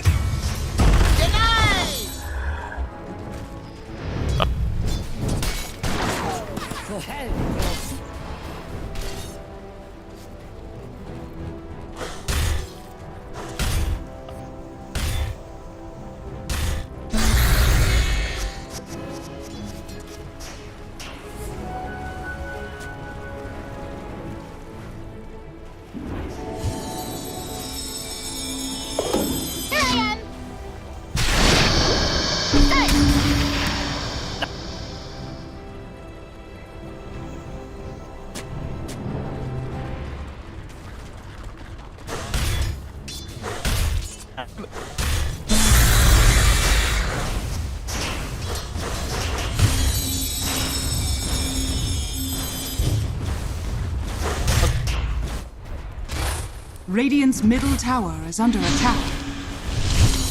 Around! Behold!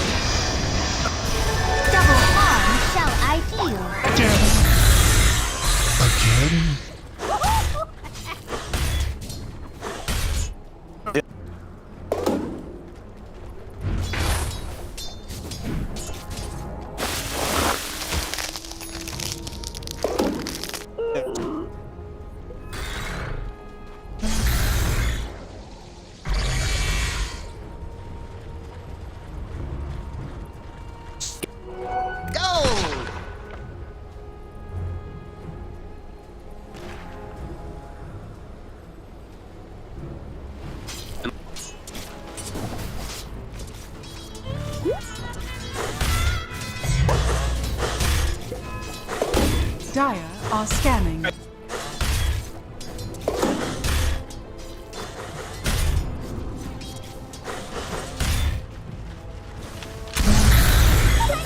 Radiant's bottom tower is under attack.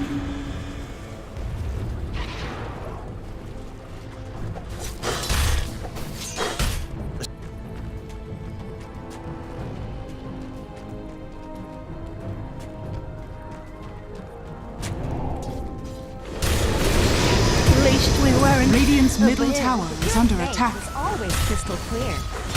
Radiant structures are fortified.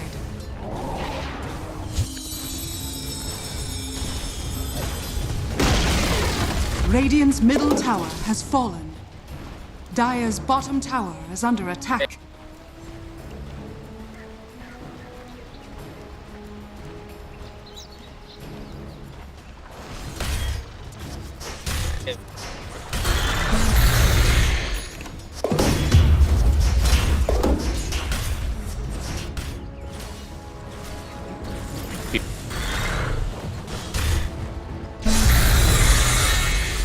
Radiant's bottom tower is under attack.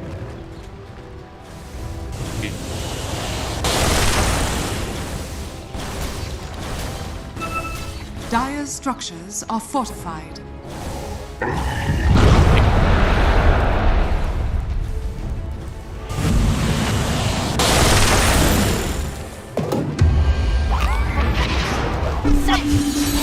Radiant's bottom tower is under attack. Puck out!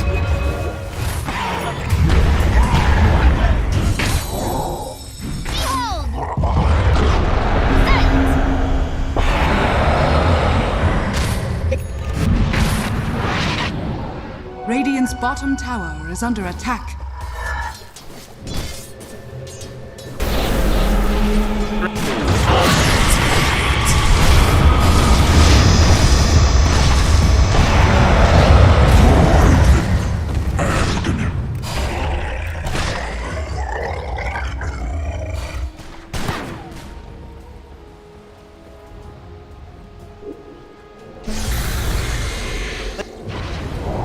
Radiant's bottom tower is under attack.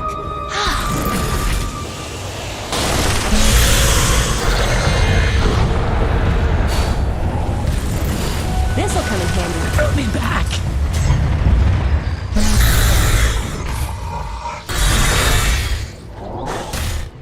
Radiant's bottom tower is under attack.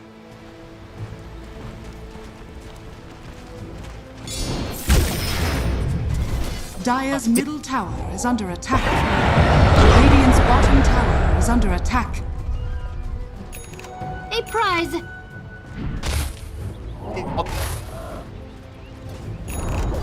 Radiant's bottom tower has fallen. Dire's top tower is under attack. Stay near! Dire's top tower is under attack. Radiant's middle tower is under attack. A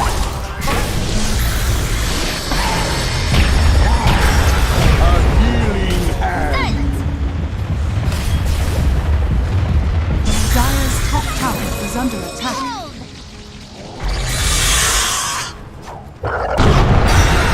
These are without merit.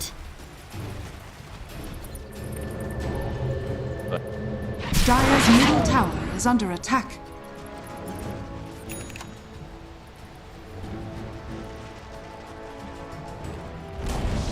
Dire's middle tower has fallen.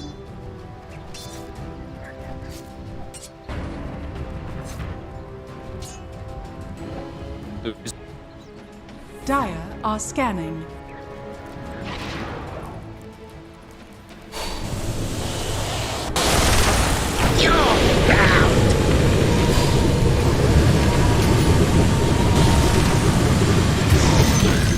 To the frozen waste with you.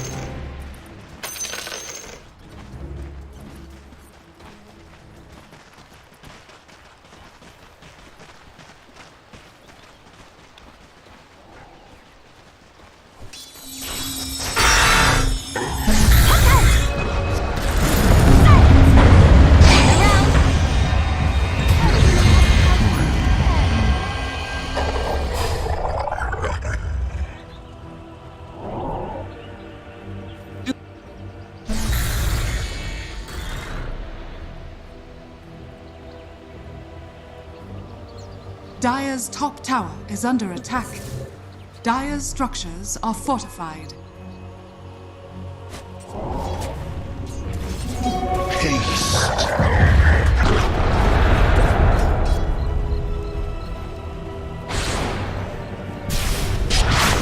Dire's top tower is under attack. Mobius welcomes me.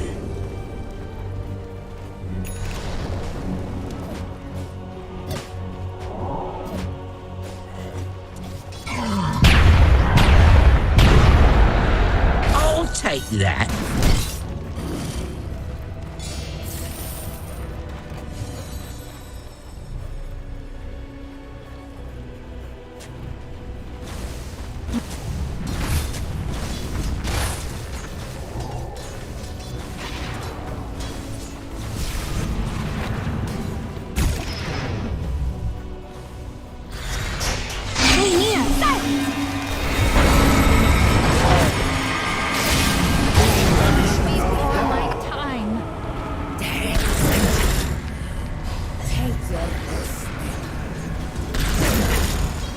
Dire's bottom tower is under attack.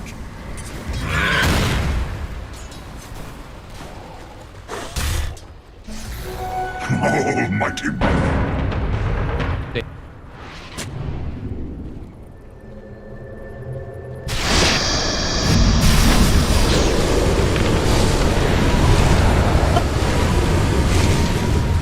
Radiant's top tower is under attack.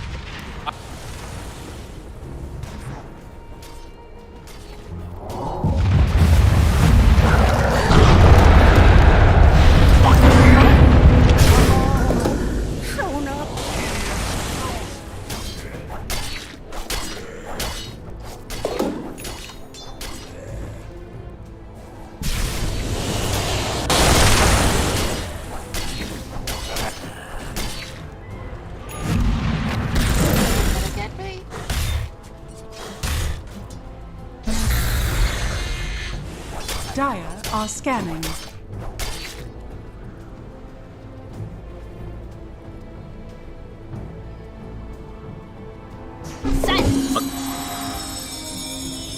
Behold!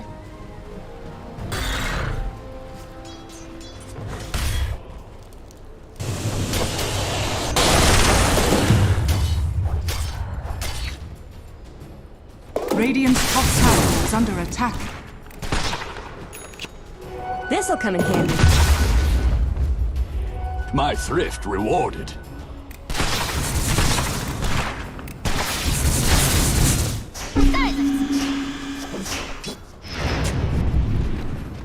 Radiant's top tower is under attack.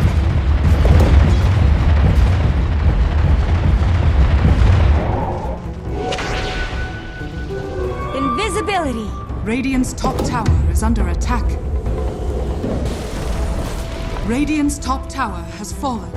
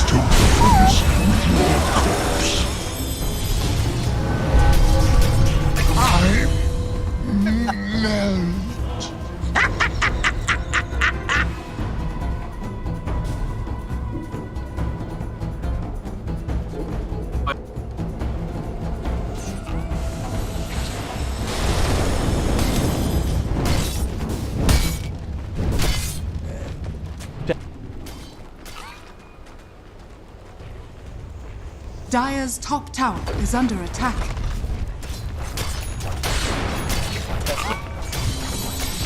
Dire's structures are fortified.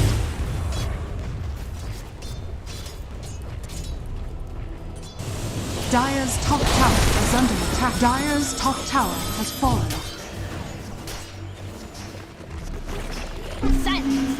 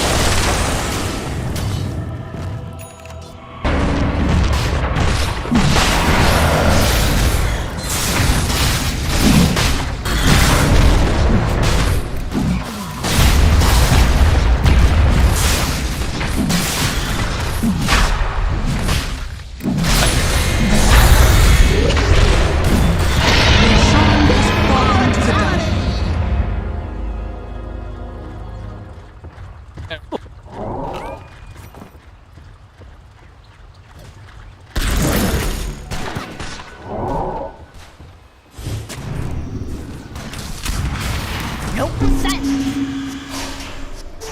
Double damage. Radiant's bottom tower is under attack. Dire's middle tower is under attack. Benumbed. He looked dead already when I met him.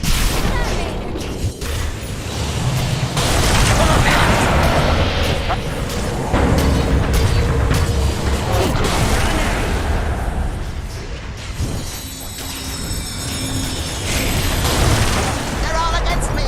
All of them.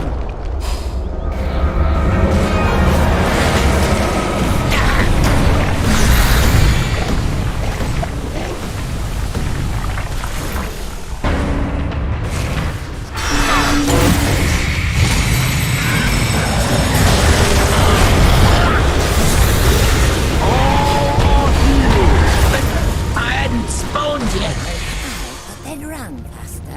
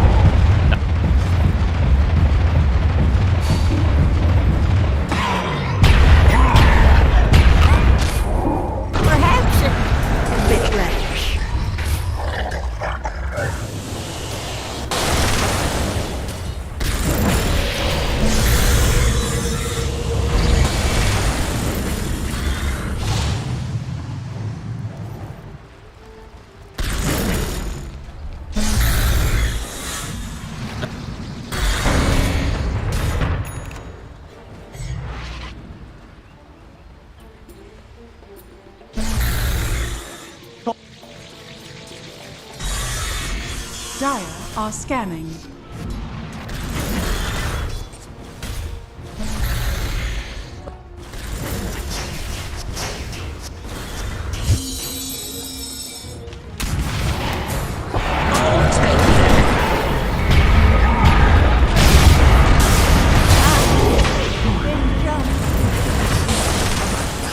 A hierro muere.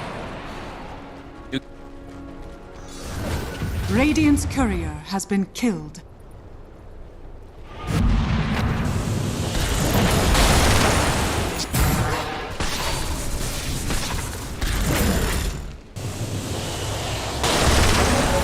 Illusion? Radiant's bottom tower is under attack.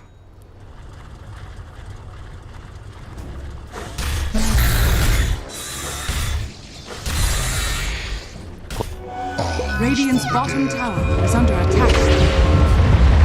Dire's top tower is under attack.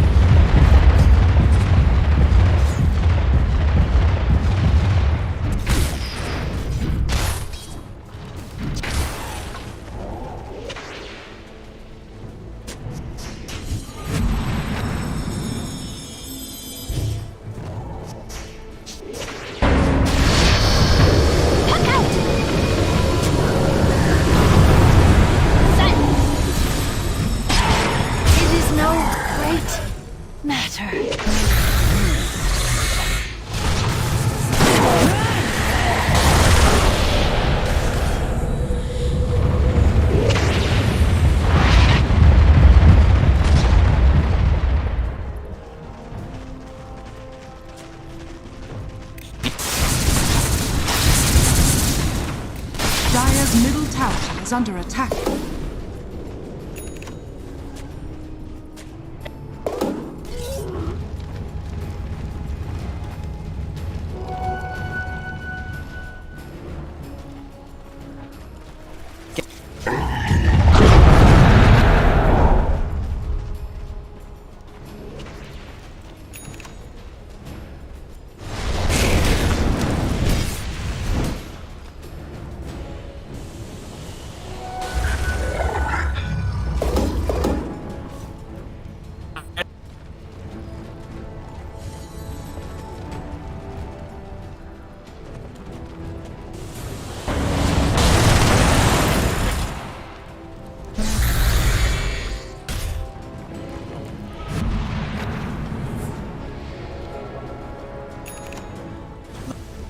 Radiant's top tower is under attack.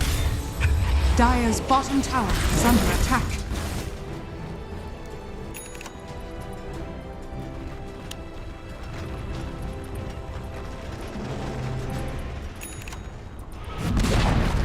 Dire's bottom tower has fallen.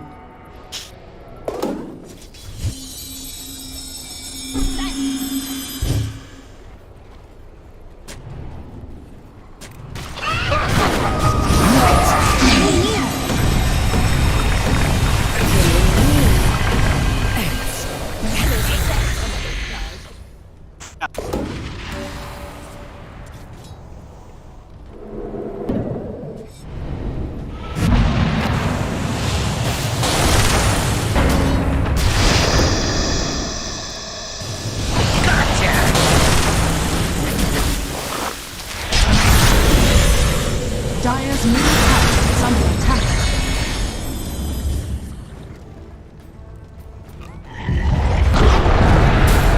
Dire's top tower is under attack. Hand of God!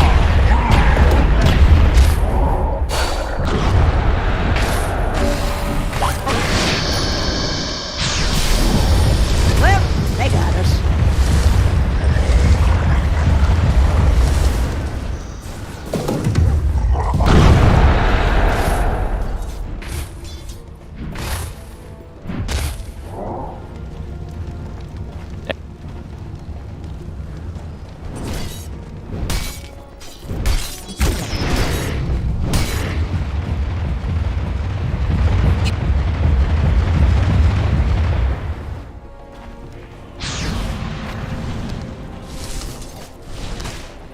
Radiant's top tower is under attack.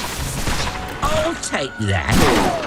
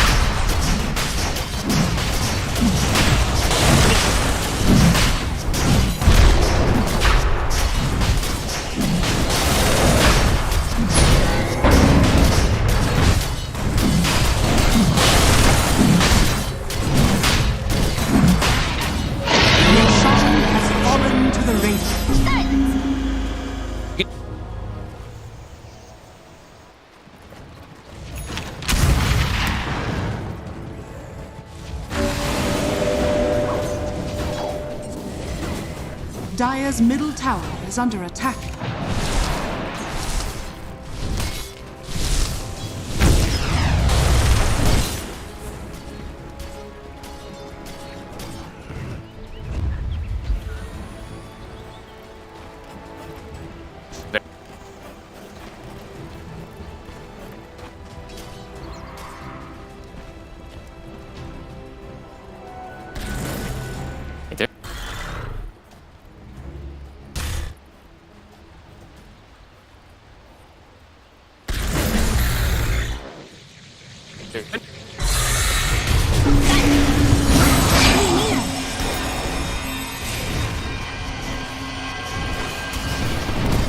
Oh, you're a traitor! See you in the spring.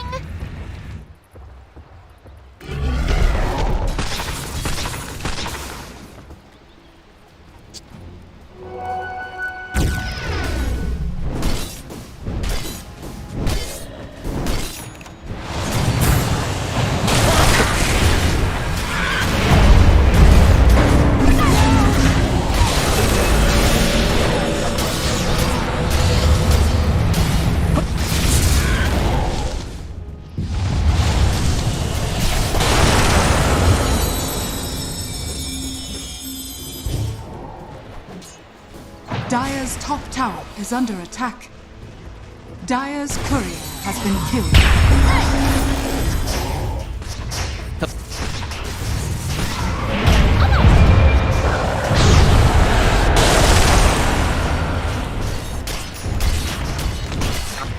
Dire's structures are fortified.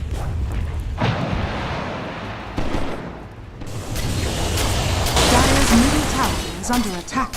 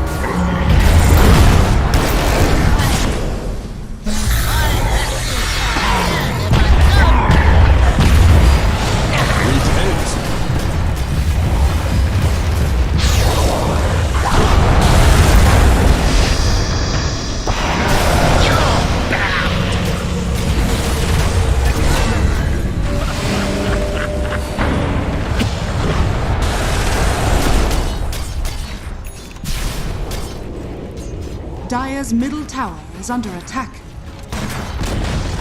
Dire's middle tower has fallen.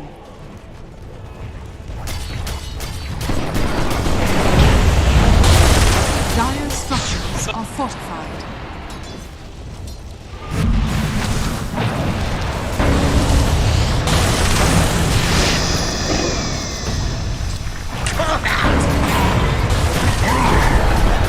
Dire's middle tower is under attack. Radiant's bottom tower is under attack. Dire's middle barracks are under attack.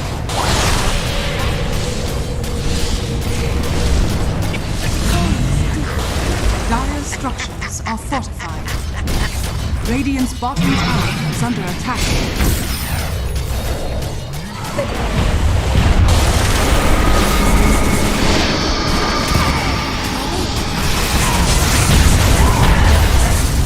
You think you caught me?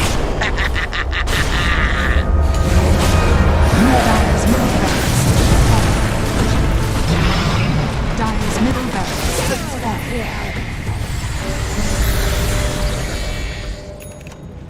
Dire's top tower is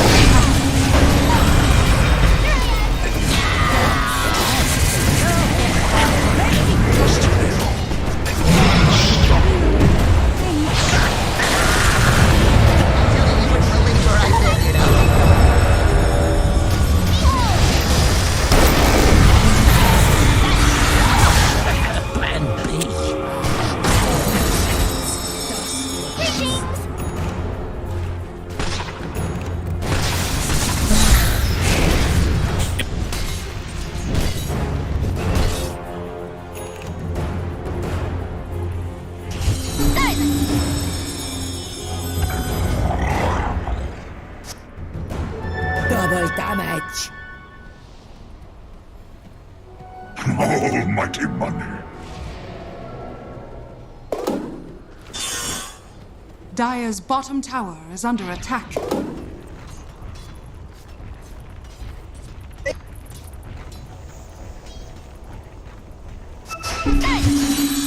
I am.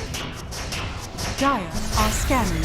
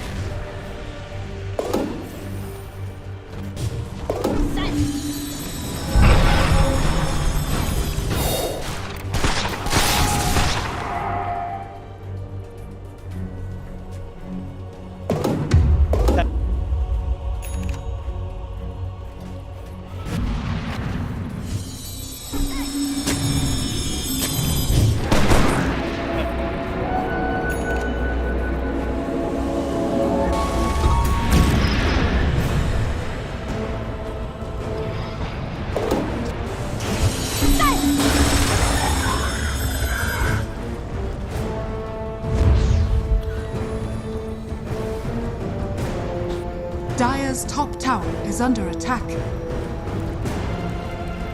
Radiant's bottom tower is under attack.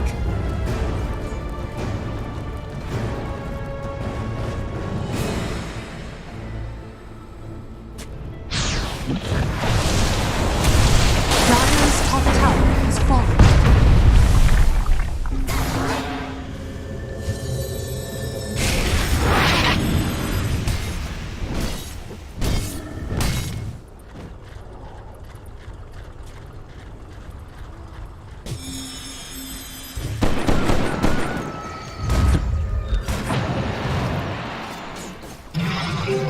Oh, how I wish I had this back at Dark Reef.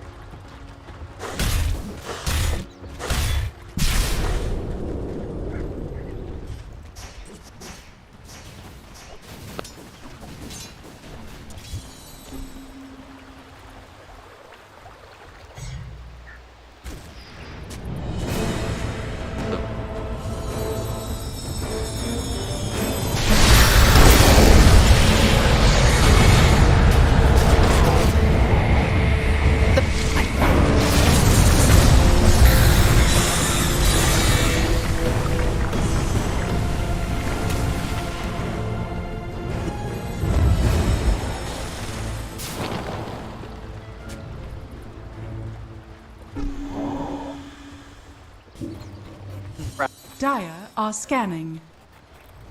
No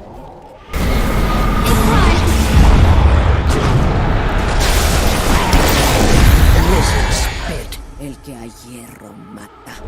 A hierro muere.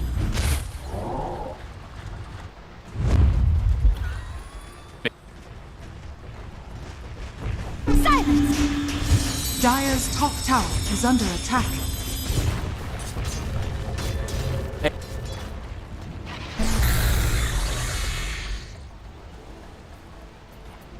Dire's top tower is under attack.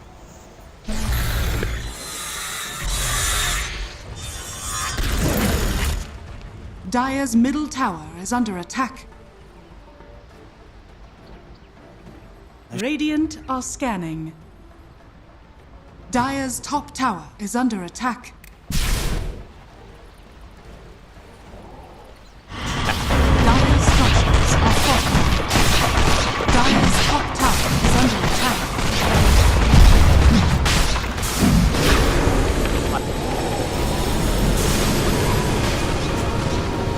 Roshan has fallen to the ground. Dire's top tower is under attack. My flesh Stay near. soars.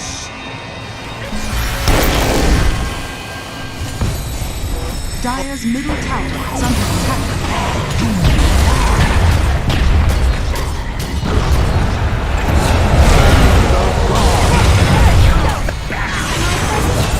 Dire's middle tower is under attack. Dire's middle tower is under attack.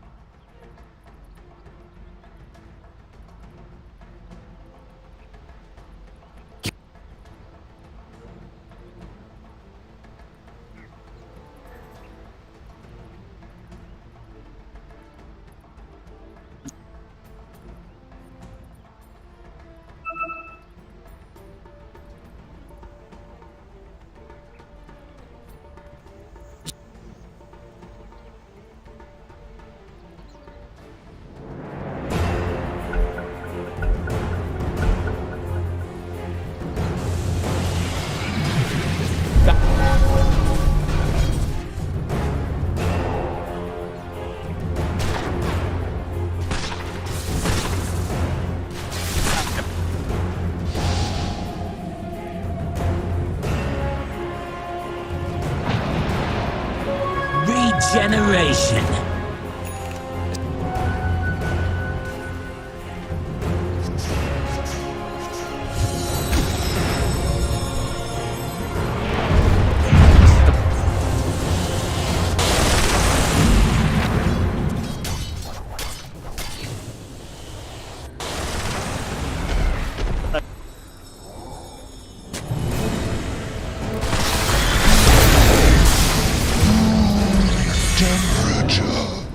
Very cool of you.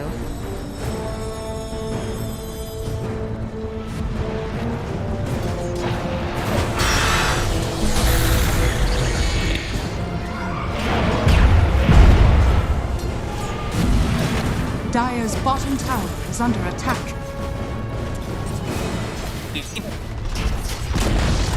Dire's bottom tower has fallen.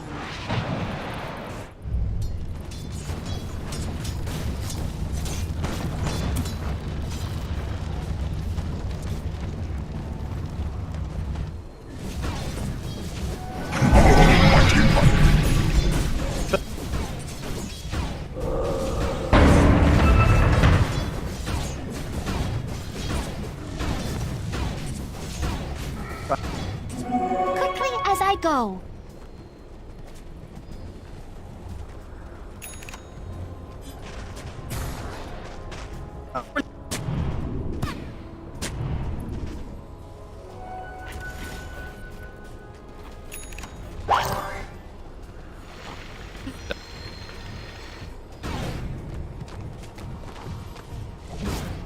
Repent.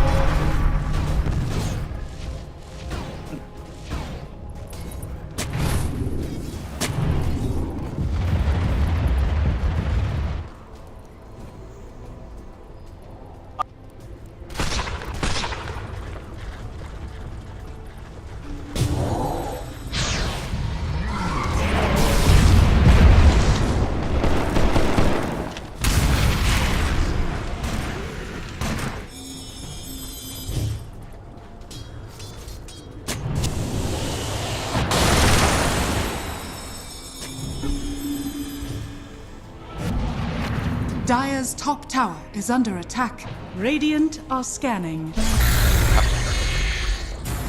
Dire's top tower has fallen.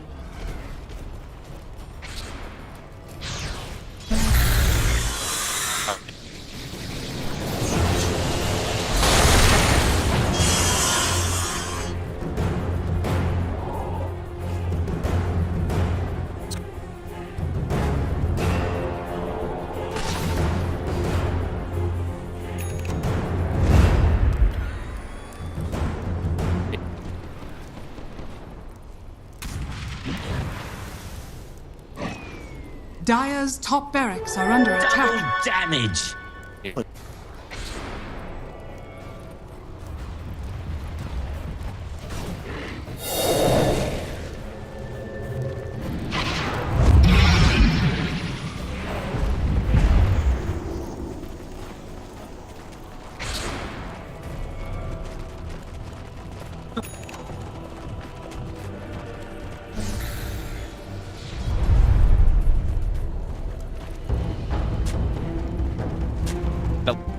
Dire are scanning.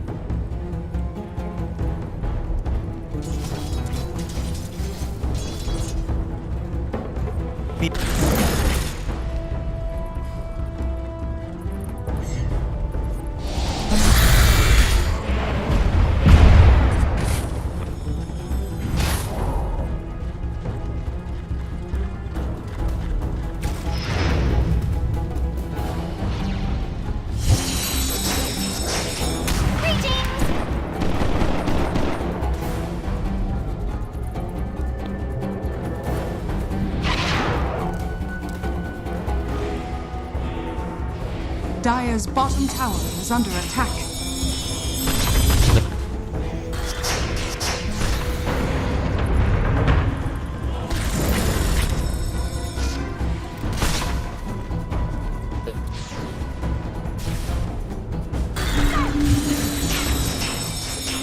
Let him cook.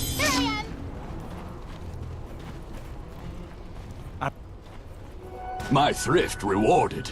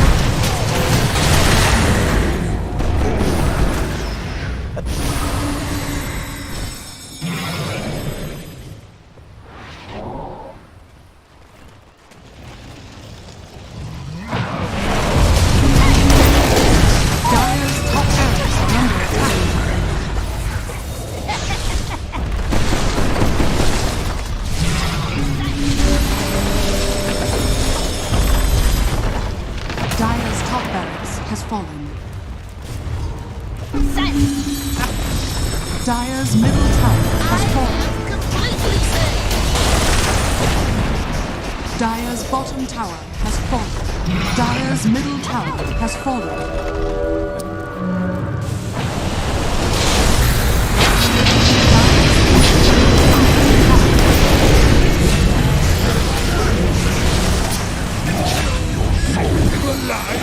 Dire's bottom barracks are under attack.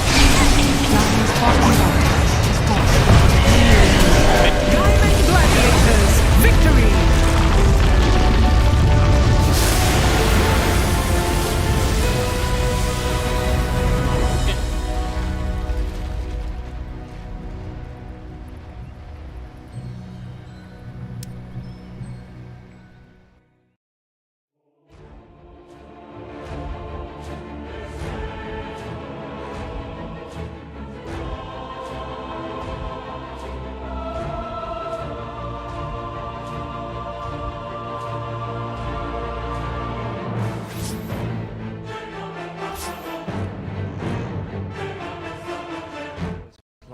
If he's got these hawks coming through, you know, if there's no...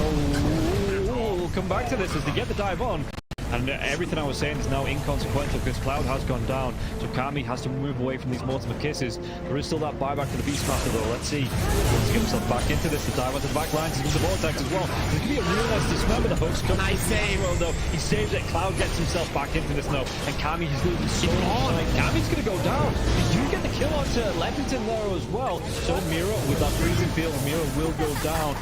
Going down to the hooks. Yatsuro's still in that push roll. He's getting them back. They get the buyback out from the potion storm spirit. Everybody from the side of Hydra. They don't want to be giving this one up now as well. But they take down Leppington once again. That's the dieback on the disruptor. And Yatsuro, what can he do? The hook. It's going to be blocked mid. Hook. This is the dieback on the Cloud. Cloud, can he get himself away from this one? He's still being harassed up by Collapse. One more right click. He goes down. That is going to be the Beastmaster dead for 115 seconds. And now the chase is on for the rest of the side of Hydra. This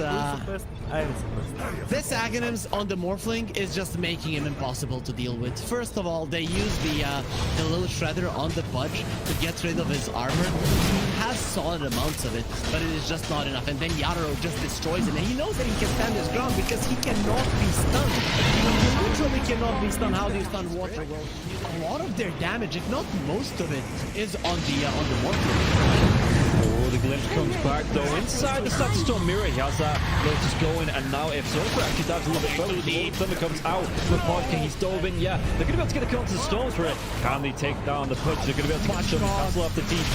He's going to be dead. The Storms for it though, he has brought back, and they've got no kinetic field, no Static Storm. And like you say, they're even going to be able to get a lockdown onto Cloud. Everybody on the side of Hydra, they just overextended, and we praised them in the first game for respecting the power of team spirit here, but Hydra might have just lost the heads a little bit, and the buybacks, they're going to be forced out, but I don't know if it's going to be enough to defend this base with the Punch being down, with no Static Storm for the next 27 seconds. Spirit, what can they get from this?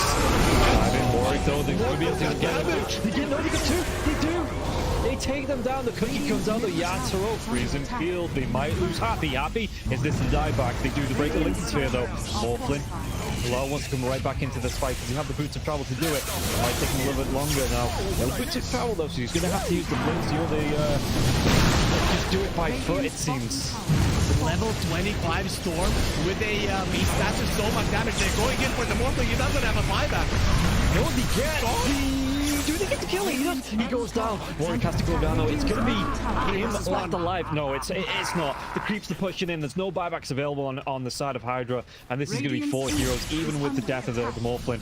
No way Warwick defends this. It's pretty much over. They don't have the glyph. The game is over. They gave it their best. Hydra, they made Team Spirit work for it. The team that is most likely going to be at the top of Eastern Europe DPC Division 1.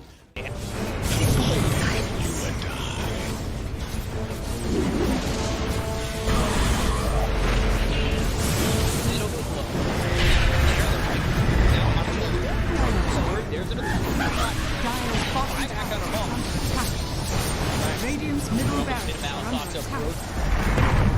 Radiant's middle barracks has fallen. You want to commit. There's just not enough damage.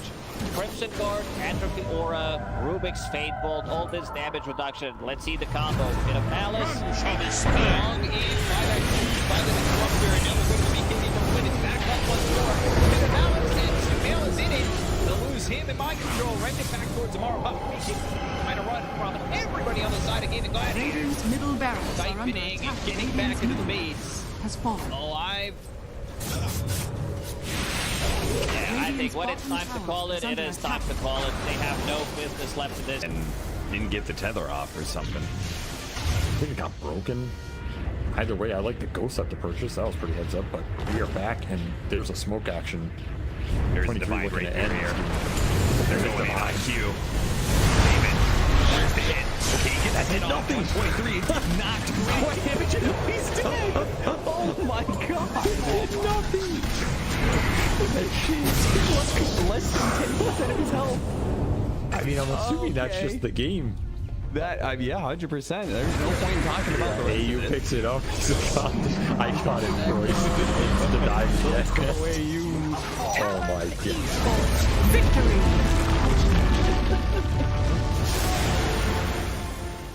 We finally get to see them have a little bit of lead, but they need to have good vision, good entry to engage. We're down up on high ground. Or Bobica, red panda. This would be huge if we can find it. Static storm before the tombstone. Not bad. Stun from Lulu.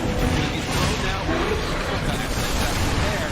Starting to drop down. I love TK control for the moment. He does manage to get that one away. And the supernova down. TK barely surviving. And it's just going to be one down at this. Oh, White Album, the dodge, to hide away, the heal's coming in. So they hoping for a save, but the PKB is out, and they're going to jump onto him, who has to back away. They have lost White Album again, and now Mango in trouble. Q is going to drop. Master, these fight so well, and they quickly take down that Undying. And remember, it's ages, so they didn't really care about giving away. That's the bot. Big finish profits. You got the Stun is out on the play. Didn't have a BKB available. Bobica dropping low. The 10 on back in. We have another off Bobica. Doesn't look like it because the black hole is there. That's on the edge. He doesn't have multi to come back. And after, they might take full advantage. Move. Radiant's bottom Rax has fallen. Up the bottom. Finally, Aster full advantage. They're building. Radiant's middle tower is under attack. Oh, just for a brief second, had more network. There it is, back again with the higher network. When you click on the L, it's not really an inspiring network. Blink, BKB, Radiant. You might be able to get on top of a hero, but that's not the shot. That's able to 100-0 here. Like even this Undying inside Scatter Storm, about able to then get up the slash column from away. Back, they have that turn, keep him alive. Makes the move, and again, into this fight without Monet here. It's pretty good for them. Right album, but now Monet is out now. A lot of trouble. They managed to kill him. Okay. All right. Pops ulti. Now the turn. Punching. Really getting away. Sort of survived that first salvo. Very strong. Supernova down. Pops the PKB. Ooh, he's just caught here. They want to get the kill. That's really himself. And now the chase. The avalanche, the toss. JT's going to give up his life also. This is Monet is way too strong. This might just be the full set of racks going down bottom. Aster, way too strong for Ares. Like earned the GP. Oh, they're done. Okay. I was wondering. It looked like it was that type of game. Yeah, it kind of was. It's like a game where you're an out, not really ever been in the league. Victory. He hasn't really never protected himself.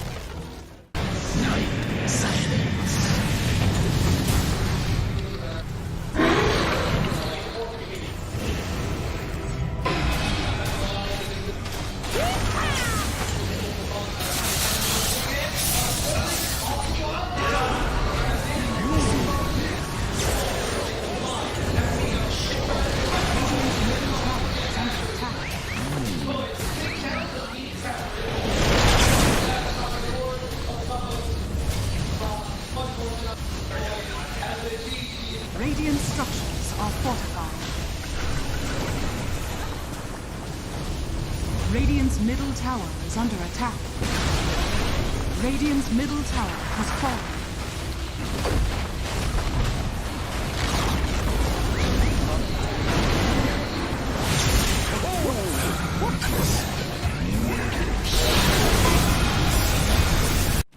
Boom. Standing. How are they just standing right now? I can't help but fidget with my hero half the game. I'll be running around in circles. Yeah. Pirouetting on the spot. The song. Blinking from Pure. They see Yatoro. 3 lined up. Potentialized path play. They're trying to go in. Toronto Tokyo is blown up by Collapse. Has to buy back. Yatoro gets off his BKB. Pure with another song. Sprints in. Who are they aiming for? Where is the target acquisition? They can't catch anybody. Collapse BKBs runs down south. Lol being chased out as well. Oh my god, Nightfall. Hazy on disc refresher. Blinks to high ground. Gets away from danger for now. Pure. What's he up to? He's back to the high ground too. Mirror image out. Aegis claimed. Lol in the fire. Still surviving and blowing up GPK. Team Spirit nothing to do. Sprinting out their base. They don't catch Nightfall on the way out. He's blinked out in the range of Mirror. They're still hunting though, and he's going to find Toronto Tokyo. Who cares, Gem? I see Jakiro. Eon disc popped. And with his rapier damage, like short work and a twin-headed dragon. Unstoppable. Laurel the collapse waiting in the back line actually worked. He stormed out of the tree line and he just then started eviscerating the 2 supports with the help of Laurel. He completely jumped over. They dodged everything that Naga was trying to set and prep there. And Yatoro was also just firing the cannon from the top there. Did the combined damage of Collapse and Laurel together. He is a monster. Oh, Pure. Lol. Oh, God. Nightfall's gonna get a bit of vision here with the Hawk. Imagine. Can they? Imagine. Will they? They have to do something kind of crazy. They're gonna be losing their base pretty soon. Lash has buyback. Naga Beastmaster have to get back to base to defend. Drow Rangers up here. Tier 3 gone. Barracks to follow. There's no buyback or collapse though. That's a big one. And Mira. Radiant structure. Look at all the wolves. Look at all the summons. It's vulnerable. Mira gets away from there. Help of the Clement Cave to jump in from Lol. Disruption, self-save. Barracks taken out. Lol. Oh, tries to fight. Nightfall. He'll just pop, but he can't get any control of Lol. It's Lol. Puck is all over the place. Now they go into GPK though. Aiming for the puck. They're going to find him at long last. They get him and the rapier's on the floor. He messed up the phase shift. He canceled it. Oh no. Oh, you see that? I'm not crazy, right? I don't know. Yeah, he phase shift and accidentally ended it. There's an Axe Blessing recipe. There's a rapier. There's all sorts of stuff everywhere. An Axe Blessing recipe. What's that there? Okay. Not sure what the story on that one is. Meanwhile, Save, I think he had a refresher shard, right? Because Laurel dove him, he disrupts himself, and he tries to kill him again after it. Save just refreshes, and then uses it again.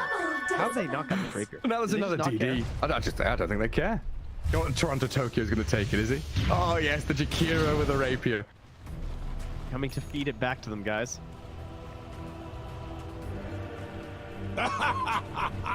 My goodness. There's Mega Creeps on one side. Top lane Barracks still standing on Team Spirits. We're waiting for next Roshan, Trent. I don't know. I don't know. I feel like Betboom have such a good chance of winning these fights right now. They can't get like swarmed in the back line. They missed the stun on BK. He's trying to hold his ground, but look at the dodge. Oh my god, Yatoro shreds. Where'd he go? Daedalus hits, refreshes, blinks forward, kills off Save as well. SD's gone, TP home. Get the hell out of here, Betboom now. Lucky he didn't coil. Dude. Left track vanished. He looked okay until he didn't. Until he got hit for 1,350 damage from a single right click. Yeah. Yeah. Right until that. Ow. Luckily, Toronto Tokyo was not there to feed the rapier back, so that's good. And now Team Spirit running down lanes, coming for the Radiant base. Balls are still there to hold on to. This has got to be mentally debilitating for Bet Boom. Mini 71 minutes. Team Spirit is wearing them down. The admins have been on, you know, they told them, nope, these guys. The longer this game goes, the harder things are. Well, it's like Moomiander was saying in that Seb documentary. You know, this isn't Dota you're playing. This is a slogfest. You're gonna wait it out and play 60-minute games. Long as one is the wrong line. Watch get very far forward. He unders from Mira, but the Undying will fall inside the Radiant base. He'll as Mira gets off one last finger of death and the turn we got through. They kill GPK. It's a direct of the ledge. Naga now in trouble. Song of the Siren trying to buy a bit of time, but Yatro moves forward, gets the damage in. Will is dead. Oh god. It all comes crumbling apart for that boom now. Wait, back. They're on to Mira. The kill off Nightfall save though, and lol. He opens up on them. The howitzer is here. Massive 40 mil cannon just shattering into that boom. Drow saved by the rip. The soul is everyone dying. There's two. And she's called it over. Team Spirit. Look at them. Look at Mira. Oh my god. The shard to anybody who would listen at Halima Major. Which, yeah, nobody's taken him up on it yet. But if you see a shard being picked up by any team that was at Halima Major that speaks English, and you could it's good. I'm like, this shard is actually good. I don't know how to get there. That's all. I actually got a better game as a word recently with the shark. Pretty good. I think that's really good. Oh, yeah. Slark with that shard is crazy. It's actually a broken strat. If Galileo is still on top, he'd be big that. Maybe that enemy needs to get back on top. Shadowwalk is way back to the top. And then if you register with 1,000 comments, but because I say it and nobody counts.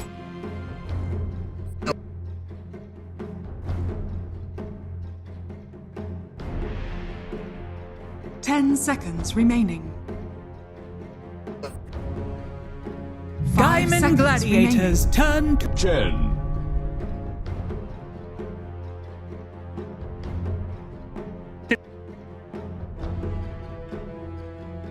Gaimin Gladiators turn to Mirana.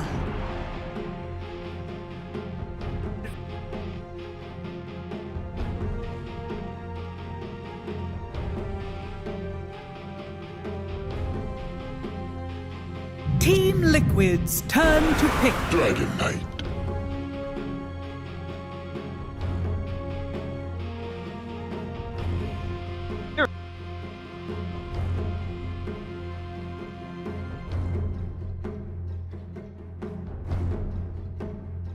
Ten seconds remaining. 5 seconds remaining.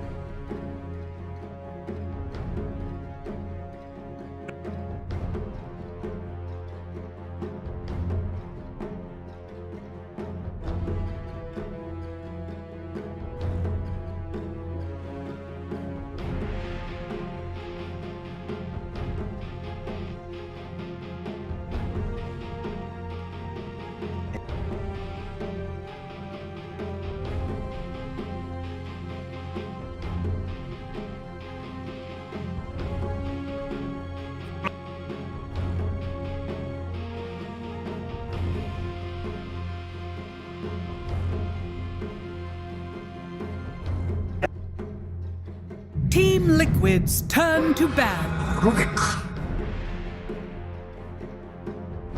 As well.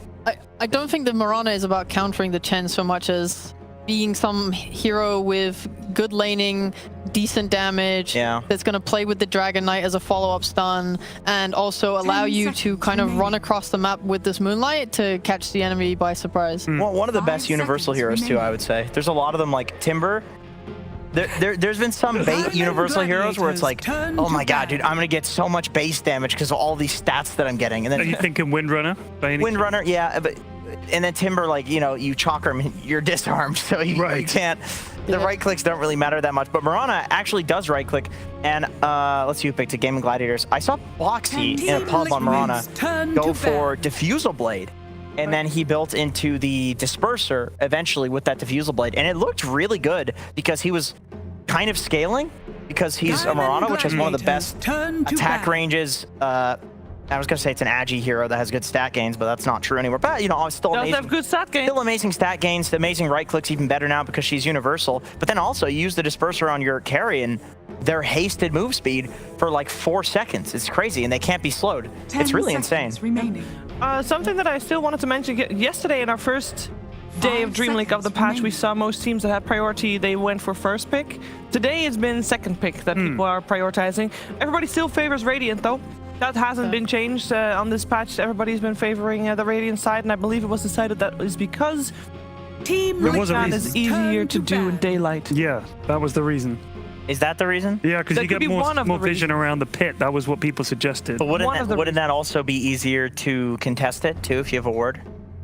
Potentially, but there's only one ward. There's one ward spot. Realistically, that was the suggestion. I think one ward spot. I think they should add another one there, but we'll see. I think personally, I love Radiant because the offlane creep dragging is a lot easier to do on Radiant, which lets you. It opens up the offlane pool by like 50 heroes or something like that. You can basically run any offlaner in the Radiant offlane if you're willing to creep pull. And then Radiant safe lane also has a ward spot in the safe lane jungle by the easy camp for some reason, whereas the Dire that is such an OP ward, by the way. It is, yeah. If you can keep the ward there, it's really good. Yeah. But so far, it's not been difficult for a lot of people. Like it's easier to control it from the Radiant side than from the Dire side. That's for sure. And you know why it's hard to deward that? Because everybody's warding the gates. So instead of the warding meta being revolving around the camps, it's revolving around the gates, which I think you kind of have to. Otherwise, you're like, are we getting ganked? Let's play safe for 10 minutes straight. That's obviously not good. So why do we think these two teams prioritize second pick at the moment, Sheep? Do we have any theories about that? Is that because you want the 2-3 coming in? My main theory would just be that on a new patch, it's easier, like having counter picks on heroes just gives you a stronger base to work from while you're still understanding like new mechanics and the map and stuff. I mean, second pick has usually been favored for a really long time. I feel like first pick usually comes out towards the end of a patch when the OP heroes are so defined that you really want first pick and like the last pick of first phase so that you can have like two really OP things and then protect them with bans. Protect it. Yeah, I agree with that. I think like hero matchups probably matter a lot more right now. Like strategy is not that important. It's not. It's like all of these games are going to be pubs until probably about halfway through the Berlin Major when all the teams are actually scrimming and stuff. When we talked to Jabs yesterday and in the interview, he was saying that, you know, as far as you can call it strategy, you know, we just pick what we think is nice to play right now. That's about the extent of it. Yeah. I wonder how much of it is literally. I played this in a pub last night. It was really good. It felt pretty good. Yeah. Exactly. That's where the Timbersaw pick came in. 100%. Oh wow, okay, we're bringing the Zai Necro back, huh? Hey, that's infinite scaling right there. I tuned into BSJ stream last night and he was playing Necrophos with Boost of Travel too. Oh no. Okay, so obviously he ended up winning that game. But my god, did he die a bunch? I mean, we've seen that a lot from Zayashi in the games that I've seen. Is sometimes his offlane will just be really rough. And he's just dying a bunch, but it didn't used to matter on the old patch too much because the rest of the team's doing stuff. I don't know what it means in this one. Jenkins thinks lanes don't matter. It's very hard to say. But we've definitely had games where he dies a ton, and then it's like, oh, actually, he's really important. The last time we played Necro, I think he only had 6 side stacks in of what was a very long game. Yeah, he did his job, right? It's hard to scythe guys now. Right. They have like 40% magic resistance with no magic resist items. You're like, oh, this is going to kill him for sure. Yeah. And then it doesn't. And they just pick TB into the Necro. And can we talk about the Sven? Because... Yes, we can. Why? What's up with the Sven? Why is he here? Because who knows, Sheebs? That's what I'm asking the smart people. Nobody knows. He might be amazing. Why this Sven? Do you have an opinion on this Sheep? I don't have a really good opinion on the matchups so far. Like, I don't think it's really good in that way. I'm imagining they want it just for the items that it builds. I have like a general opinion on Sven. Go ahead. Which is that this is a hero that can farm a lot of camps. Yes. Now, the thing is, though, Sven is better at farming stacks not farming a bunch of creep camps. Yeah. So I can see the idea of like, oh, there's a lot of farm on the map. Sven takes a lot of farm, but people aren't stacking because there's so many camps. It's not even worth stacking. Yeah. So I feel like these illusion heroes like TB and Naga are higher value farming heroes than heroes like Sven. So this could potentially be one of those. We think it should be good. They play the game. Oh, it's actually dog shit sort of thing. It's very possible. 10 Yeah, seconds. I don't think the changes in the patch were that like massive either. I think the biggest one is the cleave damage was increased early on. It used to be 25% at level 1, now it's 40% at level 1. I will say the ancient camp that is on the side of the Tormentor, that one is relatively easy to stack and very rarely contest. I was watching some games earlier this morning and there were a lot of stacks, but only in that one ancient camp. Yeah, maybe nobody contests. Maybe that's what they'll do. Maybe they'll like double stack the ancients and see how that goes. Because I have not seen that in pubs. Just because that camp that you're talking about is so uncontestable and so far away that the supports don't even have time to go over there and stack it. But you got to go over there anyway. Minute 7, Jenkins. What are you talking about? With the wisdom rune. Yeah. Of course. Of course. Yeah, that makes sense. And then they can also stack it when they go to kill the carpenter on the side of the map. That's minute 20. But hopefully there's going to be a little bit more. And they have to walk back to base a couple times because, you know, they're dying. Maybe supports, you know, if they die a couple times. I don't know. Chen could always stack with his creep. With creep? Yeah. Oh, man. Imagine stacking both the ancient camps. Yeah. And all the jungle camps. That actually sounds extremely hard. It sounds better the more we talk about it. It's not hard at all. It's not? No, because you're a meeple player. So, like, if you have a hotkey set to like all of the units, right? You just put the creeps in the camps, and then you make them attack when there's like 1 to 2 seconds before you want to stack, and then you just press the key, and then just click in between the two camps, and both the creeps will run out. Okay, and just but that's only true up until like 2 or 3 stacks when the creeps start running into each other and stuff. And also if the camps can be stacked at the same time. Because there were some camps, I don't know what these new camps, but there were some camps on the old map, there was like this one you stack at 57, this one you stack at 52. Ice Frog, make it consistent. I can't remember all these damn numbers. I failed math class with Mr. Ambrose. Okay. There. Gonna be okay. So are we, what are we looking for here for our last ones? We have the Underlord coming out, so that means it's not Zai Necrophos, or is it? And is it mid-Underlord? Is that a thing? I'm not sure. I think this hero is really, really strong. This hero's busted. Yeah, I think it might be mid-Necro versus the DK for a good matchup. Okay. That makes sense. Yeah. The Underlord, I think, it's so powerful. I think it's really good against all these heroes this game. Like, the pit is going to be really annoying. They're going to get, like, say they get these boosted travel 2s as well. You're just going to be able to move your entire team around the map so fluidly. Yeah. Because that's the thing with Liquid. It's like, okay, we die 5 times early, but we know we have a specific timing where we become strong, which is that boosted travel. Yeah. No, yeah, I mean, I love the idea of Underlord rifting from one of the conductors to the second Tormentor. Yeah. And just take that out. And then also you got the Crimson Guard on top of the Atrophy Aura. It's so much scaling damage reduction. Does TB, just make it a 5 TB at this point. How is he going to do any damage? Yeah, I actually don't know. I mean, they would do well with some more magic nuke here. They would. I don't know what they're looking for. I mean, they could always put the DK offlane and take something like a Zeus mid. Oh, Zeus is this is a rough hero. I mean, he did get, he lost his shard, right? The shard was so important for scaling. I think, I mean, this is like the lowest win rate hero in the game. Yeah. And it might be because a bunch of idiots like BS Share playing it as a carry position hero. It's kind of the meme of the week, but... Okay, who's a good magic nuker then nowadays? No, because his blink got shit on. Oh, his win rate's also incredibly low. Do you mean a magic nuker in the sense of a puck or something? Or do you mean one in the sense of Lina or Dagon buyers? That sounds fine. All of these sound good. All of them sound good. Magic damage. You have a lot of physical or...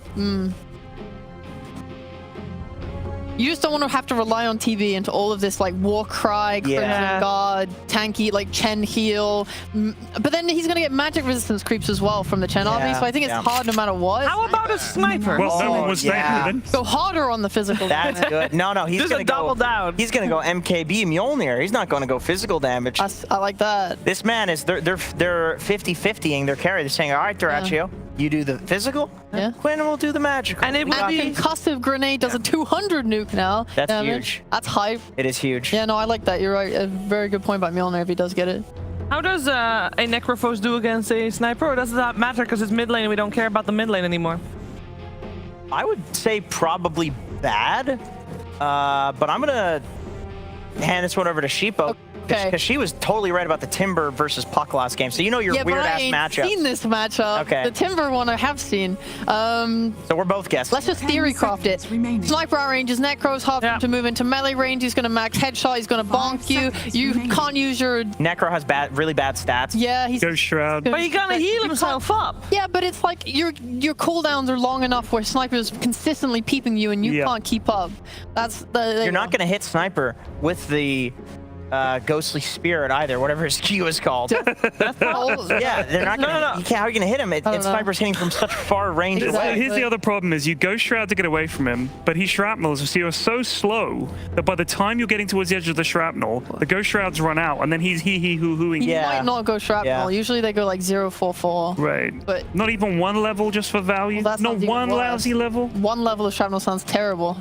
All right. I mean, he might. I don't know. All right, my prediction is he's gonna go a 2-2-2 build. Is what he's gonna do. All right, I'll hold you to that. If we leave the mid lane alone for a little bit, have we got a game where we are having, for Team Liquid, the mid-game issue solved? Because they made it through the laning stage this time around, but this time Gaimin Gladiators was better in the mid-game to late game. How even, or maybe not even, is this game going to be? Gaimin has great fighters. Undying. A.K.A. Mirana. That's easy setup. For sure. Liquid, I mean, it depends on how Zai's doing. I feel like Zai could completely pop off this game, and if he does, I don't see Gaimin killing him in the mid game. Their mid game should be pretty good. He's a lane versus a TB. Absolutely right. Love to hear it. Love to hear it. We're gonna also hear something else that we love. It is the Electric Pandas, followed by game 2.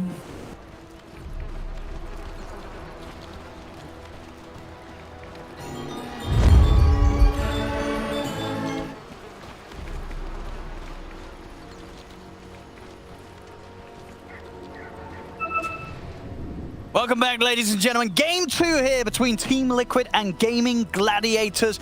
Fogged, we're coming in with some hot new drafts, and we're going to see sort of how some of these newer kind of changes to some of these core heroes are going to be able to pan out in this game. A.K.A. coming in on the Sven, a hero that wasn't great, got a pretty decent buff, right? Especially with sort of the early game cleave damage, with that sort of 40% now that you get with one level in it. And it is this sort of hero that's going to be able to make the most out of these Ancients. We're going to see some early action here, Liquid. Everyone just fights over the gate now. It's like instantly level 1, 5 heroes being brought, but there's only 4 down here. Liquid, they don't have the numbers. Right on. Looks like nothing's going to be able to sort of come of this. And then, so yeah, over on the side of Gaimin Gladiators, we get that's the last pick, Quinn, Sniper. It should be a pretty good game for the Sniper, right, in terms of sort of positioning. He's got great frontliners and should have a solid event. Hasty side. They have this ward on high ground. They're able to take it down. Quinn, he's separated from his team. No, they're not going to be able to get around towards him, Liquid. Some bizarre positioning. Liquid, I mean, they have much weaker level 1 when they have a chance. Sure. Okay, has to drop the stunner to hold them back. Yeah, this Sniper pick is actually pretty clever, because I think like they said it like a million times on panel. You can itemize to be able to just do magic damage, and I think what we're seeing a lot of times is I mean, they're still going for it a bit down here. He might be just dead. They're going to sail into the arrow, and indeed, they'll find first blood. Celery just takes it. Look at his reaction. Ace will give him a tip. He's like, wow, I hit really hard. I guess I'll take it. Yeah, I think it's cool because they can go for this itemization, and there's definitely limited gap close to go for the Sniper. And one of the things about Sniper versus Underlord is also you can outrange the Atrophy in some situations. So, I mean, I'm looking forward to see what it's really going to be, because I'm pretty sure we'll see the Crimson Guard come out from Zai, and we'll see how much it's going to actually be able to do. Yeah, see it right there. And what do you sort of make of the Sven? You know, when you sort of read up on some of the buffs that he got, do you think it's enough to sort of make this hero viable, or do you think there's still going to be similar struggles for a hero that did struggle in the previous patch to really get anything done when it was picked? He's still very reliant on God Strength. He does have the cooldown talent at 15 that does make it a bit better, but this hero can definitely be a bit difficult to play if you do start getting behind versus something like TB. Wow, got the kill on to Tofu down here, so yep. Bit of money here for Mickey. Warcry is very strong now also. I mean, there's going to be a lot of crazy damage reduction is the one thing that I'm looking at from Liquid. It's not only just the physical negation that's going to come from Zai with his Crimson Guard plus Atrophy Aura. They've got Chen. And what we saw was Celery was doing last time is he's going to have like infinite magic resist for his team, as well as all that physical negation too. So This could be a pretty crazy game, but also could be a game where heroes aren't really taking too much damage on the side of Liquid, perhaps. Yeah, I mean, that's the thing, as you touched upon. I feel like Liquid, they're going to sort of be able to go down a similar avenue as Gaimin Gladiators did, but the change-up being that they're going to be doing this around a Sven, whereas Gaimin Gladiators last game, they did it around a Slark. Yes. And of course, the Slark was able to scale fantastically in these longer, drawn-out fights with the essence shift factor. As a Sven, Mickey, it's all up to what he's able to do during that God Strength. Outside of that, whilst they might be able to survive for a long time, we'll have to see how much damage Liquid can actually dish out in these longer fights. And we'll have to see the mobility meta, of course, kicking in too. It's like the farm and mobility that's going to be coming from an Underlord. Top lane. Bringing people around Boxy. Duracho, a couple more hits with the Metamorphosis. Able to take Boxy down.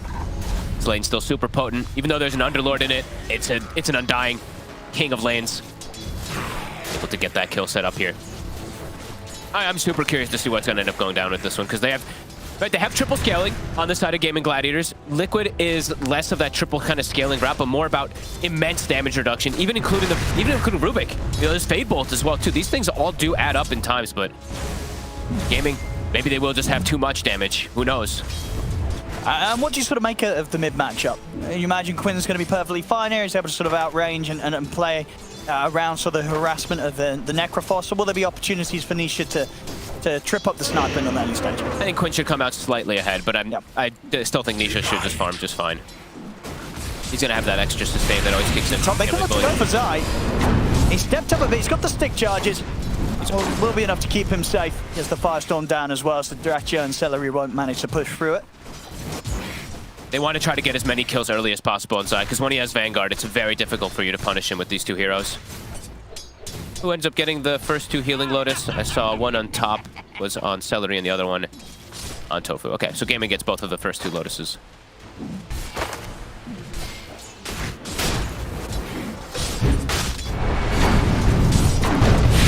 He gets some good damage with a Firestorm and a Fade Bolt. Not enough to take him out. I mean, Celery, he's bossing it. He's dropping the Tombstone. He's ready to chase Zai down. He's got another Decay in a second. He might just have it. He's absolutely going to have it. And Boxy maybe too. They can go for this as well. 10 seconds until lift Boxy if he needs to hold back Celery. They get the reflection down. No boots just yet. Should be fine, Boxy. That's going to have telekinesis if he needs, if Celery keeps chasing, but Celery won't. Big kills early. Definitely want to continue shutting down this Underlord pre-Vanguard. And they're able to do so. While bottom ace, he's still able to farm, even though he is versus this Harpy Stormcrafter. He has too much regen. Just puts the 2 points in passive versus the Sven and Chen. Anisha, what's he looking to grab over here? I think he's just some efficiency. He's not buying anything from the shop. I think just pulling it into the neutral camps and stuff like that, or I don't know, actually. I guess just wanted to farm them away from the lane. Okay. Away from the sniper. Sure. Dire's courier has been... We see Tofu. Actually, we'll look at top. Quinn is super light. He's got to be careful. There's a rotation. Boxy's here. Yeah, Boxy's in. I mean, Infused Raindrop will help Quinn out a little bit. TPs are coming in, but Quinn, he's gone. He was sitting around solo there. He did not respect the fact that a rotation was ready to come in. That's the second. Boxy did the same thing last game, too, around the similar time. Top lane. Die. Oh. Oh, my God. Duracho, careful. Firestorm and a nuke from Boxy. I mean, Duracho, he doesn't know Boxy's here? I mean, he's dead. Quinn wasn't ready for Boxy, and now Duracho, he wasn't ready for Boxy. Nobody's ready for the Rubik rotation. Boxy catching out the mid, and then the carry within a matter of a minute. Hey, this is the support meta to make moves. Boxy showing that roaming is back on the menu, of course, as we've seen in all these games. We see Tofu, he is going to be going for the Rush Vessel. Very good game when you're playing versus Necrophos and even versus Underlord. He's got that urn finished up nice and early. And yet Duracho, I think he's like, wait, Boxy's here already. All right.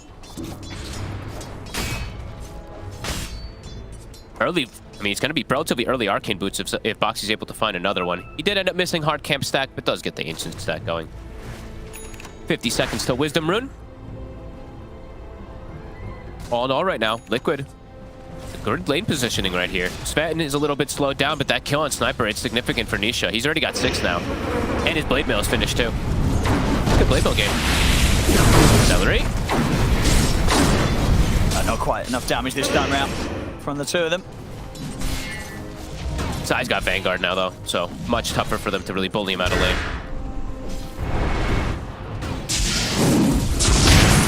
Tofu. Too much to chase. So there's a couple of leaps at the ready. Insane is just trying to force him. Oh, Nisha. Dire are scanning. Quinn can get in range. He's got Shrapnel back up. If he wants to commit for this. Nisha turned. Oh my lord, the Shrapnel. 1 HP. Structures are fortified. Was it? No. It was 1. 1 HP. It was 1. Quinn. He might still have it, Quinn. He's 5 movement speed faster. Oh, he's got him. He gets him. Oh, just at that sort of last final angle where he had vision. That 5 movement speed kicking in.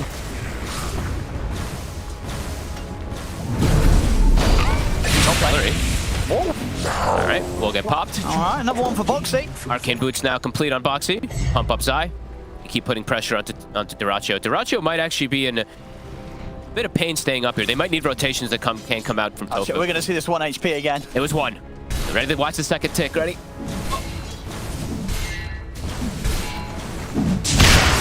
Oh, yeah. There we go. But as we saw, ain't nobody living on 1 HP against Quinn.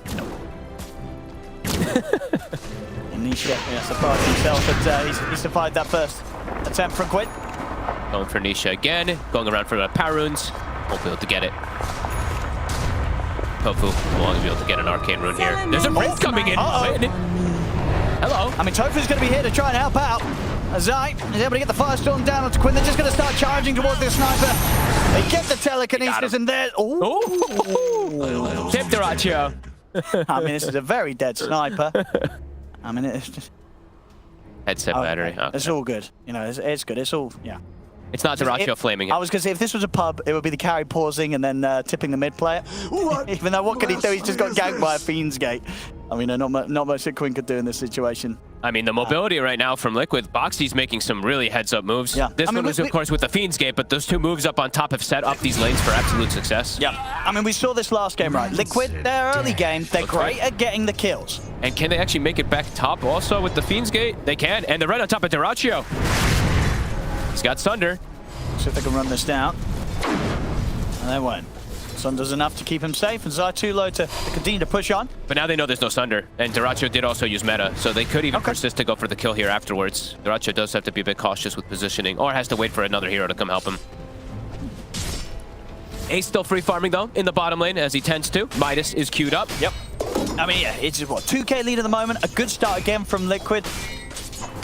Is this enough, or do you feel the Gaimin Gladiators aren't feeling too shaken up by this sort of advantage Liquid has right now? It feels like they don't really get too shaken up, but it is a big deal, especially when you're winning lanes with Chen, as we talk about multiple times. Chen just scales immensely. So, could cause a bit of issues, because also looking at the heroes that would buy auras, let's say, on the side of Gaimin Gladiators, who's going to buy these auras? It's the supports this game. The 3 cores want to build for themselves. So Liquid, they're going to be able to build. Time for Boxy here. These auras earlier. Boxy, Zombie. Celery should get this. See the stick charges? No, won't stay them. Can to a soul rip. Celery finishes off the job. Zai, he'll be able to farm up the tombstone though. Good kill. Radiant's bottom tower is under attack. Ace, level 6 now. Midas is done. That's exact. Start hitting tower. Definitely setting up to kind of hit that top spot and farm and stay up there. And this hero now also has gotten buffed. Your Breathe Fire actually applies your dragon form, whatever you have. So once you hit 6, you can deploy Corrosive. Once you hit 18, you do apply that Frost Breath as well too, which is pretty cool. It's actually really nice, especially versus something like the summons and all that, which can be a bit annoying. Isha on the prowl. Dyrachyo. Oh my goodness. 10 seconds until the Sunder back up. We're seeing Boots of Travel already getting queued up. Onto Nisha, and they're going to have Fiend's Gate. They're going to have tons of mobility on Liquid. Gaming, they'll have independent scaling on their heroes, but the mobility's not going to be nearly as quick as even Mickey getting involved. Yeah, we'll see what sort of build Mickey wants to go for. Do you think it's going to be sort of similar to what we see from Sven in the past, kind of Mask of Madness, Echo Saber, Blink? Yeah. Maybe the Harpoon gets thrown in there a little bit or something. Maybe. I don't know. I haven't gotten to see what the builds are currently, but I'd imagine it's very similar to what it was before. I don't think you can deviate too much anymore. Quinn, he's got his Mask of Madness, and I would hope he goes, yeah, okay, queues up the Maelstrom after. Whew. I was like, please don't go all physical damage. They need mixed damage to go through all these auras that are going to start coming out. Nah, absolutely, yeah. Eventually wanting to have the Mjolnir, the MKB. Yeah, exactly. That's going to be what will be able to hit Liquid the hardest. And look at Mickey, his stack is at the ready. Easy farm.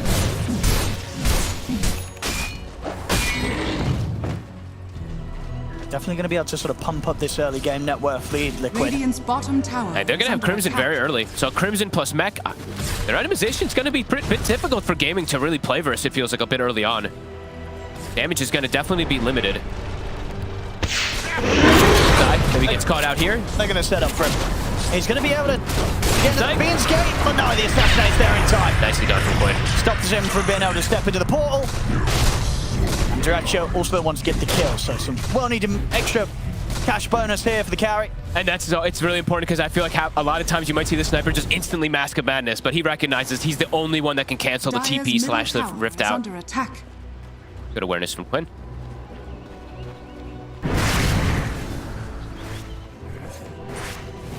Start to see the Faded Brooch. With the tier 1 neutrals. Everyone wants Faded Brooch. Look, it's gonna get nerfed pretty soon. Pretty early on. Radiant as soon as it gets re-added, everybody just wants it. Coin of the realm. Nisha, Boxy, on the hunt. Well, dude, I don't think they have the damage with just the two of them here. Radiant's middle tower is under Gonna try. Indeed, looks like it's not happening. They probably needed one more. And now the rotation's coming from Gaming. Yeah, they've got to get out themselves. Tofu and Quinn coming in from the side. They get the stun. Is under attack. Not quite. An arrow is going to be up in a second. Can Tofu land it? No, he's going to have now Liquid's bringing the backup in. Nisha. Ready to push back at Gaimin Gladiators. Boxy. Dragon action. Tons of healing. Mech. Death pulses that come out from Nisha. Does Nisha full commit? Does he go the bots too? From the mid lane? I mean, we saw how well it worked out for Zai. And we saw how well it worked out for Ace playing the Doom. Honestly, mobility just seems absolutely crucial in this current state of the map. And you've got good heroes to sort of TP in that have that sort of setup, right? You've got an Underlord with his pit, you've got telekinesis from Rubik, you've got the stun from Sven. Maybe go Shard first. Yeah, it looks like he maybe goes. I mean, it's still a minute and a half, so maybe we'll see if he gets a kill before that. But yeah, he has great ways to set up. Yeah. Liquid feeling strong at the moment. They definitely have some pretty key timings right now already early on. Mech and the Echo Saber plus Mask of Madness is finished on Mikke. And Nisha, he can join from pretty much anywhere with the Butcher Travel with the Chen. They've got the damage to take Ace out. The Rift and the box from Nisha. Yeah, but the God Strength committed. They'll take out Ace, no struggle. Dire's structures are massive mobility. They'll be able to step up, get the Wisdom Rune. Yep. 14 minutes. Instantaneous with it. Dire's bottom tower is under attack. And they're even up top again. Duracho just gets pushed out of the lane. Dire's bottom tower has fallen. And Crimson Guard, I believe, is that finished? Yes, it is. So damage, I mean, where's it really going to come from? It's going to come from, I mean, mostly from supports, it feels like, early on versus all these auras. And Quinn, he's actually changed up the build a little bit here first. He is going to go for his Dragon Lance before perhaps going for that Maelstrom.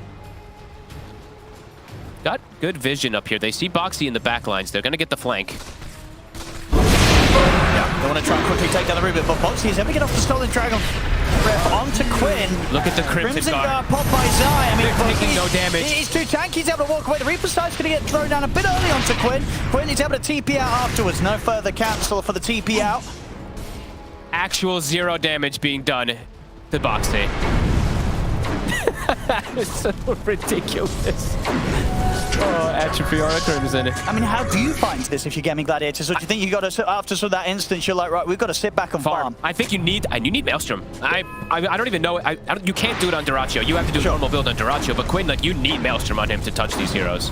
I'm sure immediately they're like, oh my god, wait, what the heck?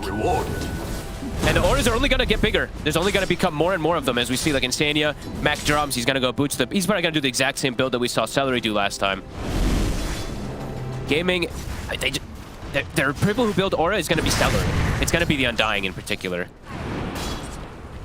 And yeah, we also have to factor in, of course, Warcry as the game progresses too once Mikke gets more involved. Oxy setting up for Celery. They'll continue to make these quick moves, Zai. They'll hop over with the Fiend's Gate, but Steph's got backup. And this time round, I mean, Box, again, he's living a long time. Assassinate's going to be coming in. It's not enough. Box is still alive. Tofu jumps forward. He throws out the arrow. It's still not enough to kill Boxy. Boxy's able to live. Oh my god, nerf this item immediately. Dire's middle tower is under attack. They can't kill him. I mean, Quinn went for Dragonlance before Maelstrom. He wouldn't even have the Maelstrom just yet anyway, but you can clearly see just physical damage is not the answer. It's not working right now. They just can't kill Liquid's heroes. Literally no damage on top of Atrophy Aura. Yeah, I think name of the game is just going to have to be to farm. They have stacks for Dyrachyo. And we have seen, Gaimin Gladiators, they have been able to farm their way out of tough early games in previous series. But look at Box. Look, he literally is tanking a sniper with take aim, and he's taking 0 damage. I mean, Quinn he's hitting him with every hit. He's full focus onto this Rubik, but he just can't do it.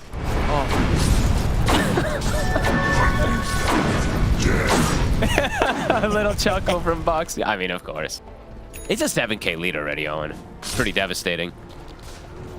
Nisha, okay, he's gonna go Halberd, so he's gonna go for more survivability, more type of damage negation as well on top of everything. Absolutely. I mean, yeah, and that sort of gold lead definitely a large part being played by just the power of the gem, right? Insane, yeah. He's got a lot of money on this hero. He's huge. Boxy's also had a phenomenal game with the rotations, and then the 3 cores are winning. And they're setting up for Roshan already. Yeah. They could probably get away with this, right? They can just commit for the Roshan, and and as we said, this is a part of the game where Gaimin Gladiators, especially after those last 2 fights that they attempted, do they really want to show up for this? Feels like for gaming, they need to farm, but also try to find pickoffs when people are split up, because the group up from Liquid at this moment, it's just way too strong. Sure, but that's so hard to do, right? There's Nisha with the bots and Zai with the Fiend's Gate. Exactly. They will be ready to react to any sort of pick off the Gaimin Gladiators trifle, right? Look how quick this dies. Roche is now a lot stronger than he was in the past, and it still just dies in a couple seconds. And moves to the bottom, they're going to try and chase Ace, and Mickey's in with the blink. Got strength committed as well as Ace is going to get burst by the Reaper's side. This is looking very difficult. Shall be Shankers. Too much mobility, too much farm. And they're straight back up top for Zai. They can split up, and they might even catch another hero, Tofu. Can he get away? Detection. 4 players? Not there. Tofu, let's get away. Let's buy some space.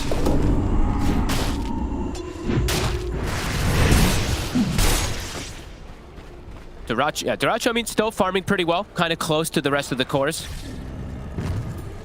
Playing versus Crimson, playing versus Atrophy, playing versus all these auras, it's going to be difficult. And Warcry, just every little thing adding up. Mickey having incredible item timings. Blink, Ghost Saber, getting close to SNY as well. Yeah. He found the Dream neutral item, in my opinion, also the Orb of Destruction. Allows him to get that rush, as we saw, even faster. I mean, I do feel that. I mean, would you agree? Overall, this is a lineup the Gaimin Gladiators have that it will be able to outscale. It does. You got this Terrorblade, this Sniper. If they can just make sure that Liquid don't get too much in so this portion of the game, that Liquid's going to be incredibly strong, and they will. Liquid, when they group up with their auras around Mickey, with this sort of blink, he's getting the BKB next, they're going to be an incredible sort of power spike. If Gaimin Gladiators can deal with that moment of the game, it will fall back into their territory. Yeah, I mean, it's 3 scaling cores that build independently, right? But it's also going to be, is it going to even be enough versus all the damage mitigation? That's what I'm curious to see if it is. They need a lot of items. They sure do. And I mean, thankfully, I see Celery, he's got a Philosopher's Stone, he got blessed. Tofu got a Philosopher's Stone, he got blessed. So these are kind of the exact items they need to be able to catch back up in the game. And Quinn, he does have Maelstrom now, though. So he will at least have some damage. Yeah, let's see how much Liquid tries to set that pace, though, and push things forward now with all I think they will want to. Middle tower is I mean, they might even steal Tormentor. Radiant structure. I think they're in a good position for it. I mean, absolutely. They've got the ways to sort of survive through any of the reflected damage. They're so tanky. Radiant's middle tower. They're taking this one away, and there's no way Gaimin can go do the same. And I think Liquid could even just Dark Rift over there themselves and do it, or just TP. Dire structures are fortified. Fiend's Gate, sorry, I said Dark Rift, my bad. Too many new things. Tower is under attack. Wait, Dark Rift, what was that? That was the old Underlord. The old Underlord. Time and time ago. Back in my day. Dire's bottom tower has Foxy, they can maybe catch him here. He's a bit split. Ace in the area. But nah, he just blinks. Oh, he went into the forbidden area. Ooh. He's kind of stuck here, but he's hiding behind the tree, and they don't want to. Do they want to go looking for him? The backup's coming in. Zai, he's ready to join, and Gaimin Gladiators. I mean, you can very much see they've learned the lesson from the last few plays. They do not want to fight. If Liquid turn up, they're out of there. Group up is far too strong. I mean, Liquid continue to chase. Ace will be able to BKB, and with that, continue to retreat successfully. Celery, he'll continue to hide in the trees. They never quite found him. Small positive for Duracho is that because everybody ditched on Liquid down on the far right side, they did end up leaving that Wisdom Rune. They can go for the other Tormentor now. Right? They sure can. Yeah. Wisdom Rune as well, ready for the taking. They've got it pretty much for free over here. We'll continue to get these map objectives, Liquid. Maintaining their lead. They're really getting the ball rolling. Duracho, Mitsune, and Ayascati. I mean, they're getting their timings. I mean, as I said, I feel this is on a timer for Liquid. Is it enough? We've got to keep playing aggressive. If one sort of failed push, and suddenly if this sort of Terrorblade or Sniper get an extra item sort of fed to them, things are going to get trickier. And I think also the blessing in disguise is also just the double Philosopher Stones for the supports. They're going to be able to keep getting that scaling going. I'm still going to wait until that big fight kicks off when everybody's hitting each other. And is Gaming actually going to do damage? True, just sort of just see how ridiculous the damage reduction. Yeah, how invulnerable Liquid feel in a 5-man. They'll find him. Another side stack. Venetia. Oh, and Boxy has leap with the shard. Yeah, that's why I'm pointing it out. Oh yeah. Quick little D ward also. Still getting to get immense map momentum. Penance. Mickey looks like he goes a bit careful anyway. He does go back for BKB rather than going for SNY, and then back for an Echo. And yeah, maybe Harpoon doesn't look that bad this game. Versus Sniper, versus Terrorblade. You know, these heroes don't like just getting gap closed on, so I could maybe see him do it. I'm hoping. Dire's courier has been killed. There's definitely a chance. He's queuing up with the Shadowblade next. Yeah, maybe just looking for more mobility, since the game is all about mobility and scaling. All right, Duracho, he's got his timing. See what he's going to be able to do with the Scotty. Oh, you think that they're actually going to try and look to fight now? Gaimin Gladiators. See maybe what they can get. Just some pickoffs or something, but it's still very difficult. It is risky. Let's see if they can sort of take the fight right now. But Mickey's in with the jump. He gets the stun on the two, and then he's basically able to delete Celery immediately. Now he turns over towards Duracho. He's coming in across from the side. Duracho down as well. Double kill for Mickey. And they'll look to chase on towards Ace. He'll put the BKB, hide in the trees. He'll make it away. But I think it's just a risky move to make sure. You know, Duracho's kind of got that sort of early item timing that he needs to have, but still fighting into Liquid right now, it seems impossible. They've got to keep avoiding them. They just jump. I mean, they had vision. There was no hesitation there from Mickey, and yeah, it's like I actually don't know what Gaming can do. Like, it's like I want to see them perhaps try to split and get catch, but you can't. Boots Travel plus Fiend's Gate, they always just have everybody there. Yeah, great jump from Mickey. Catches both perfectly. Indeed, BKB off as well in time, so Ace not able to sort of stop Mickey from getting so much damage out with that first sort of angle of the burst with the cleave damage. I mean, it might just be time for Liquid to try to end the game, or at least get a Rax advantage. So a bit of a jump scare sort of catching Duracho there. He was not ready. Cliff is popped. We'll at least buy some time for them to defend this high ground here for the moment. But what do? Overwhelming pressure, and Liquid considering to even go back in. I mean, Boxy's sitting low. He could look to make a cute play with the Blink Thunder. He definitely can. If he Blinks Thunders and Mickey's there to follow up, they'll kill anyone. Salamene smiles upon me. Full Solar Crest now. Added to the repertoire of Insania's items. He's so big. Like, Chen is literally just that full. He pretty much just farmed his Quinn. Time. And just look at the auras he's got too. Mobility from the creep there, from the Foreman. They've got Alpha Wolf for damage. They've got HP so here from Granite Golem. Literally raid boss status. Gaming gets some pickoffs. Dire's middle tower. I don't think you kill the Chen. I think if you commit even with 3 heroes, I don't think you kill anyone right now if you're Gaming. I really don't think so either. Who can they pick off? They've just got to try and avoid these smokes. Maybe sort of sacrifice some supports to these moves from Liquid. I mean, just farm, split up the map completely. Wait for maybe Mjolnir on Quinn. That could perhaps be a timing. How close is he? Pretty close. He's close. Even then. And then I think just Chen grabs a Centaur Courser, and then he's got magic resist as course for his team on top of everything. Celery. Foxy, able to get a use out of the Sunder.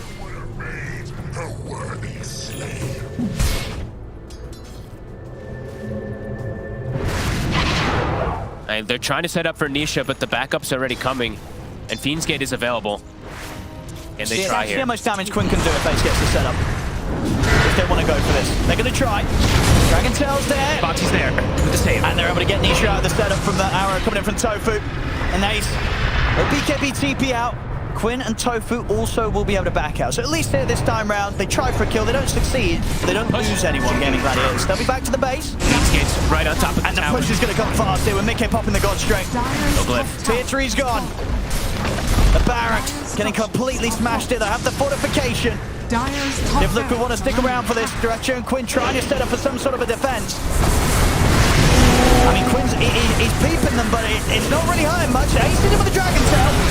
Again, launching with a grab, and will throw Mickey back to safety. They're pushing them back, though. The Rex, they'll stay up. Gaimin Gladiators able to hold the defense for now. That's a meta popped up from Duracho. Can't even find a kill.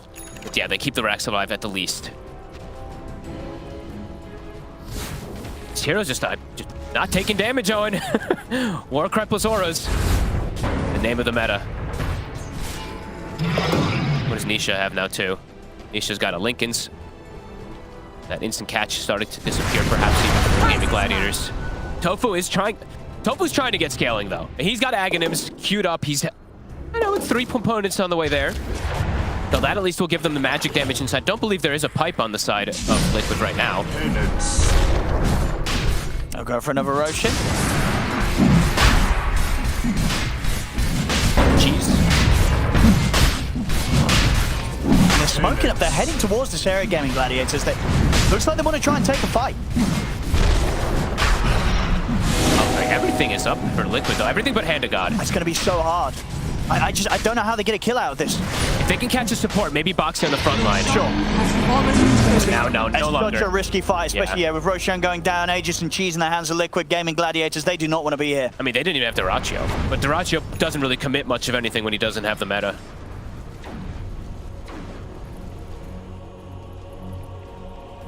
Liquid, they can just go again. There's no glyph this time for the Rex. Still no meta available for Duracho to zone them away. She's on Nisha, Aegis on Mickey. Wisdom Rune for Mickey. And Insania now has another aura. He's got the Vlad's finished up once he picks it up from base. Vlad's mech, Solar Crest, Boots of the Bearing. He has the same net worth as the sniper. Yeah, he's having a great time on the Chen. As many supports are in this new patch. Chen meta. Look at how fast everyone even is from the speed aura. And they just swing across the map in no time.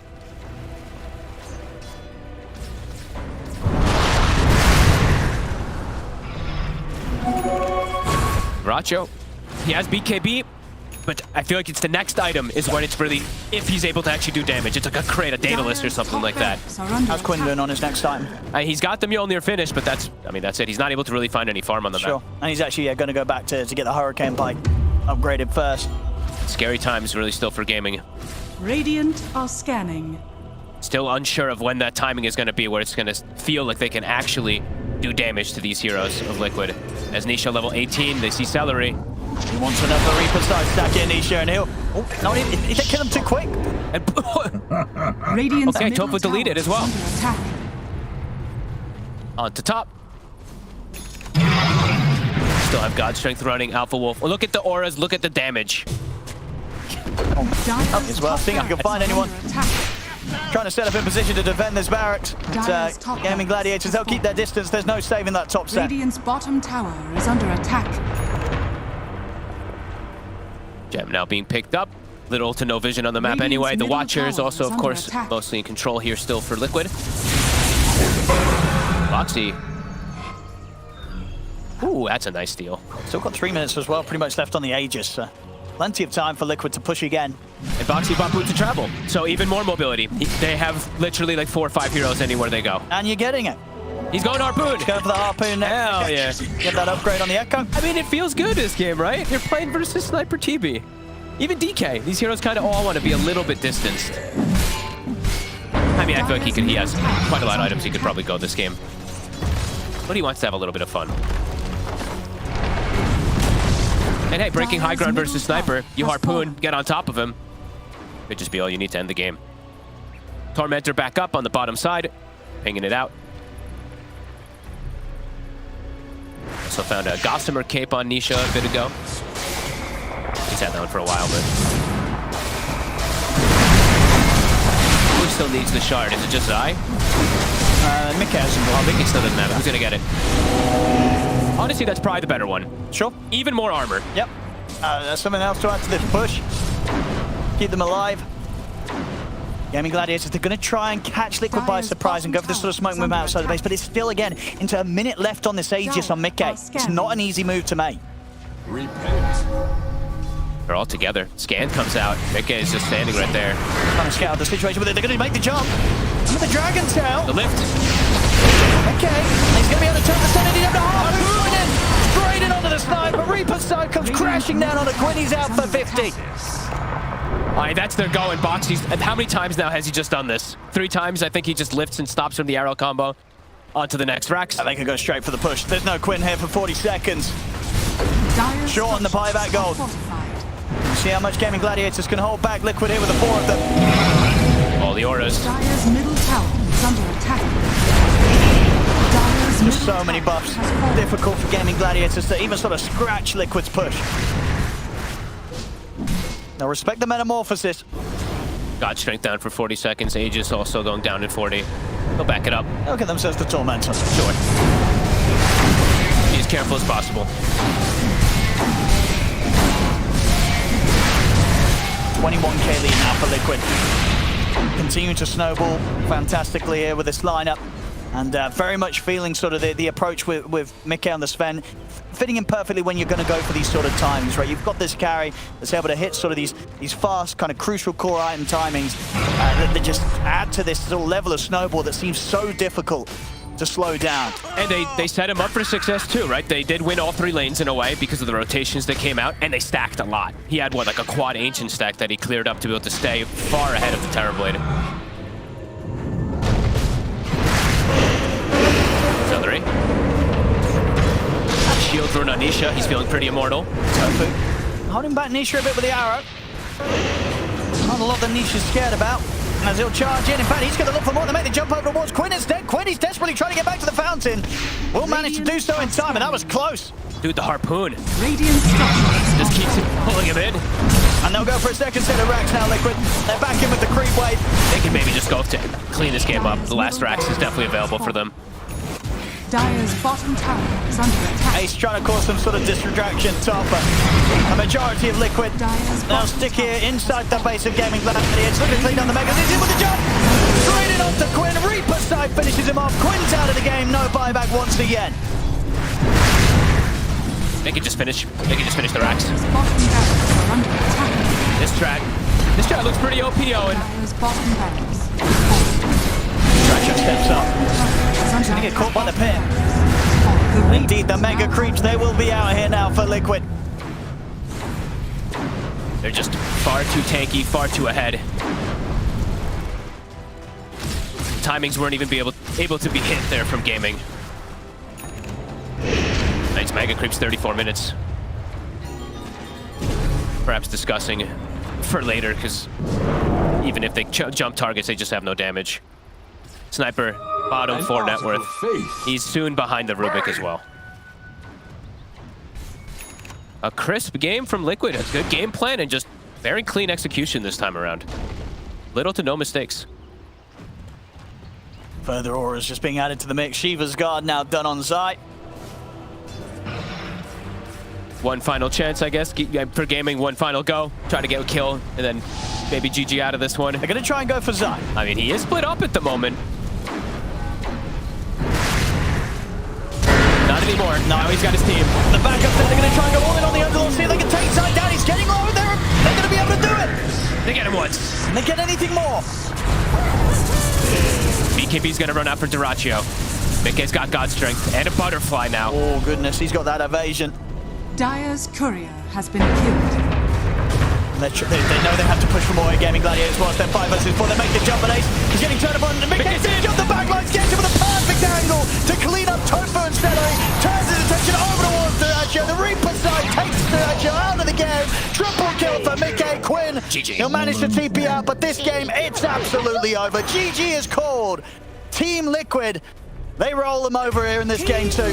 This strategy looked insane, and with the heroes they're up against, there's not really magic damage, there's no auras. All the cores are building for themselves to try to get that scaling, but I mean, I don't even know if, even if they were able to hit the item timings, if they were really going to be able to do too much versus these overwhelming auras that just keep building up from Chen. Cloud, if he's got these forks coming through, you know, if there's no...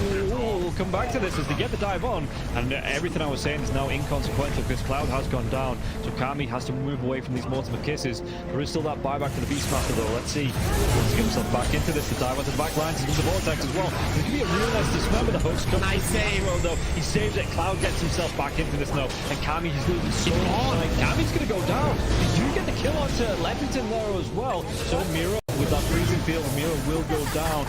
Going down to the hooks. Yatsuo still in that push roll. He's getting them back. They get the buyback out from the potent storm spirit. Everybody from the side of Hydra. They don't want to be giving this one up now as well, but they take down Leppington once again. That's the dieback on the disruptor, and Yatsuo, what can he do? The hook, it's going to be blocked mid hook. This is the dieback on the Cloud. Cloud, can he get himself away from this one? He's still being harassed by Collapse. One more right click, he goes down. That is going to be the Beastmaster dead for 115 seconds, and now the chase is on for the rest of the side of Hydra. This Aghanims on the Morphling is just making him impossible to deal with. First of all, they use the little shredder on the Pudge to get rid of his armor. He has solid amounts of it, but it is just not enough. And then Yatoro just destroys it, and he knows that he can stand his ground because he cannot be stunned. He literally cannot be stunned. How do you stun water? Well, a lot of their damage, if not most of it, is on the Morphling. Oh, the glimpse comes back though. Inside the status storm mirror, he has that Lotus going, and now if Zofra actually dives a little bit further, the Thunder comes out. The Pod King, he's dove in, yeah. They're going to be able to get a kill onto the Storm Spirit. Can they take down the Pudge? They're going to be able to catch him and cancel off the TP. He's going to be dead. The Storm Spirit though, he has brought back, and they've got no kinetic field, no static storm. And like you say, they're even going to be able to get a lockdown onto Cloud. Everybody inside of Hydra, they just overextended, and we praised them in the first game for respecting the power of Team Spirit here, but Hydra might have just lost the heads a little bit, and the buybacks, they're going to be forced out, but I don't know if it's going to be enough to defend this base with the Pudge being down, with no static storm for the next 27 seconds. Spirit, what can they get from this? I've been worried though, they're going to be able to get it. They get two, they do! They take them down, the cookie comes out, the Yatoro, freezing field, they might lose Happy. Is this the dieback? They do the break the Lincoln Sphere though. Morphling. Law wants to come right back into this fight because he have the boots of travel to do it. It might take him a little bit longer now. No boots of travel though, so he's going to have to use the blinks. You know, just do it by foot, it seems. Level 25 Storm with a beast. That's just so much damage. They're going in for the Morphling. He doesn't have a buyback. No, they get. Do they get the kill? He goes down. Warwick has to go down though. It's going to be him left alive. No, it's not. The creeps are pushing in. There's no buybacks available on the side of Hydra, and this is going to be 4 heroes, even with the death of the Morphling. No way Warwick defends this. It's pretty much over. They don't have the glyph. The game is over. They gave it their best. Hydra, they made Team Spirit work for it. The team that is most likely going to be at the top of Eastern Europe DPC Division 1.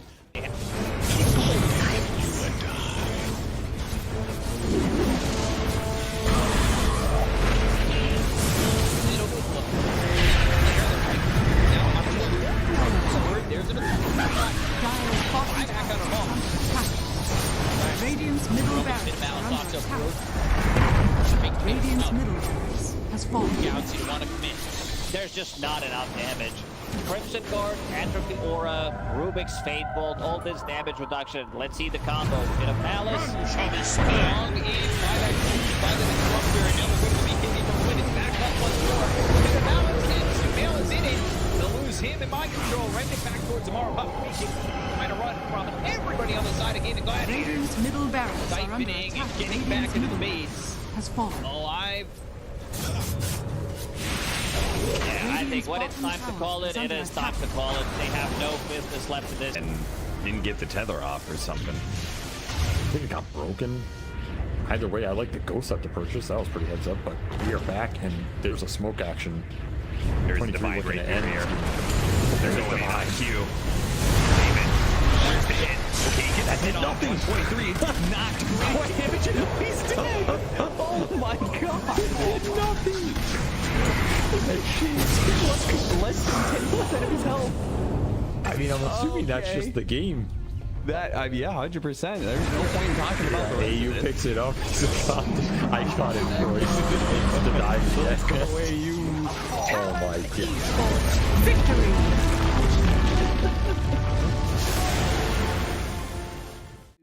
finally get to see them have a little bit of lead. But they need to have good vision, good entry to engage. We're down up on high ground. Or Bobica, Red Panda, this would be huge if we can find it. Static Storm before the Tombstone. Not bad. Stone from Lulu.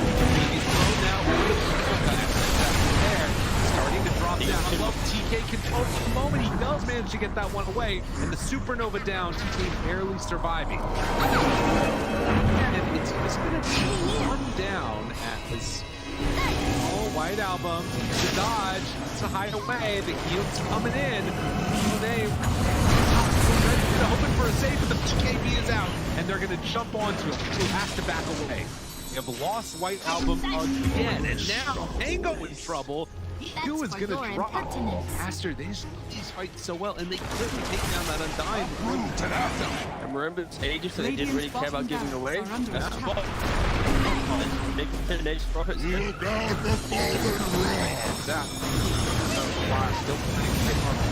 is out on the today. Didn't have a BKB available. Bobica dropping low, but and on back in. They have another kill off Bobica. Doesn't look like it because the black hole is there. That's on the agent. He doesn't have multi to come back to fight. And Aster, they might take full advantage. Move. Radiant's bottom Rax has fallen. Up the bottom. Finally, Aster full advantage. They're building. Radiant's middle tower is under attack. Oh, just for a brief second. Well, there it is. Back again with the high network. When you click on the L, it's not really an inspiring network. Blink, BKB, Radiant. You might be able to get on top of a hero, but that's not the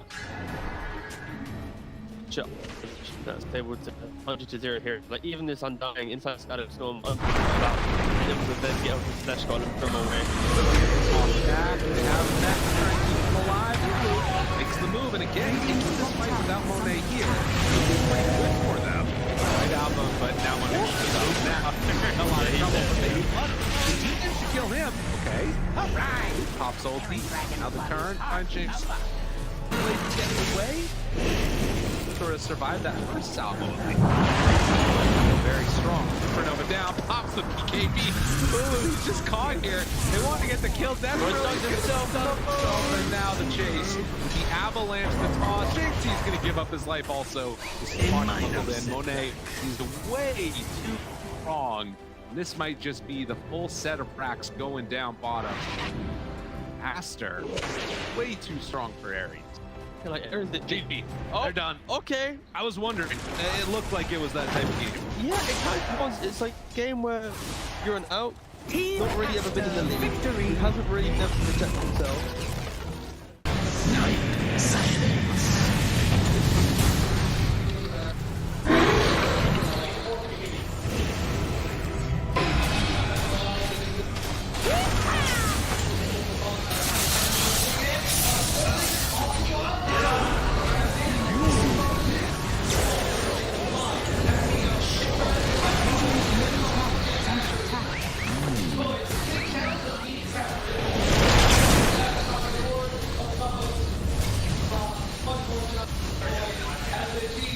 Radiant structures are fortified.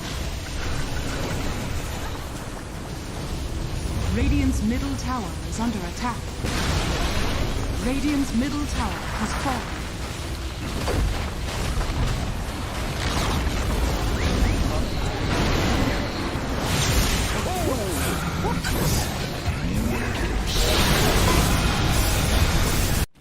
Boom. Everyone's just standing. How are they just standing right now? I can't help but fidget with my hero half the game. I'll be running around in circles. Yeah. Pirouetting on the spot, the song. Blinking from Pure. They see Yatoro, 3 lined up. Potentialized path play. They're trying to go in. Toronto Tokyo, blown up by Collapse. Has to buy back. Yatoro gets off his BKB. Pure with another song. Sprints in. Who are they aiming for? Where is the target acquisition? They can't catch anybody. Collapse BKBs runs down south. Lol being chased out as well. Oh my god, 9-4. Hazy on disc refresher. Blinks to high ground. Gets away from danger for now. Pure, what's he up to? He's back to the high ground too. Mirror image out, Aegis claimed, lol in the fire, still surviving and blowing up GPK. Team Spirit, nothing to do. Sprinting out their base, they don't catch Nightfall on the way out, he's blinked out of the range of Mirror. They're still hunting though, and he's going to find Toronto Tokyo. Who cares, Gem? I see Jakiro. Eon disc popped. And with his rapier damage is like short work and a twin-headed dragon. Unstoppable. Larl, the collapse waiting in the back line actually worked. He stormed out of the tree line and he just then started eviscerating the two supports with the help of Larl. He completely jumped over. They dodged everything that Naga was trying to set and prep there. And Yadro was also just firing the cannon from the top there. Did the combined damage of Collapse and Larl together. He is a monster. Oh, pure. Lol. Oh, God. Nightfall's going to get a bit of vision here with the Hawk. Imagine. Can they? Imagine. Will they? They have to do something kind of crazy. They're going to be losing their base pretty soon. Lash has buyback. Naga Beastmaster have to get back to base to defend. Drow Rangers up here. Tier 3 gone. Barracks to follow. There's no buyback or collapse though. That's a big one. And Mira. Radiant structure. Look at all the wolves. Look at all the summons. It's vulnerable. Mira gets away from there. Help of the Glimmer Cave to jump in from Lol. Disruption of self-save. Barracks taken out. Lol. Oh, tries to fight. Nightfall. He'll just pop, but he can't get any control of Lol. It's Lol. Puck is all over the place. Now they go into the GPK though. Aiming for the puck. They're going to find him at long last. They get him and the rapier's on the floor. He messed up the phase shift. He canceled it. Oh no. Did you see that? I'm not crazy, right? I don't know. Yeah, he phase shift and accidentally ended it. There's an Axe Blessing recipe. There's a rapier. There's all sorts of stuff everywhere. An Axe Blessing recipe. What's that there? Okay. Not sure what the story on that one is. Meanwhile, Save, I think he had a refresher charge, right? Because Laurel dove him, he disrupts himself, and he tries to kill him again after it Save just refreshes, and then uses it again. How have they not got the rapier? Now there's another DD. I don't think they care.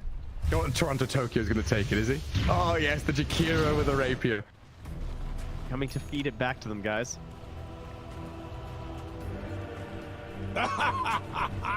My goodness. There's Mega Creeps on one side. Top lane Barracks still standing on Team Spirits. We're waiting for next Roshan, Trent. I don't know. I don't know. I feel like BetBoom have such a good chance of winning these fights right now. They can't get, like, swarmed in the back line. They missed the stun on BK. He's trying to hold his ground, but look at my dodge! Oh my god, Arturo shreds. Where'd he go? Daedalus hits, refreshes, blinks forward, kills off Save as well. SD's gone, TP home. Get the hell out of here, BetBoom now. Lucky he didn't get coiled. Dude. Leshrac vanished. He looked okay until he didn't. Until he got hit for 1,350 damage from a single right click? Yeah. Oof. Yeah. Right until that. Ow. Luckily, Toronto Tokyo was not there to feed the rapier back, so that's good. And now Team Spirit running down lanes, coming for the Radiant base. Falls are still there to hold on to. Oh, this has got to be mentally debilitating for BetBoom. Mini 71 minutes. Team Spirit is wearing them down. The admins have been on, you know, they told them, nope, these guys. The longer this game goes, the harder things are. Well, it's like Moomiander was saying in that Seb documentary. You know, this isn't Dota you're playing. This is a slogfest. You're going to wait it out and play 60-minute games. Long as one. There's a long line. Moshka very far forward. He unders from Mira, but the Undying will fall inside the Radiant base. As Mira gets off one last finger of death, and the turns we got through. They killed GPK. It's a dialect on the ledge. Naga now in trouble. Song of the Siren trying to buy a bit of time, but Yathro moves forward, gets the damage in. Bill is dead. Oh god. It all comes crumbling apart for BetBoom now. Wait, back. Throw it to Mira. The kill off Nightfall save though, and lol. He opens up on them. The howitzer is here. Massive 40 mil cannon just shattering into BetBoom. Drow saved by the rip. The soul and everyone dying. There's two. And she's called it over. Team Spirit. Look at them. Look at Mira. Oh my god. The shard to anybody who would listen at the Lima Major. Nope. which, yeah, nobody's taken him up on it yet. But if you see a shard being picked up by any team that is at the league major that speaks English, you could probably source that. It's good. I'm like, this shard is actually good. I don't know when, but I don't know how to get there.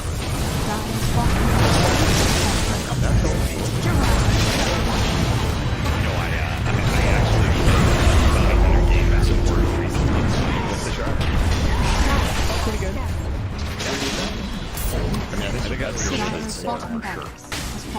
Oh, yeah. Slark with that shard is crazy. It's actually a broken strat.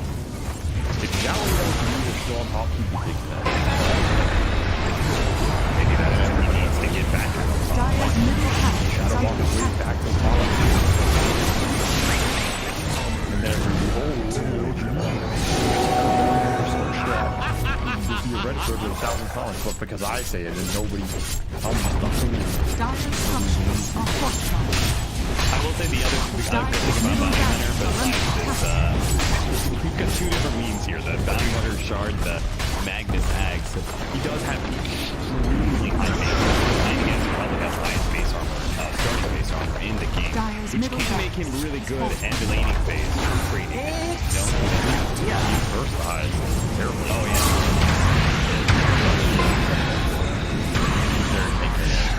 And frontline a little bit with the shield support, but again, Dire's middle tower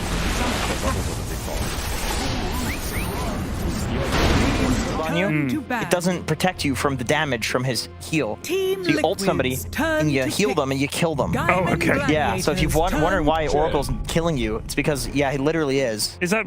That's not since the main patch. That must have been introduced recently, because I'm sure he was stronger earlier. No, that's how it's been. I mean, he gets the Reign of Destiny with the shard now, so it is probably pretty good, but maybe they fixed it. Maybe they fixed it. So we have, yeah, and priority moved up for the Underlord as well. Yeah. Reasonable. They saw it and they were like, pretty good case for that. let's get some of that. Yep.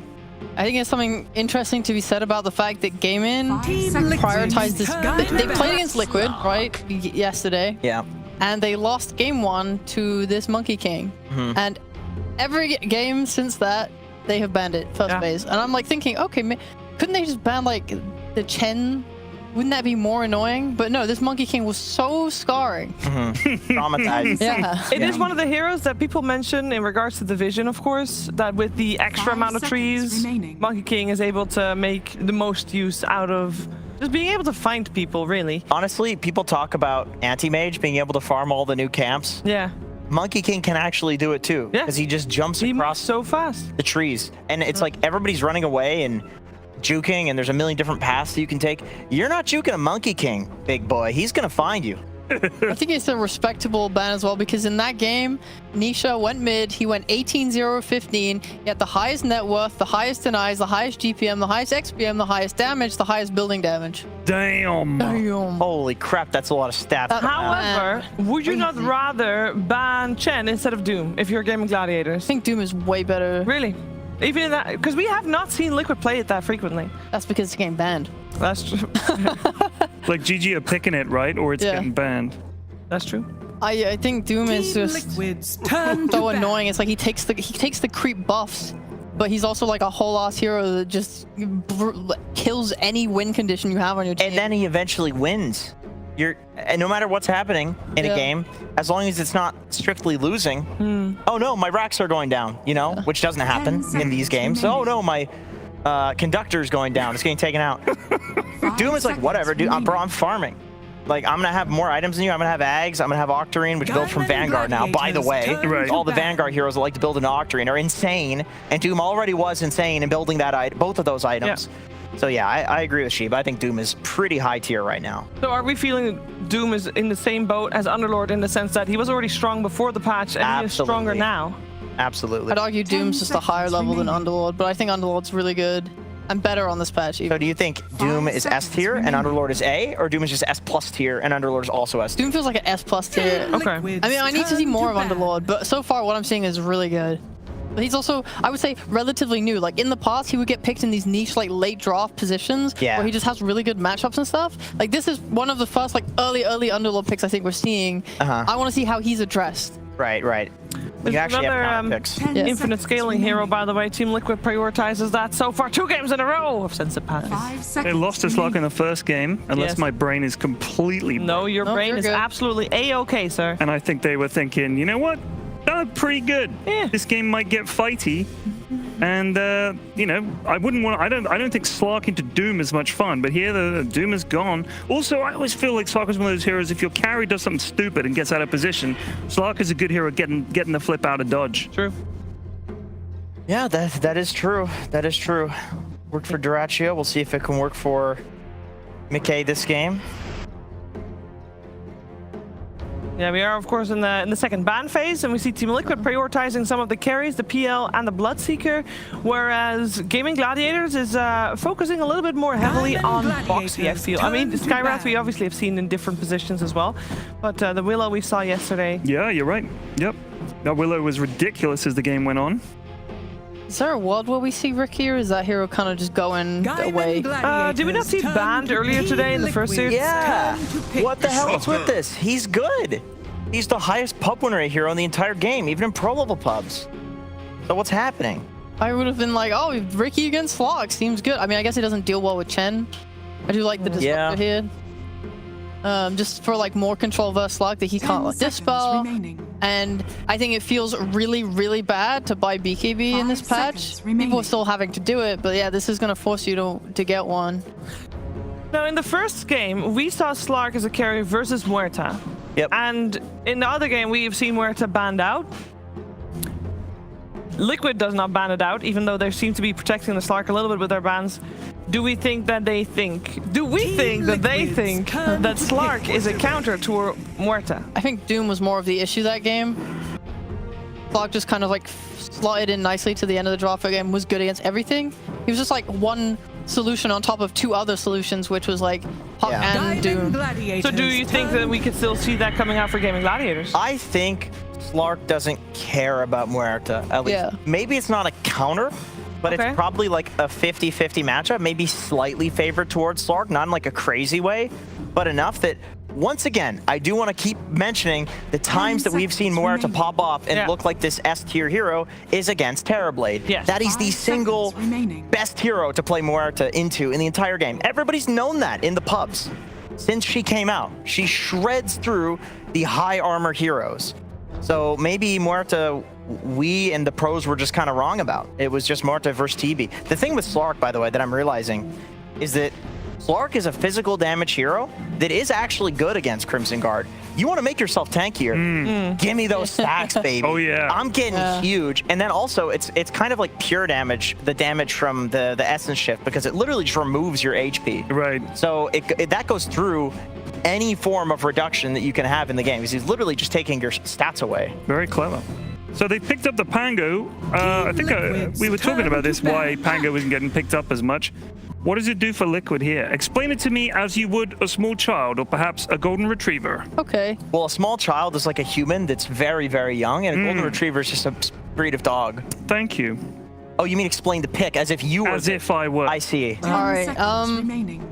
Pango, slightly less damage on spell, but still good. Still do Pango thing. Pango roll and kill stun hero. I will say generally, kids do know Gladiators.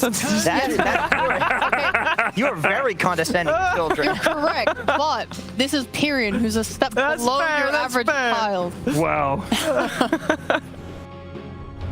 I do have as much hair as a baby, or a baby that doesn't have any hair. A bald baby, a bald if you will. baby, yes. So okay, it's like you finish making your Lego, like you just finished your favorite Lego, and then your big brother comes in and just kicks the shit out of it. Okay. Sorry, I use a swear word. And then he moons you and says, "Look at that! This is what you're gonna play with now." That's Pango. Team Liquid's turn to ban. So still decent. We'll see how decent it is in this game. We got another puck coming out. We've seen puck over the last this weekend quite a few times actually. Well, so I mean, I'm obviously not one to comment. We were discussing the other day about how you can put these right-click heroes mid, and it's like kind of a lane that people aren't going to bother. Obviously, the Underlord changed that. I want to see Quinn given a hero like Puck. I've always said this: you've got a mid who can pop off, who's a playmaker, who's awesome at this hero. Get him on a good hero. Don't give him sniper, dude. Give him Puck, something fun like that, and can move across the map. I think that's indeed very important. Maybe are we expecting Pango to be the mid here? Yes, Shiver, we are. It's liquid. It can go both ways. Yes, Shiver, I believe we are. Which one would you like to see? You think it's bad against mid then? Or do you think it's good mid? What am I trying to say? I think it's good mid? You seem so confident. I'm trying to ask you, like, what is it? Why do you think it will I'm just mid? feigning confidence. I have no idea. Sick, love that. No idea. All right, cool. Most likely, I mean, when Pango receives nerfs like that, it usually just makes his side laning weaker and he becomes more valuable in the mid lane. That's true. There you go. But Puck does kind of own it. Maybe not so much in lane, but once you get coil, obviously you know can't ult out of the coil, and it's pretty easy to gank and kill a Pango if there are other supports that can help out there. And Disruptor and Rubik are two very good supports for going mid. Now the question is going mid even worth it on this patch? These two teams seem to think so. They were going mid for the runes still, and kind of just avoiding it like past the 10-minute mark. That's when the mid became this barren wasteland. But they're still going there for the early game, and presumably that's because they're still picking these mids that can snowball off of those runes. You know, it also felt like they were going mid to kill the mid, but not take his tower. They go there and kill him and then leave, so he comes back. Yeah, because the tower's worthless. Right, so you don't. I know you want him to come back for some reason. It's like, well, the tower's still there. Actually, maybe the tower is worth something, so you can just TP there to get the runes and then leave to the side lanes again. Easy. There's the Richard. I'm hoping this is an offlane Zai Phoenix that we've seen in the past, because I really like that hero against what Gaimin have, and I really like if he can buy a Hex this game. It would be like really hard for Puck to deal with. I wanted them to have some kind of lockdown because they lack. I mean, they have like stun in Pango, but overall their catch for like Puck and stuff is quite difficult. So this is nice. It also covers like when Underlord gates in and you put this smoke cloud down, it means that they can't just like catch you right out the gate. You know what I would like to see? Yeah. I want to see the Ricky mid, Pango off lane, and then the Phoenix as a position 4. That's what I want to see. Counter the hell out of this Puck, make his life a living hell with Ricky Maru. It's not going to be that. It'll be a Zai off lane Ricky. We were both wrong. It was Zai off lane Ricky. It's Zai off lane Ricky. Wow. Nice one, bro. So smooth. And they've grabbed the Muerta, of course. Do we like the Muerta here as the overall last pick coming out for Gaimin Gladiators? I don't know anything about this hero. How am I meant to?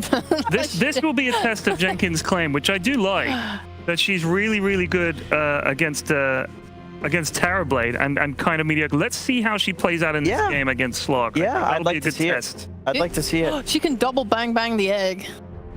Right? I think she's a pretty good egg killer, I would say. 10 seconds. I think it's a bait and switch. Maybe if there's other heroes it won't hit the egg though. What is a bait and switch? When you offer someone something, hoping they'll take it, and then switch it. Right. I know. And I think that's what I wasn't sure. Sometimes you do ask what sayings mean. No, what is the like? What's the one in here? It's and then you tell us like this is how they say it in the Netherlands. And we're like, we never asked about the Netherlands. For God's sake, that's the problem. Quit I have mentioning no idea how you would say something like that in the Netherlands. The old bait. We get it. You're the happiest country on the earth. Brag about it more. God damn it. I don't like the Muerta. I'm gonna be totally honest here. I'm gonna be totally frank. I think that, like I said, we've been all baited by the fact that it's been really good matchups in every game. I think it's still probably fine. It's just not as like sick of a last pick, especially against the Slark. The Slark looks really good against it. All right, so you think that Gaimin Gladiators got baited?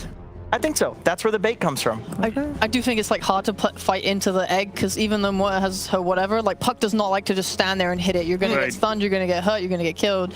I think it's very difficult if they can play their own faster tempo, take some initiative and play around like Glimpse and your ults. Actually get your wisdom runes for once, because Gaimin get theirs stolen a lot and it's annoying me. Get your wisdom runes, get your supports levels, and then play off these ults. They're pretty strong. Playing off these ults. Let's see if Gaimin Gladiators can do that here in this third game, and let's see which one of the two teams will come on match point in game 3 of the best. of 5 grand final. First, some electric pandas. Behold! Prepare for battle.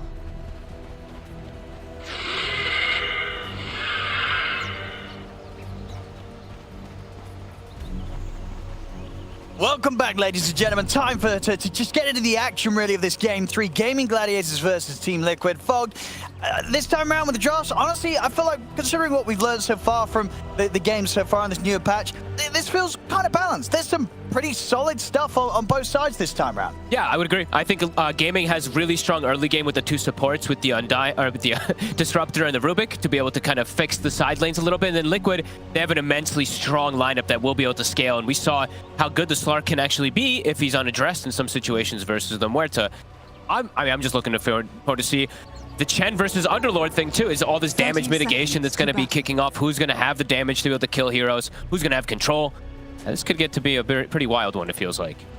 Yeah, definitely a high chance that we'll see both teams be able to just sort of gear up in a fashion that will allow for these kind of close back-to-back, kind of you know, back and forth fights between the two sides. Both teams as having the heroes that will be able to build up those auras and provide that sort of sustainability that you've got to build up, as it seems in this patch right now, to fight. Yeah, and I want to see, I mean, I've been wanting to see Phoenix because I want to see people doing the blood grenade stuff within in lane. It seems really, really strong. As soon as you get this level 3 timing, level 2 fire spirits with blood grenade, you just have constant kill threat. Like, you just keep bringing. I've seen, like, well, that's in pubs, of course, and I've seen a couple in these, like, pro pub matches, which is people buying, like, extra of them, and you apply so much pressure. The damage is pretty insane that you're able to kick off. So I'm looking forward to see how that lane is going to end up kicking off, too, versus a Muerta Disruptor lane. That is pretty damn strong. Yeah.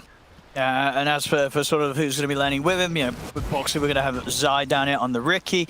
This hero is having crazy win rates across the brackets and being played in numerous positions, right? Off-lane, mid, carry, whatever you want to do right now. It's in a fantastic spot. Do you like sort of the decision here to run it on the off-lane here for Zai this game? I actually thought that they might do it in the mid lane. I was actually kind of in agreement with what the panel was saying and just throwing the Pango off lane, but I guess they must have seen something else just because probably Pango's able to just farm better than a Ricky is in the mid lane. I don't know. I'm not sure what the actual priority, why they want to go for it here, but looking forward to see what Zai's going to be able to do with it anyway. Smokescreen is definitely really good this game when he's playing versus the Puck, of course. And yeah, we'll see how much this Shard Smokescreen is going to be able to do also. This thing is ridiculous. Absolutely. 7 armor reduction once you just get a free Shard from a potential like Tormentor or something. And also it means that there's going to be no chance of Tofu being able to grab anyone and throw them out there to safety when he's got his own Shard. No Shard, no nothing. No Force Staffs or anything. People who are caught inside of it, you're just stuck. Now we'll have to see how you have to save yourself. And let's see what type of game Quinn is going to have versus the Pango. It was picked as kind of this counter matchup versus it. And yeah, he definitely does have this great way of being able to play the game. Besides playing versus Ricky Cloud, there's like no stun zone. So we'll see how Quinn's able to do, what he's going to be tripped up by or whatnot. He's going to... No. Sure. Yeah. And you see sort of why Gaimin Gladiators this game wanted to finish things off with the Muerta carry? I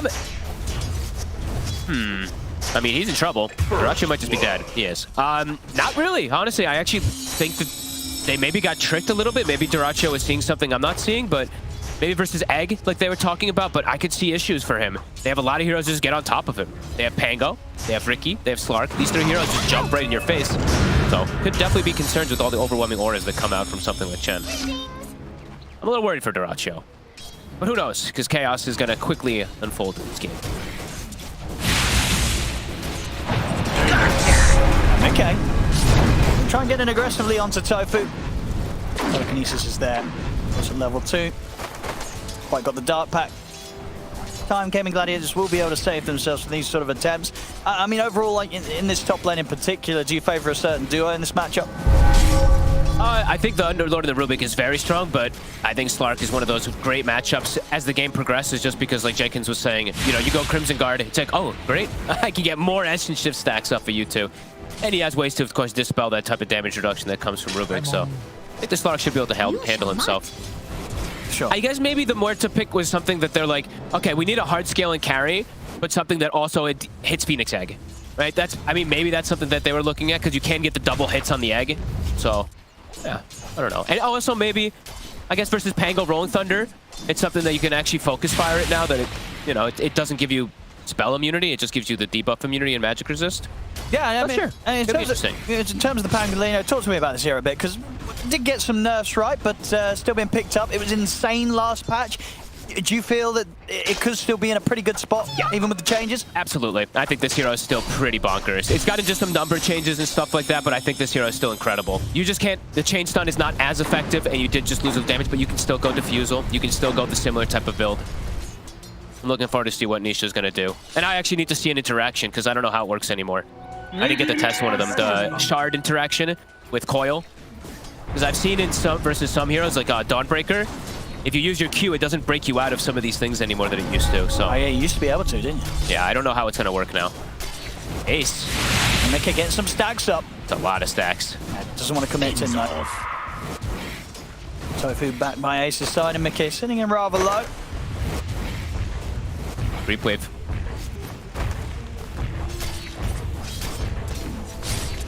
So far, his first opening minutes, very close on the lanes.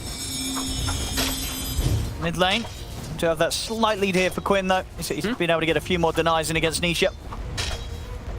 I'm wondering if maybe that's because of the universal changes. I'm not sure. I mean, this matchup does tend to go back and forth. Some players are just very good at playing the puck versus that Pango. Quinn, he's been playing quite a bit of puck recently, right, in these couple of series. This is what, third game in the series that we've had between these two teams. And he's playing versus limited stun. He just has to really watch himself versus the Ricky Cloud.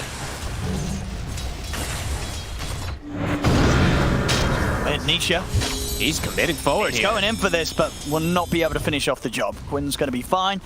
We'll have to take the walk back to base. And let's see. All the creeps are low, though, so Nisha's not going to be able to get like, any extra denies. I don't know if Quinn's going to miss too much out of this. Maybe 1 or 2 creeps at maximum.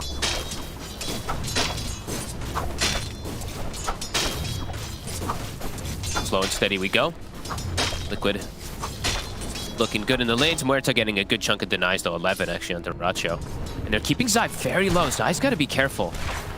Yeah, if he sort of gets caught by a straight dead shot to a Thunderstrike, he could go down. They're both very low right now, but there's for the hit there onto the two of them. Dracho lining that up nicely. Not enough to kill them, but still keeping both Zai and Boxy extremely low on this bottom lane. Top. A lot of stacks being getting blocked up as well. And Insania with the micro, making sure that Ace was not getting out alive. Tofu looking to guarantee the rune here for Quinn. And he will be able to arcane up top. But that doesn't, I mean, they take advantage of that movement instantly on the side of Liquid. As soon as Tofu leaves the lane, they're going to be able to get that kill on Ace. On him, Dyrachio. Zai's going to look to chase. Quinn will be able to finish off Nisha in the mid. Zai. He's not going to be able to continue to run this down. Celery. It's over to help out. Boxy trying to get in from the side. Celery glimpses back to Zai for now. Dyrachio's still super low. He's dead. The spirits connect, and Boxy, he's able to finish him off. They're taking out Dyrachio in the safe lane, but indeed at the same time, they were able to take out Nisha in that mid matchup. Phoenix actually hits really hard now, too. These type of universal heroes that are just a bit different, they look so different inside the lanes. It's really cool. But yeah, they got mid. They use the coil, and they will be able to still have an arcane rune for Quinn, too. Good punishment there from Tofu. Yeah, Quinn's having a super hot start this time around on the puck. Yep. Had a few games where his early game has struggled a bit, but this time around, a blazing start here in the mid matchup.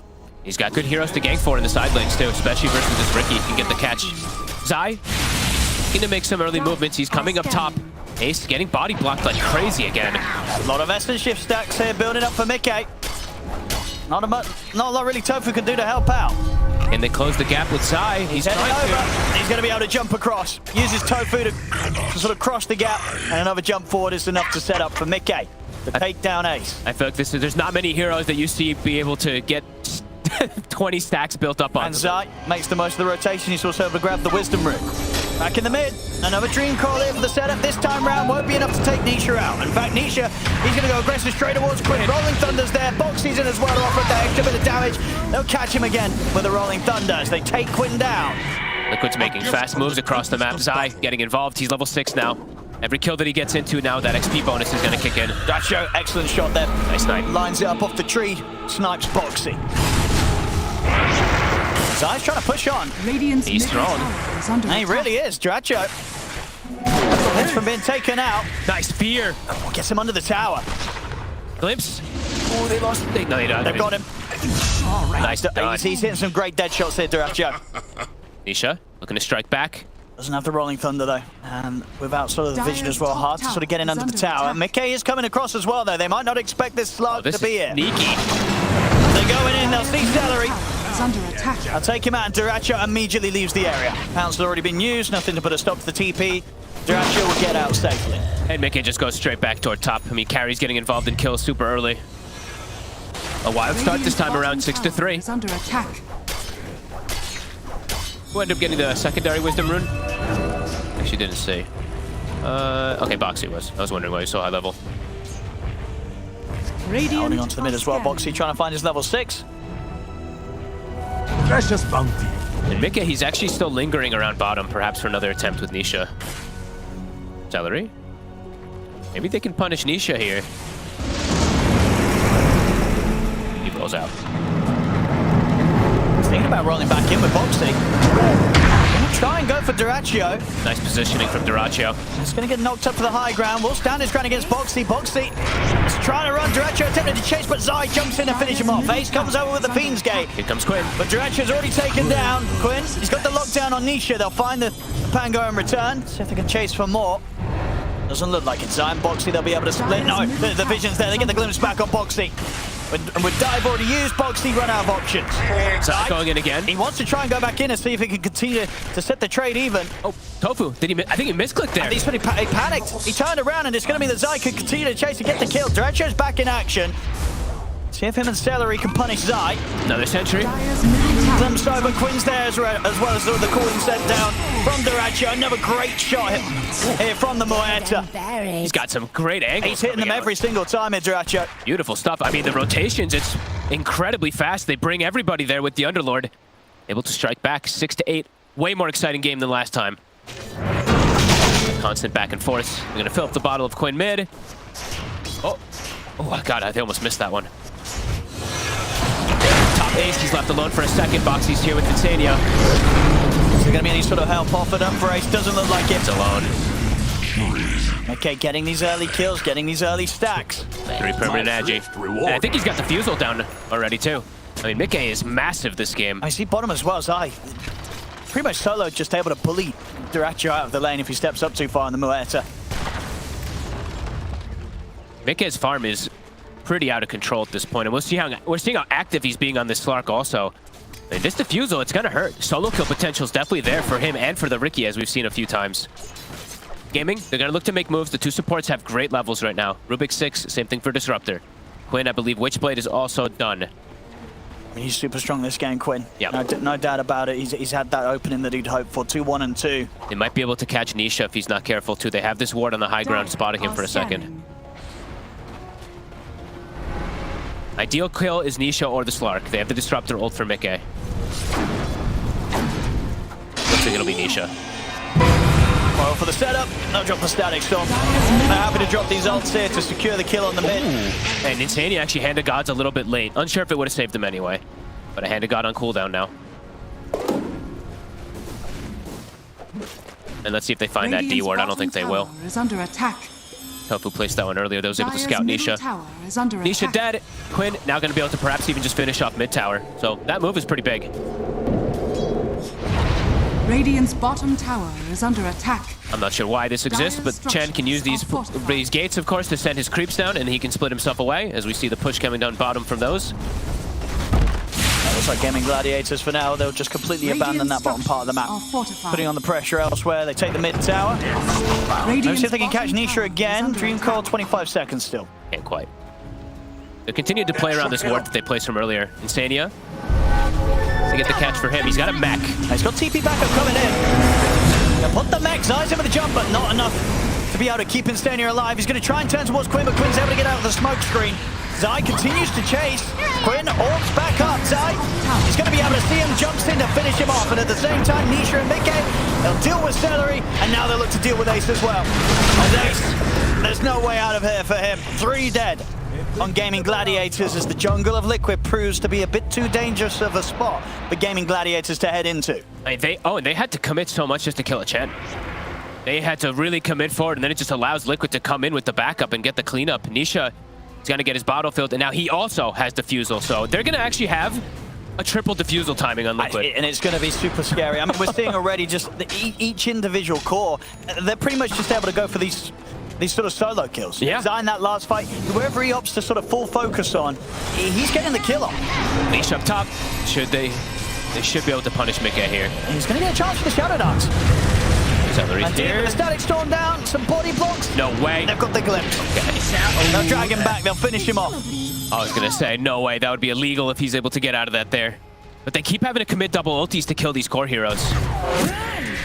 Liquid, how will they strike back now that those are on cooldown? Wisdom Rune's going to be coming up in a second. Is Gaimin going to be able to claim this one on the left side this time? Should be able to perhaps push this onto this tower up top too. I'll lead it on to Dyrachyo. He's got to be careful. Radiant's bottom tower is under attack. They have so much mixed damage on the side of Liquid. Radiant's bottom tower. Deal with this Muerta. Yeah, Zaya. Yeah, Diffusal's going to be done. Nisha, he pretty much has it done, and Slark does too. This is going to definitely cause issues for someone like Ace. These strength heroes definitely do falter a little bit, even though they have arcane boots. You live so long, you just get burnt down. Dire's middle tower is under attack. Dyrachyo getting some space to catch up, of course, but it's a bit slow at the moment. Aggressive ward from Liquid, it's spotting the supports. Tofu down bottom, in trouble. Yeah, they're going straight for him. Telekinesis won't put a stop to Rolling Thunder. Nice The play. core is there, Quinn. Comes in with the counterplay, jumps in with the control on towards Nisha. They're able to burst the Pango. So they can find Zai as well. Ace, Fiend's gating over, look towards Boxy. Boxy he'll get back in the Fiend's gate. Glimpse. He's able to use it to get out of there. They've got the control on Zai. They drag him back. Or maybe not enough, actually. He's able to jump over towards the neutral creeps. He'll continue retreat, jumps down to the low ground. He's going for the TPL. Do they see him? They've got the burst. They will get him. A good attempt from Zai there to try and escape, but completely outnumbered. And Gaimin Gladiators, they've got the damage to take him out before the TP is successful. Good stuff from Tofu. He actually steals the shield crash, gets that damage mitigation, is able to survive versus everything, and then he switches and takes shield tricks later. Keeping this game super close, 11-12. Only a 1K goal lead right now for Liquid, the closest game we've had so far in this series. And honestly, this is more kills than we had last game, if I'm not mistaken, already at this point. Dyrachyo. Nice fear. And Boxy might still go for this. Yeah, if he gets hit for Fire Spirit. He's going to get the first connection. One more. And he does get a second one. This job done, isn't it? Is it? He's dead. Boxy. Beautiful plays here with the Phoenix. And look at the itemization he's going for. He wants to be the Quinn answer. He's got a Hex queued up. Tranquil straight into Hex. I mean, they do definitely lack some type of control for this puck, so I can see the reasoning why. Quinn, there's a silence there. The Diffusal brothers. They're going to drop the Static Storm and they're going to glimpse Zai back. Going to hold him back for now, but he's back in. It's just for Quinn's got to orb out, but he's not able to jump out in time. The heals are there as well from Boxy. Zai's going to live. As Quinn drops the Dream Core down to no avail, ends up losing his own life to Liquid in the river. They want to get moves going with these Diffusals. They know how strong their timing is at the moment on Liquid, especially when Quinn off the board. No coil even when he comes back to life. Insania, I mean, the two supports on the side of Liquid are just farming and farming so much. Dire's bottom tower is Dyrachyo. under attack. Scary positioning for him to farm. I mean, Zai's terrifying right now. Really this is. rookie can cause huge issues for whoever's found out on their own. And this is all he needs at the moment. He just needs to run around now at this point and just shut down the Muerta from catching back up. Liquid, they're going to get a push going around mid also. Rolling Thunder at the ready, Egg on cooldown. So Gaimin Gladiators can slow this down. Quinn. With the jump, they've got the backup coming to the Fiend's Grave. Insane, he's going to look to get in there. He's going to get glimpsed back out though. Now the backups arrived from Liquid. Nisha and Boxy, they're ready to fight. And Mickey, he's in straight away towards Ace. If there's going to be any help for Ace, as Ace is getting focused underneath the tier 1 tower, they'll be able to deal with Zai over to the side Gaimin Gladiators, but they will lose their Underlord. I mean, Insania still, he used Hand of God, but still has Mech and Holy Lock, and he's still full HP. So with the 4 of them here, Gaimin Gladiators. Get a glimpse. They get caught on Insania. Nisha thinking about committing him with the Rolling Thunder. Now they're ready to push forward. Mickey in with the Shadow Dance on towards Celery. Celery turns, drops down the Static Storm, but he's gone. And now in over towards Dyrachyo. Pop the ultimate, but the controls here for Nisha with the Rolling Thunder. 3 connections here back to back. Insania's able to walk away. He's going to live. And now Mickey, he's backing onto Quinn. Quinn turns with the Dream Coil. He's going to be able to jump to the side, but he's ticking down low to the Fire Spirits. Dive forward from Boxy. He's looking to finish up the job with the Waning Rift there. Quinn able to survive on minimal HP. Insania is not the target to go for. They keep glimpsing him and he just stands his ground and the team's able to commit forward. Nisha, he'll be all right. Soon to have his Blink Dagger as well, Nisha. They're getting quite a bit of kills here on the side of Liquid. It's starting to definitely add up. Echo Saber done on the Slark. Big kill though for Duracho was the one that he's able to get on Zai. Yeah, we saw that off to the side at the start of the fight. In that high ground area, but at this point, when Liquid's sort of bringing the fight to Gaimin Gladiators beyond their tier 1 tower, there's only so much Gaimin Gladiators can do, and Duracho just pretty much completely controlled throughout the duration of his ultimate. How does Insania live there? Unbelievable. I think, what, was that 7 HP or lower? I'm not even sure. Dire's middle tower is under attack. All grouped up. They're actually just looking for the Roche. Static Storm's on cooldown. Coil back up in 7 seconds. Is Gaming even going to expect this is the question. Liquid's actually deciding to go for a kill instead. Heroes are showing top. They have ward vision. Let's see if they can jump first. Zai leads in. He lanes down the Tofu screen. They'll go for the Rubik. Forced aside, but Tofu's gone. They'll turn towards Ace. He's heading into the Fiend's Gate, but the Rolling Thunder from Nisha catches him. Gives him no chance of heading into the safety of his own Fiend's Gate.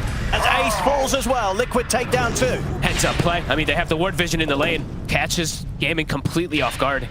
They get on the Rubik too. These 2 support heroes hate getting jumped like this. A Rubik and a Disruptor. These heroes want to be the ones kind of starting the fights. When they get jumped on themselves, they have no real answer. They're actually going to look for the quick move down to the bottom. Maybe see if they can get into Gaimin Gladiators' jungle to find more. I thought they might go for the Roche there, but looking to play more aggressive. I mean, they know it's going to move down to this bottom half of the map, so maybe they sort of just fancy taking it down in this area. Instead, obviously at this stage, it doesn't matter with the first rush. In terms of the drops, it's still just the Aegis. That's very true. Good call. But they want to take it out here instead. Yeah, that is definitely why. And they set up vision around it too. Yeah. I mean, they're being fast and very aware. And they should be able to just get this one completely for free. Need some space here for Duracho, but they're not being given much time. Any opportunities really. Liquid, they're just moving super quick around the map with these triple diffusal blades. Soon to be a completed Aghanims as well on Mickey. Good God. Completed Aghanims, soon a pipe on Insania on top of all the auras that these creeps are going to be providing. There's a lot of sustain, a lot of healing as well too for Boxy, who's getting closer and closer to that Hex, Owen. Everything's really sort of falling into place now for Liquid. Not as a huge lead by any means, just a 4K gold advantage, but very much a game which it's going to be a test to see if in this sort of environment, this is also a sort of game where Muerta as a carry can pop off. Yep.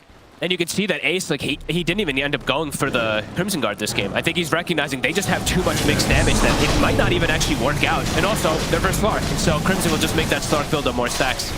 As yeah, Tormentor's going to drop. Who's going to get the Shard? It's going to be the good one. Him or the Chen are really nice ones at this point of the game.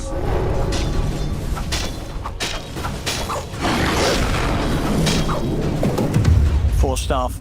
Now done for Quinn, so now having that chance of saving himself if caught in the smoke screen. Zai. Save bodies and himself for sure. Until he'll be able to save himself at least versus the Ricky Shard, but he won't be able to save each other once he does get What's going on here? Am I missing some sort of hidden tech? There's a holy locket on the floor. Uh-oh. Is it by accident? Oh, I think that was by accident, maybe.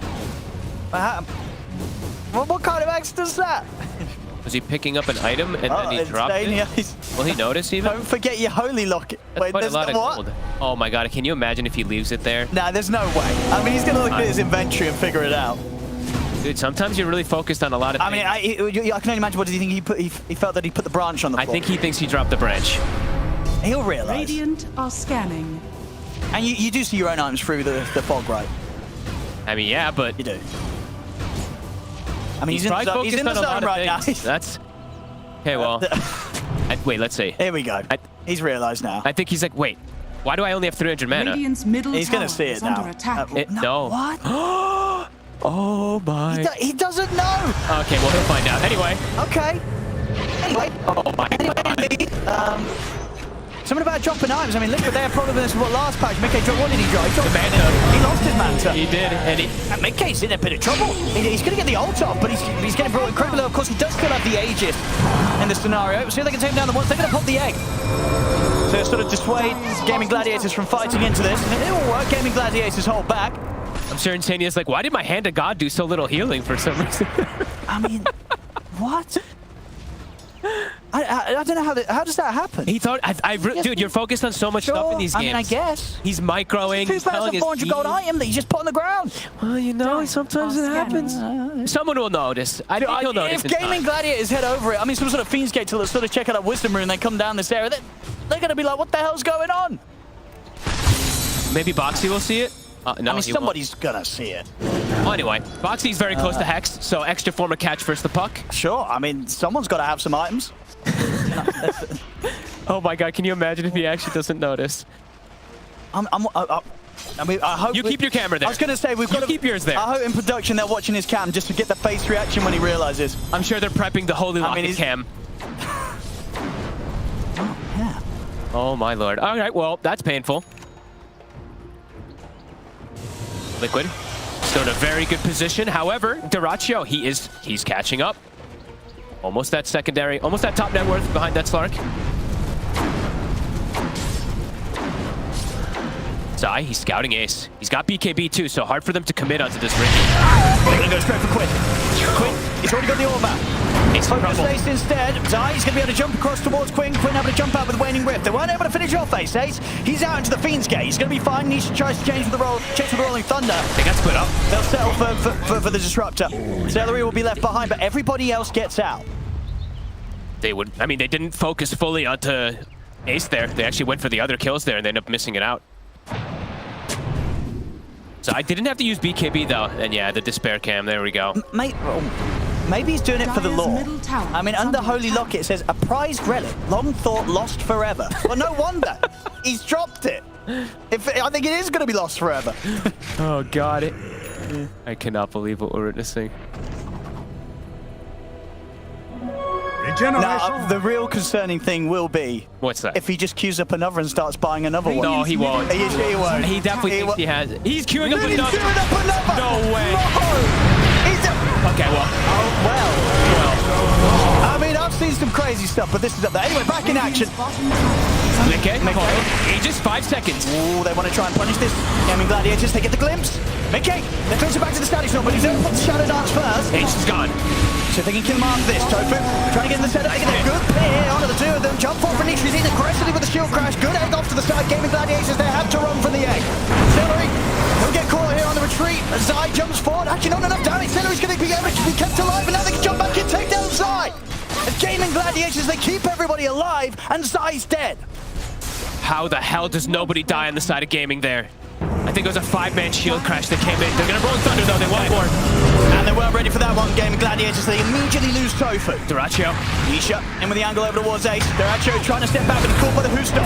Some red damage coming in from Boxy. They'll force Dyrachyo back to safety. Buyback comes out immediately from Tofu. Can they punish? Insania, he might get ran down here. TP. They've got him. Glimpse is there. Insania's gone. It's Gaimin Gladiators, they'll hold. They do commit with the buyback of Tofu, but they're able to set up now, and they're taking these fights. They're striking back for sure. And this is versus the BKB of the Ricky, too, which is pretty important that they're able to take these fights versus him. And the Hex reveal from Boxy. Is he actually going to commit for it? Oh, no, my God. Why did you say that? You're actually hurting me. He's actually doing it. You're actually hurting me for this. I mean, as you said, I guess he's just full focused, and... I reckon he's not even thought twice about it. He's just like, okay, I need to get a Holy Locket. He's like, man, I'm really Maybe he's like, well, I thought I bought one. Maybe it was in the other game. I remember buying a Holy Locket. It wasn't this one. I mean, there's no other explanation. I don't have a Holy Locket. I need to buy one. I mean, all these things, that definitely adds up. Sure. The extra healing provided, just having the stick and being able to heal people with it too, on top of just buffing up your mech and... Oh my God. I mean, he's going to be kicking himself so hard after this game when he realizes, especially if they end up losing it. I mean, right now, gaming is trickling their way back into this one for sure. I mean, it's not like a visual bug, right? I don't know. There's definitely he definitely had one. He definitely had one. It's definitely sat on the ground, right? He 100% had one. Trying to make some sort of sense of it. I really bet that he's sitting there and he's like, man, I swear I was super farmed this game. Oh my goodness. Quinn. Oh, Zai. He's got the Force Staff though. It's always this protection versus the Cloud. He can force out, still be able to jaunt over to the orb. Actually, he's going to opt to stand his ground with a phase shift and play with Blink instead. He'll get out. These Force Staffs. The dream item always versus Ricky. Yeah, I mean, honestly, against the Ricky, you know, definitely were would be many situations where Quinn could get caught out, but he's playing it well. Yeah, No, he's only really died, good the 3 times this game, 8, 3, and 4. And the important heroes are the ones that actually have built their own force staff, right? So even though you're playing versus the Riki who now has Shard, where you can't force allies, you can force yourself out of that cloud. Next one, I think Celery just needs one, and then, yeah, they've got great answers to be able to reset versus Slark and versus Riki. It's a very good force staff game. And Quinn almost has his Lincolns also versus that Hex that we saw Boxy reveal from earlier. Radiant are scanning. Smoke on smoke. Ace. On Mickey. They're going to jump him. They're starting to think of the corner on the through them. He didn't know in response. He gets the Rolling Thunder off. They're trying to bail out Mickey, but Mickey caught in the static storm. He'll get taken outside. Tries to come in onto the high ground, but they see him. He'll try and TP out, but the damage is done. Duraccio claims the life of the 2 of them. What a jump from Quinn. Perfect catch. And they get the instant catch onto the Slark. I don't think he gets a chance to use Shadow Dance off before getting pulled into Static Storm. And they're swinging. I mean, they still have this ward they're up too. absolutely holding on. I mean, Duraccio, he's getting massive, especially picking up these kills. This Muerta's, it's absolutely going to be a problem for Liquid. We're seeing time and time again now. They need the BKB on Slark. Without this BKB on Mickey, he cannot fight. He's getting caught every time by the Static Storm. And they also now got the gem. That was a fresh gem picked up from Liquid. They're going for more. They're going to be able to sneak around beyond the tier 2 tower and then catch out Boxy. Boxy's going to try and dive out. But the telekinesis is there from Tofu. Gaimin Gladiators getting kill after kill and absolutely it's completely slamming down this lead that Liquid had. I love the itemization. Like we said, all these different force staffs, Ace going for Greaves plus Pipe, it's just making everything work here. And Quinn, what a godly jump. Perfectly just bringing down that Slark. Yeah, Mickey just completely disabled in the middle of that fight.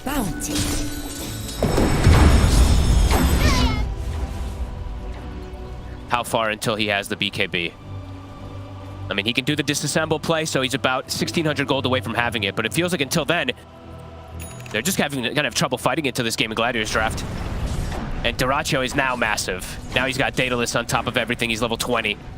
And we are seeing he didn't end up buying the Holy Locket. No, he didn't. He's gone Greaves. He didn't at least buy a second one. But it's still on the floor. It will just be a nice surprise when he finds it. Will he see it? Somebody walk down these stairs, please. And get that cam on Insania. He's gonna see it. He sees it. No. He's looking at everything else. Here we go. He pinged it. He pinged it. And he's just like, dude, you're holding on. Check out his camera. No reaction. Okay. He's hoping the team didn't know. I mean, but when Nisha pinged it, you could see there's like a little look at this. Oh shit! I knew it. And Sanya was like, "What do you mean? I only just put it down. Not like it's been there for the last 10 minutes." Anyway, back in action. Gaimin Gladiators. Quick one. It dies too fast. Duraccio, Daedalus finished. It's gone. It's gone. Duraccio's getting strong. Duraccio's getting strong, and Puck is just getting harder and harder to catch. Quinn also has a shield rune for the next jump. Yeah. And now he's got the triple auras, so he does go back for that Crimson Guard now to deal with the poke damage that's there from Liquid. Liquid's going to need some very long fights in order to have any chance to be able to take it now versus Gaming. Absolutely. I mean, if Gaimin Gladiators get that sort of solid setup from the Dream Core, the Static Storm, it's just a few shots from this Muerta and a few of these heroes, they will get shredded. Liquid has to start now just fully prioritizing the supports. They need to just get the initial jump and catch this Disruptor. And look how aggressive Duraccio is. The Hurricane piking in beyond the tier 2. He's ready to kill. Sure is. Mickey, very close to BKB. That's going to be the timing that Liquid has to use in order to try to strike back here. Tormentor, it's up. Dire's bottom tower has fallen. They're setting up. Zai, he's under vision. I don't think he knows this. Dire are scanning. TP's cooldown. He's got it up. Nothing to put a stop to it. Radiant's top tower is under attack. This moment in time. Quit. They'll set up to take the Tormentor themselves. Repent. Should be able to kill it very fast. Unbelievably fast, in fact. And now Nisha, cool. Now I get to actually see the way that it works versus Coil. So what do you want to see? You want to see if he gets knocked, if he's able to get it off, if he gets knocked out. It used to just dispel it. Oh, okay. But now I don't know if it's with the new debuff immunity thing. I don't know if it just fully dispels it or what, or if you have to get pushed out for it to dispel. I'm not sure. I mean, I need to. Because what last patch they nerfed the roller right so it doesn't dispel. But now in this patch, that was only versus Roots. That was versus Tree and Ulti. It actually was not versus Pango. Okay. Yeah. It would dispel. Dire's middle tower. It no longer would dispel Roots, but it would dispel Coil even if you went, because you went magic immune. Anyway, Gaming. DD Dyrachyo with the Daedalus. If Dyrachyo's able to get in position, this next fight could be very, very bloody. I mean, he's also got Aegis, so it's very likely he is going to have the positioning even if they just jump. I mean, Liquid, I'm saying they need to get the jump on the backlines. They need to get rid of these pesky supports. Or somehow break the Lincolns on the puck and then get the Hex follow-up afterwards.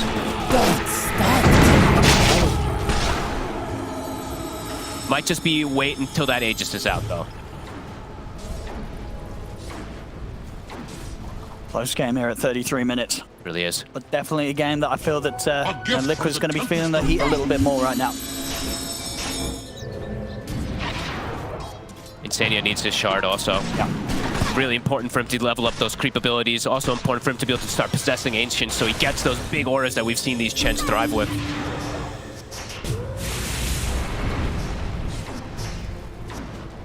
Zai looking for Quinn. If Quinn's not careful, he still can get caught, but He's he has got his gem. team behind him as well. He's got the gem.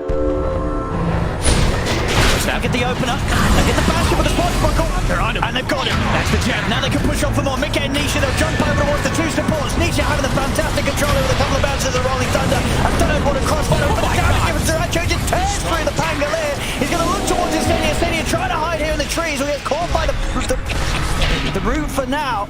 This is where Dyrachyo wants to set his sights for next. He's trying to move back over towards the carries, but Mickey is able to dodge the dead shot. I mean, Dyrachyo bought a Moon Shard before the fight, and he literally just killed the Pango in 2 seconds during Rolling Thunder. As we see, of course, as what you pointed out to me, Jenkins was talking about the Gunslinger versus the, Pierce's debuff immunity. If you actually mouse over it, you're the one who pointed it out to me. That second shot, it's supposed to actually go directly. Well, yeah. Well, in theory. The Quinn ball back for Quinn. He gets caught by the Hex. Dyrachyo still here. Balanced as well. And now the Dream comes back up. They've trapped the Phoenix. And Mickey, he's jumped in. He's building up stacks. He's going to see if he can try and take down Muerta, take down Dyrachyo twice. Oh, and he has 50 stacks. He's got him the once. Can they deal with the Slark on round 2? Zace, drop down the pit here to try and control and stand in Mickey. Mickey watching the fight for the start. Dyrachyo turns and completely blows up Zai here with this incredible amount of physical damage. Mickey is well in trouble. Dyrachyo shoots him down over towards Instania. Dyrachyo gets the cleanup. This Moonshard pickup is actually so sick. His attack speed's crazy. He kills this Slark in seconds. Look at this damage, 6K. I mean, time to push on now. Yeah, that's the thing, right? It doesn't really matter. When it's that sort of overwhelming amount of damage, it doesn't matter how much hit and shift you built up. No. He still just completely tears through you with this insane amount of right click. And Salary honestly clutched that he gets the kinetic field down because it actually keeps Mickey right inside of it there for Dyrachyo to focus fire. This Frax, it's going down. Dyrachyo pushes so fast. And no buybacks available on Liquid. They've got the fortification, but just down to the two of them to try and hold it. See how much Gaimin Gladiators can get. They might keep going. Dire's top barracks is falling. Ace still has 300 bonus damage from the fight as well. So he hits hard. Radiant's bottom tower is under attack. Side back in action. Has fallen. Respawns Dyrachyo. I'm going to try and step things up. He's in. He's in with the Rolling Thunder. He's going to have a good angle to continue to try and keep Dyrachyo controlled. The Supernova's going to be there. Dyrachyo to force himself out to the side. Still gets caught by the Supernova stun. And desperately trying to force Dyrachyo back to safety. Nisha turn once more. Gets caught by the Dream Core, but the damage is done. They're taking out Dyrachyo. Zai in with the BKB over towards Ace. Ace trying to get through the Phoenix gate. He's out of there. I think it's not enough to stop him from getting through the gate and getting back to safety. They were thinking about going through, but it's in the base. Extra kill. Big kill. They find Dyrachyo. He was playing very over-aggressive there. Standing up on the high ground, gets chain stunned. Couldn't get the force stabs out. Yeah, Nisha finding the perfect chance to get him with the start to the defense. And push him back. And we'll get to see one of the new items that I don't know if we've gotten to see in any of the recent games. Disperser is now finished for Zai. Yeah, talk to me about it. Give us a breakdown. You are unslowable, so he can just let the Slark kind of like pick and choose his targets. That's the biggest thing that I've seen, at least.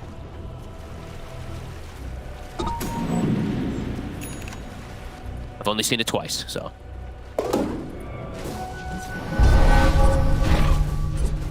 Still with a 4K lead here, Gaimin Gladiators. Liquid very much showing that they can still form together quite the team fight. They have an opportunity here because also if you look at Dyrachyo, he's gone full damage, right? So has no BKB right now. So if they can get on top of him again, that can be one of those big engines. Super close. Super close. Would mean sort of putting the buyback on hold if he wants to spend up and get that BKB online for the next fight. Yeah. How long on Roche also? It's about 1 more minute. And I think they did They still, do they have their gem actually or no? No, Quinn has it. So that was Insania's gem that he purchased from earlier. Let's see what tier 4 neutrals they end up getting. I'm going to have the harpoon online for Mickey. Okay. Another way to grab, pulling his targets. Pulling that Muerta. And Duracho, he actually, I believe what, sold the Maelstrom? Sold the Maelstrom for the BKB. Okay. Yeah, wants to be able to keep a slot open for that new shard. I don't blame him. Yeah, so, I mean, having that just increased amount of attack speed by having the item in your inventory, it feels fantastic on a hero like Muerta that relies on the gunslinger procs. It's all important that he has this BKB to be able to get out of the Rolling Thunder and the Sunray combo. I'm ready to start looking for a fight Gaimin Gladiators. Another aura picked up for gaming. They have the Shivas. And also, I didn't see this one when it came up, but Tofu has a Hex. So, another form of instant catch. Him and Quinn definitely been doing a lot of work to be able to stop Nisha in his tracks. They buy another gem. They'll give that one to Mika immediately. And Mika, he finds one of the better items in the one of the better neutrals in the game, the Ninja Gear. I think this is now. It was important last patch, and now it feels even more so because of mobility across the map. Radiant are scanning.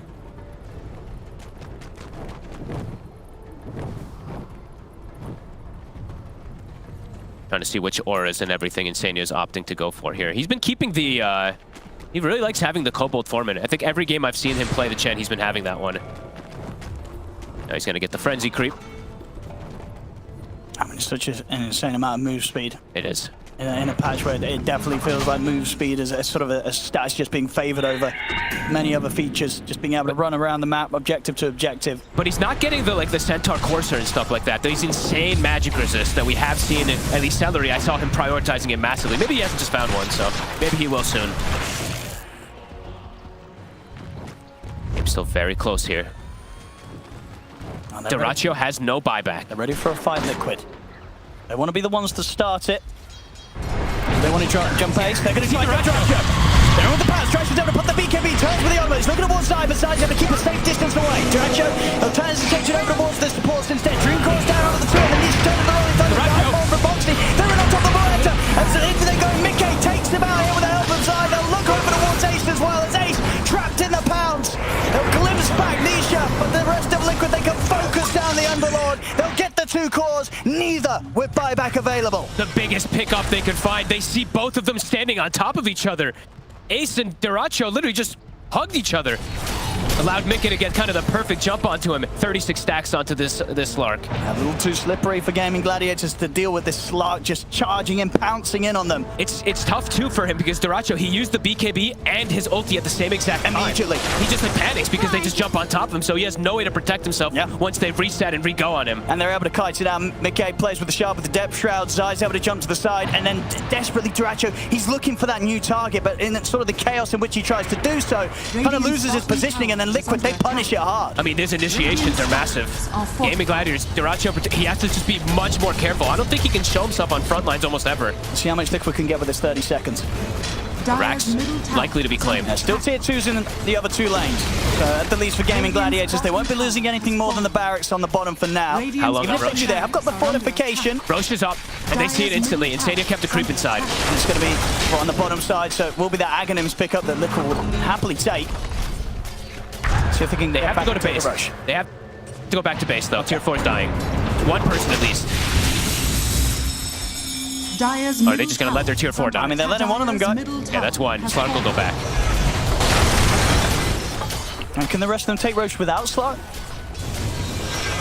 I don't think they can fight without him because Gaming's smoking over. They know this is coming. Quinn has a DD rune for the fight, too. Initiations seem to be absolutely everything. I mean, if they're able to fight this whilst Mickey's not around. I mean, they see Insania right now. Insania's actually under a ward that Gaming has from earlier. Insania get out. Quinn's got it. Not. We'll catch him with the Dream Coil. This will at least give the rest of Liquid time to sort of assess the situation and consider if they want to fire. Put the Hand of God. There's nobody that can save Insania there. And with that, they can go straight into the pit. I mean, they're smoking out. Liquid are still trying to set something up here, 4 versus 5. Zai starting to attempt to draw their attention away from the Roche. Quinn's going to jump over towards it. Nisha is in with the Rolling Thunder. Mickey commits it as well. They're having to get out of the start. Draco puts the BKB. Shadow Dance is there for now from Mickey. He'll get forced back by the dead shot. Now puts the BKB. He's going to start wandering away, but slow the damage coming out from Draco. But Nisha jumps in on top of Draco. Draco pops the ult, and the damage is starting to come out. Draco looks towards Nisha. Nisha out with the swashbuckle just in time. Zai able to jump over to the safety of Boxy. Quinn is attempting to chase down Nisha with the waning rip. Finishes him off as Nisha's out of the game.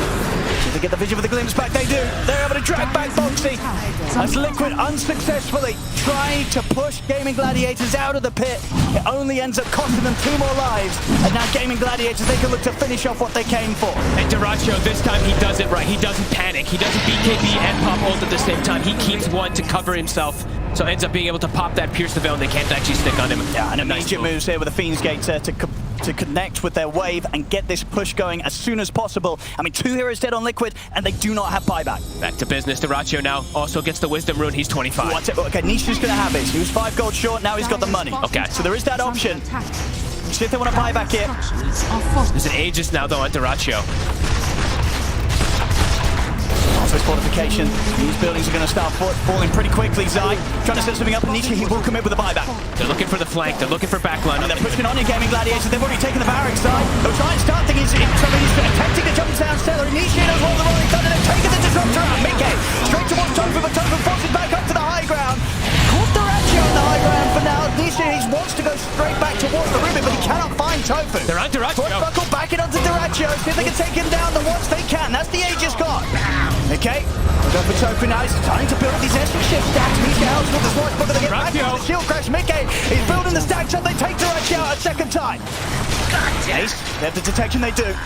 The vision's upon him as Liquid. They will come in hard with the defense, pushing back Gaimin Gladiators. The damage was done, however. The barracks were taken, but Liquid, they will manage to make Gaimin Gladiators pay for it. Back and forth we go. Slark now has 58 stacks. And this time, Muerta ult was still on cooldown, I believe, toward the end there. So Pierce the Veil wasn't able to be used toward it. After that, Aegis does respawn, and they can stick on her. How much can they get out of this? And they could look for another solid fight soon. I mean, the refresh rope's going to be back up 40 seconds for Mickey. We'll see again on the defense. They lose the barracks, but Liquid know that they have to make sure that Gaimin Gladiators pay for this. You see, he uses the Pierce the Veil there, and he's actually chain stunned. And then when he respawns, he has BKB, but they don't care BKB with these two physical right clickers. They're able to just stick on top of the Muerta at the end of it there. Absolutely, yeah. Mickey at that point had already started to build up the stacks. He still has 58 too, and they're pushing hard. Buyback comes out from Ace. Duracho doesn't want to use it. Radiant's middle tower. Can they stick around for the barracks themselves, Liquid? It's a bit trickier for them to hit the base. His eyes going in. Teasing around with them at the start here with a smoke screen. Nisha is considering going. He's revving up the Rolling Thunder, he's in. As him and Mickey goes straight towards Quinn. Get on top of the puck. He's in enough control though. Still, the phase shift is never be their time, and he's out. The statics are Mickey. They've caught Mickey. They trapped him. It's the X. They've got the Hex ball up as well. Mickey's gone. As the rest of Liquid, they've got to try and get up, but the glimpses there. As Celery is able to drag back Boxy. A stolen dive in from Tofu comes in as well. And they'll take the 2 of them out. They'll pick up the gem. Mickey actually coming in immediately with the buyback just to sort of defend the base. I don't think they expected the static storm, the Ags that got given to him from the Roche earlier. Celery just drops it on top of Mickey. With the Phoenix Gate, they're just immediately up to the barracks. They'll get this push going on. I mean, Boxy, no buyback available. It's gone. The catch over the Hex. Come forward. They're getting back out of there. They'll take the racks. They're looking to see if they can retreat for this point. It's going to get left behind them. Dracho is going to try and take this fight here with the BKB, but it's a bit awkward now for Gaimin Gladiators. Mickey, he's over towards Ace. And Dracho, he's got to start retreating with a harpoon. It pulls him back. Dracho, he's dead. No buyback. I mean, a risky play there. As they tried well, they got the Megas, but it cost them Duracho's life. Nisha, he won't find a bash somehow. Whoa, that was unlucky. I think the Fiend's Gate ran out. I think they were trying to TP out. It just disappeared right in front of them. I have to see that again. 100 seconds, no Duracho. And I think was Mickey. Okay, Mickey, I believe, was 25 before the fight, so these are long Essence Shift stacks.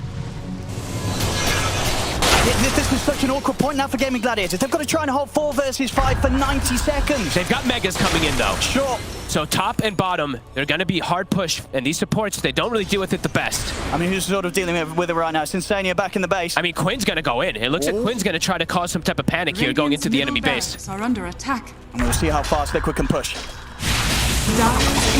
They've got to make these next 70 seconds count massively. Liquid, they've got an opportunity. This is the last creep wave that Liquid has. It's Quinn. He's going to start playing around with Insania. Of course, Insania's still rather tanky with all these items he has as the gen. They're going in heavily here looking for kills. Gaimin Gladiators, they're making their way back towards the fountain. I mean, Quinn is messing with Insania right now. He's hitting the throat. I mean, they've taken out Celery, but indeed someone else might have to come back to help out. And indeed they do. Zion Nisha, they'll return to the base. Mickey, he buys Deso, but they have no creeps. Quinn cut the wave. Mickey, him and Boxy, they're sort of on their own right now. I don't think he saw that Quinn cut that mid-wave, because they have no creeps in the base at the moment. I mean, Mickey's here, but what more can he go for? Like 34 seconds, no Dyrachyo. This is awkward. They have to fall back now, Liquid. They can't look to punish this death timer of Muerto anymore. He's going to definitely have time to come back. Okay. And Boxy's still on the prowl. Can they find somebody? Ace, be careful here. Look at this game. They're in with the Hex. The 3 of them. Zai ready to join them as well. Botch 2 on Zai. As Ace, he's going to be forced to the side. They're trying to get him out. Patoku with the lift. He's able to break him away. Mickey jumps forward. But they turn, they get the Hex off. And Gaimin Gladiators, they manage to keep Ace alive. Right when the smoke screen wears off on him, he actually is able to get the lift off. Zai, of course, with the bots too. I mean, we're probably going to see bots 2 starting to come out on quite a few heroes. It's going to be huge at this point, especially with Liquid having to deal with Megas and at the same time trying to do their best to get this push going, to take these fights out on the map. Gaming have a very good positioning in this game right now where they can kind of like take a breather. They're like, okay, guys, we have Megas going in. What's the objectives we got on the map? We've got a Tormentor up. We've got some Wisdom Runes. Let's chill out. We're okay. Dyrachyo doesn't have buyback, but it's all about saving Private Dyrachyo. If he's alive in the fights, they're chilling. I mean, a lot of them don't have buyback. The buyback state at the moment is pretty scary. Only Tofu having it available. As Liquid, for them, the cooldown's been over for some of them, but still short on the gold. Yeah. They have the Static Storm. They have the Blink on Celery. They have the Axe Static Storm. So if they just catch Mickey, that's pretty much all that's the most significant damage that Liquid has. Let's see where Gaimin goes from here.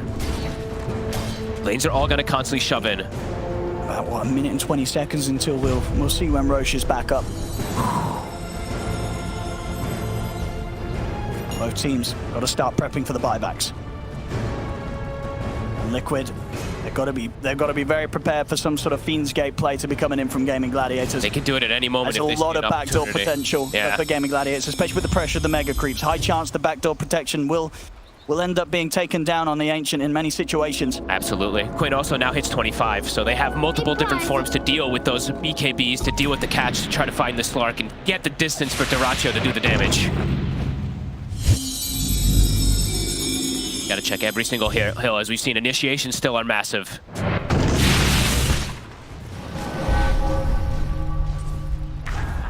Okay, that was so funny. When I saw him like run in by Deso and then they said, wait, there's no creeps. Oh god. I mean, is there regret then regarding that Deso purchase, or is it still okay? Probably some regret, but you know what? It's some good damage anyway on something like a puck, whatever. If he's able to get the Ashes shifts built up and he finds himself in a situation in the Ancient, it's going to feel good. Yeah, I mean, he's definitely not going to sell it right now, obviously. No, of course not. But you could, I mean, of course, like something like a Nullifier would have 10 times more value with the 54 staff set in this game. But either way, you could see what he wanted to go for. Yeah, the spur of the moment. Yeah. 5 seconds until we see the Roshan. Gaimin Gladiators, they'd certainly be happy with a short respawn. And they'll get it. It's as short as it gets. Roshan's back up. Oh, they're blessed. It dies so fast to Dyrachyo's build. Now who's taking the axe? You know, it's a really cool one that I think could be pretty interesting, the Muerta. You can just shoot the Slark and he can't dispel it, right? Can't you just push the Slark out of his body?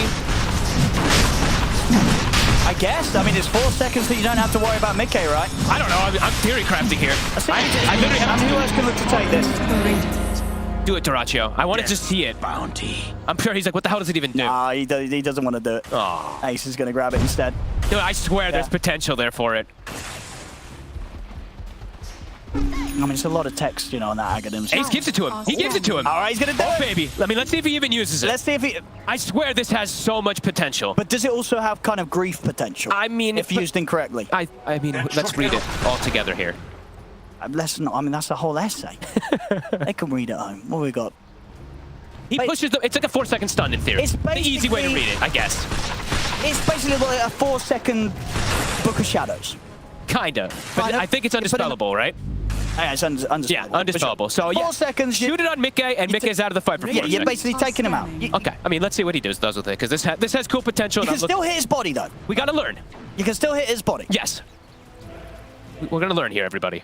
And you can save your teammates, right? You can shoot your teammates. You can shoot your teammates. Obviously, that would be a pretty sort of high-level play. You know, you've got to do it at the right moments. You don't want to grief your teammates. No, you have a lot of buttons as well, too, because he's about to have a refresher. So. Sure. I mean, we're going to look to see who he goes for with the parting shot. See if there's a big play to be made. What does it even look like? Do you know? I haven't seen it. I hope it's cool. I didn't think anyone would ever get it. And let's see if he commits his gold, because he actually has buyback back in 30 also on Dyrachyo. There we go. He's going to have a DD as well for the next fight. That is quite scary. Sure is. Jump. He'll find the disruptor. No buyback on Celery. That's a big stack. They're going to try and jump over towards Dyrachyo. Dyrachyo. Put the DD turn towards Nisha. Nisha's able to get away just in time with the swashbuckle. He's now made the turnaround. And the Dyrachyo's they get the down to get the hex off. Mickey's jumping forward as well. Dyrachyo tries to have a Mickey pops the BKB there and on top of the momentum. Dyrachyo, he's in trouble. The supernova stun successful. They've taken Dyrachyo down the ones. Mickey building up the stacks as he goes over towards Ace. They turn here. He gets the rolling thunder off in time, Nisha. The BKB's there for Dyrachyo. Falls up to the high ground. They're trying to chase Dyrachyo. And they dive forward. His BKB comes to an end. Dyrachyo, he's going to get taken out. He's out front. Buys back immediately. As Mickey, first slow by the Fade Ball. He's able to pass away, but they managed to finish him. Tofu able to take down the slug. And as Mickey's out, he buys back. They've got to hold the base here, Liquid. Mickey has buyback. I think he just might have to use it here. They got on Dyrachyo. He didn't even get a single parting shot off. And a dark reef. In the buyback state now. Dyrachyo using his. The 3 big ones coming out from Liquid. All 3 cores expending their buyback. Sort of in a moment of panic to get back in on the game and protect their Ancient against these mega creeps. I mean, Quinn and the supports did all of it there. Dyrachyo was pretty much controlling the entirety of it there. He doesn't even get to use the parting shot. But yeah, Quinn, he did heavy lifting. Absolutely. I mean, it was sort of their carry being focused as much as Dyrachyo was at the start of the fight. I mean, incredible that Gaimin Gladiators was still able to get the kills. We got out of it. Back in action. Zai. They're straining on the Tofu in the mid. We'll see Zai caught in the static storm, but he's pretty tanky. He's able to survive this. Tofu buys back immediately. Zai, he's getting shredded in by the damage from Dyrachyo. He's able to jump down to the low ground. Quick catches him with the Dream Core. Jump forward with the mighty ref. One final touch there from Dyrachyo. Takes Zai out of the game for good. He's dead for 2 minutes. They're going to drag back Tofu with the control. Telekinesis into the hex, but Nisha BKB's back up. As he goes for the BKB, the TP, he's away. Ace not able to cut him off in time, closing the gap with the Fiend's Gate. As they're back to base, Liquid, but now no Zai for 100 seconds. How's the BKB looking? Dyrachyo, he has BKB, he has Pierce, he has his ult back up. Refresher not up for Mickey also. He's got 1 round of BKB and ult. They could go down mid pretty hard here if they want to. Gaimin Gladiators look to close this one up 56 minutes in. They sure can. They have 7 heroes effectively with Ace and Quinn having buyback. Yeah, and with Dyrachyo having this refresher, 2 rounds. Okay. Of the ultimate and such. And I believe what he found a shield rune as well too, so that's actually pretty damn good for them. I mean, they're ready to end it. They sure can. Liquid, what can they do? 4 versus 5 Foxy against the Megas. Aeon disc up in 1 second. Back up. Gonna look for a bust, but the Aeon disc will get protected. And with the telekinesis, Boxy's able to break out of the combat. The static storm is dropped down onto Mickey. The supernova's there. Mickey trying to get back out of this, but the kinetic field of the static storm traps him. He's dead. The Nisha has to get away from Dyrachyo, but Dyrachyo forces in, finishes him off. 3 dead on Liquid, no buyback. GG is called as Gaimin Gladiators take game 3. Celery coming in beautifully there. The static storm. Dyrachyo laughing because everybody's like, what the hell is even going on? Gaming. Some unbelievable fights. This game was so back and forth. It really was. Great plays from both teams, but no doubt about it, in this match alone, Gaimin Gladiators coming in with the outplays. And yeah, Dyrachyo just losing it. I mean, he was able to pull it together.